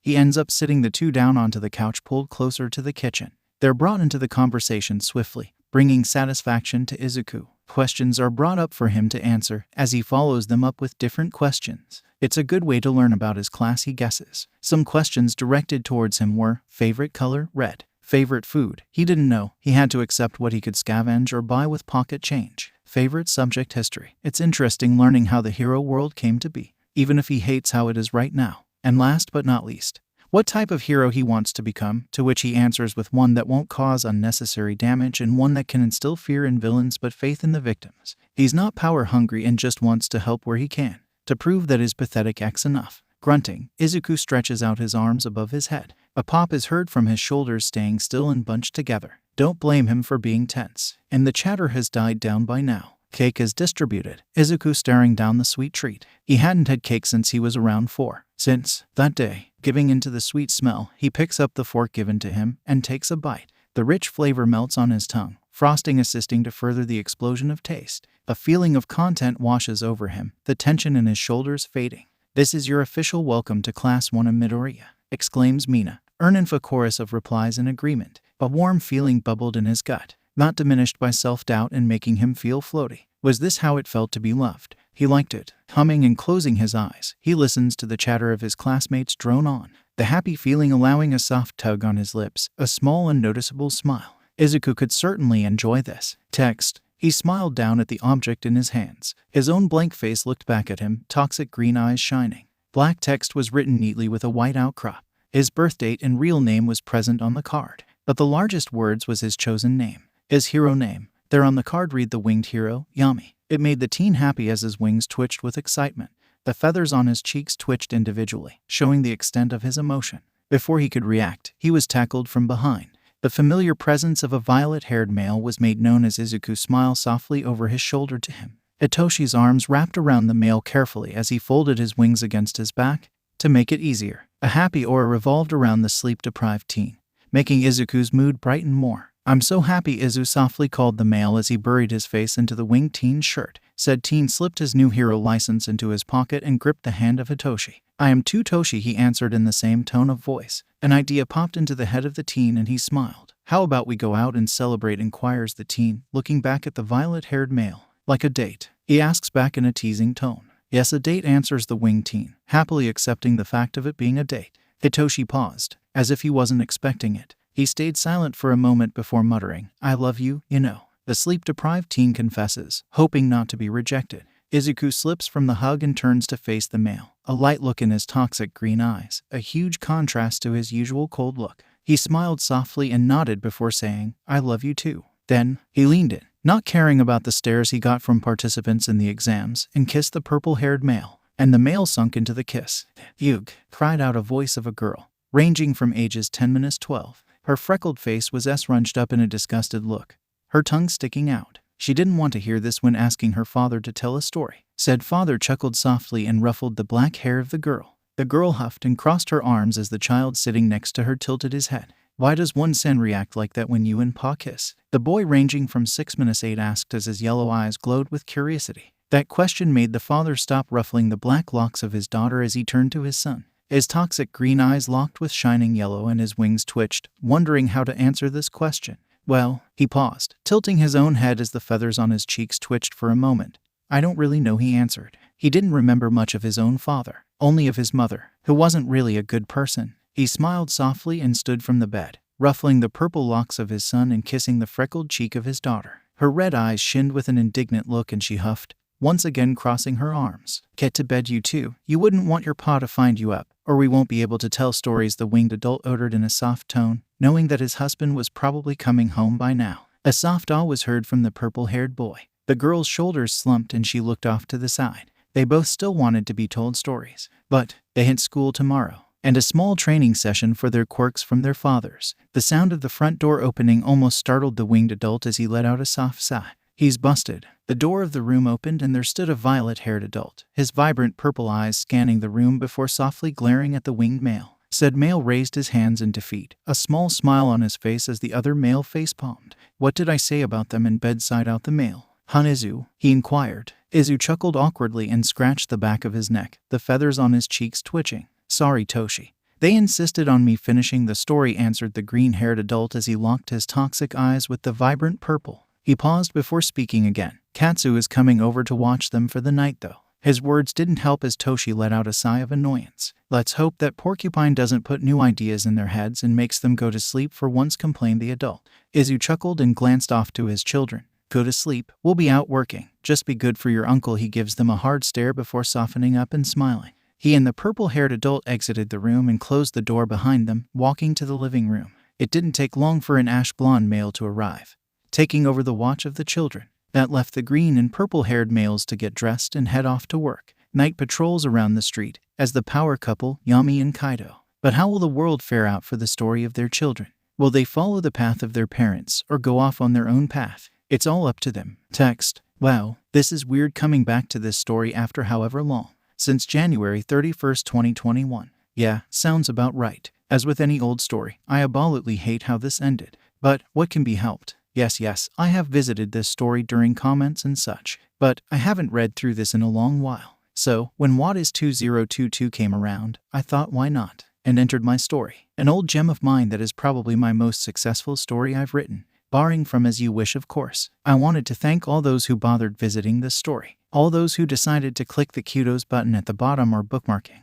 or possibly subscribing when this was still being updated. It greatly inspired me to be better, motivated me to continue on and keep writing, keep pushing past the demon that is writer's block or a fried brain after a day of school. I am much different from the time I started this story. Much different. Now a senior in high school, and taking online courses instead of going to public school. I lived in a mindset that was absolutely horrid, believing I would get nowhere in life and sometimes succumbing to my thoughts. I was stressed by school, striving to be better, striving to graduate, unlike my brother, to make my parents proud, to show that I could pull through despite everyone in my household not going through high school in a straight 4-year period. I pushed unnecessary expectations on myself that stressed me so much that I could barely sleep or focus on things like my friends or my hobbies. Well, yes, it's good to have a goal, but it isn't good to set unachievable expectations on yourself. In the end, I did reach some of these goals I set upon myself. I was scared to get anything lower than 70% in school. In my eyes, a D was unacceptable. It was awful to have, something that would make me stay up for hours focusing on the fact that I failed in my eyes. That mindset still lingers. I still panic at seeing a D, or seeing something lower than that. But after panicking and stressing because I couldn't grasp anything in my chemistry class, I talked to my mom. And she reassured me that it was okay if I sometimes got bad grades. Along with the stress of school, I just left an old friend group. Freshman year was horrible, separating from my friends in middle school because they went to a different school and being left with people I could hardly call acquaintance. I was alone often. I sat in the hallway of the gym, eating and waiting for my gym class to begin. That loneliness only grew when I learned that my online friends weren't really friends. They used me as nothing but a source to vent to, nothing but a pseudo-therapist because I was well-versed in what to do and gave them advice freely. I had a falling out with my friend of 4 years, one of the first people I met online and bonded with over our collective issues. I only learned that our relationship wasn't healthy when they complained to me that I wasn't hanging out with them and was ignoring them, just because I was trying to expand my horizon and meet new people in the gaming community that didn't flame me for the fact that I'm a woman who enjoys shooters. I explained my reasoning, and the fact that I often have times where I take time off gaming and anything online related, and he tried to guilt trip me. Since this wasn't the first time something like this happened, I cut off that relationship, done with the group that I slowly drifted from due to my breaks and personal issues. Thankfully, I found new people. I found people who accepted me as me, and not for my advice. They accepted that I need time to recharge, even if they pester me relentlessly as jokes. They weren't the only thing that helped me pass that pain of moving away from a relationship that used to dictate my life. So many good moments that were shadowed by unnecessary drama that only pushed me away in the end. This fandom, no matter how odd and sometimes disgusting it is, inspired me to make something. The people of this fandom gave me a goal, to write and express my creativity in spite of personal issues occurring. This story has helped me so much, despite the cheese that inhabits every corner and makes me cringe at my old writing. Unfortunately, I may have to remove this story from the platform if I end up entering Wada's list, instead of removing this completely, and getting rid of the amazing comments. I may get rid of the text in each, except for the notes and such, and, when I end up not winning, or the year passes, I'll re-enter each accordingly. I wanted to do this instead of wholly getting rid of the story. I also wanted to inform anyone who is confused if they revisit this or find it for the first time. Again, thank you for the experience you all gave me by simply touching a button or committing. It gave me the happy chemicals and still does even when my brain is like, oh no, it's that story. So, until next time, or until I remove each wall of text in the ass, have a great year everyone, and don't die.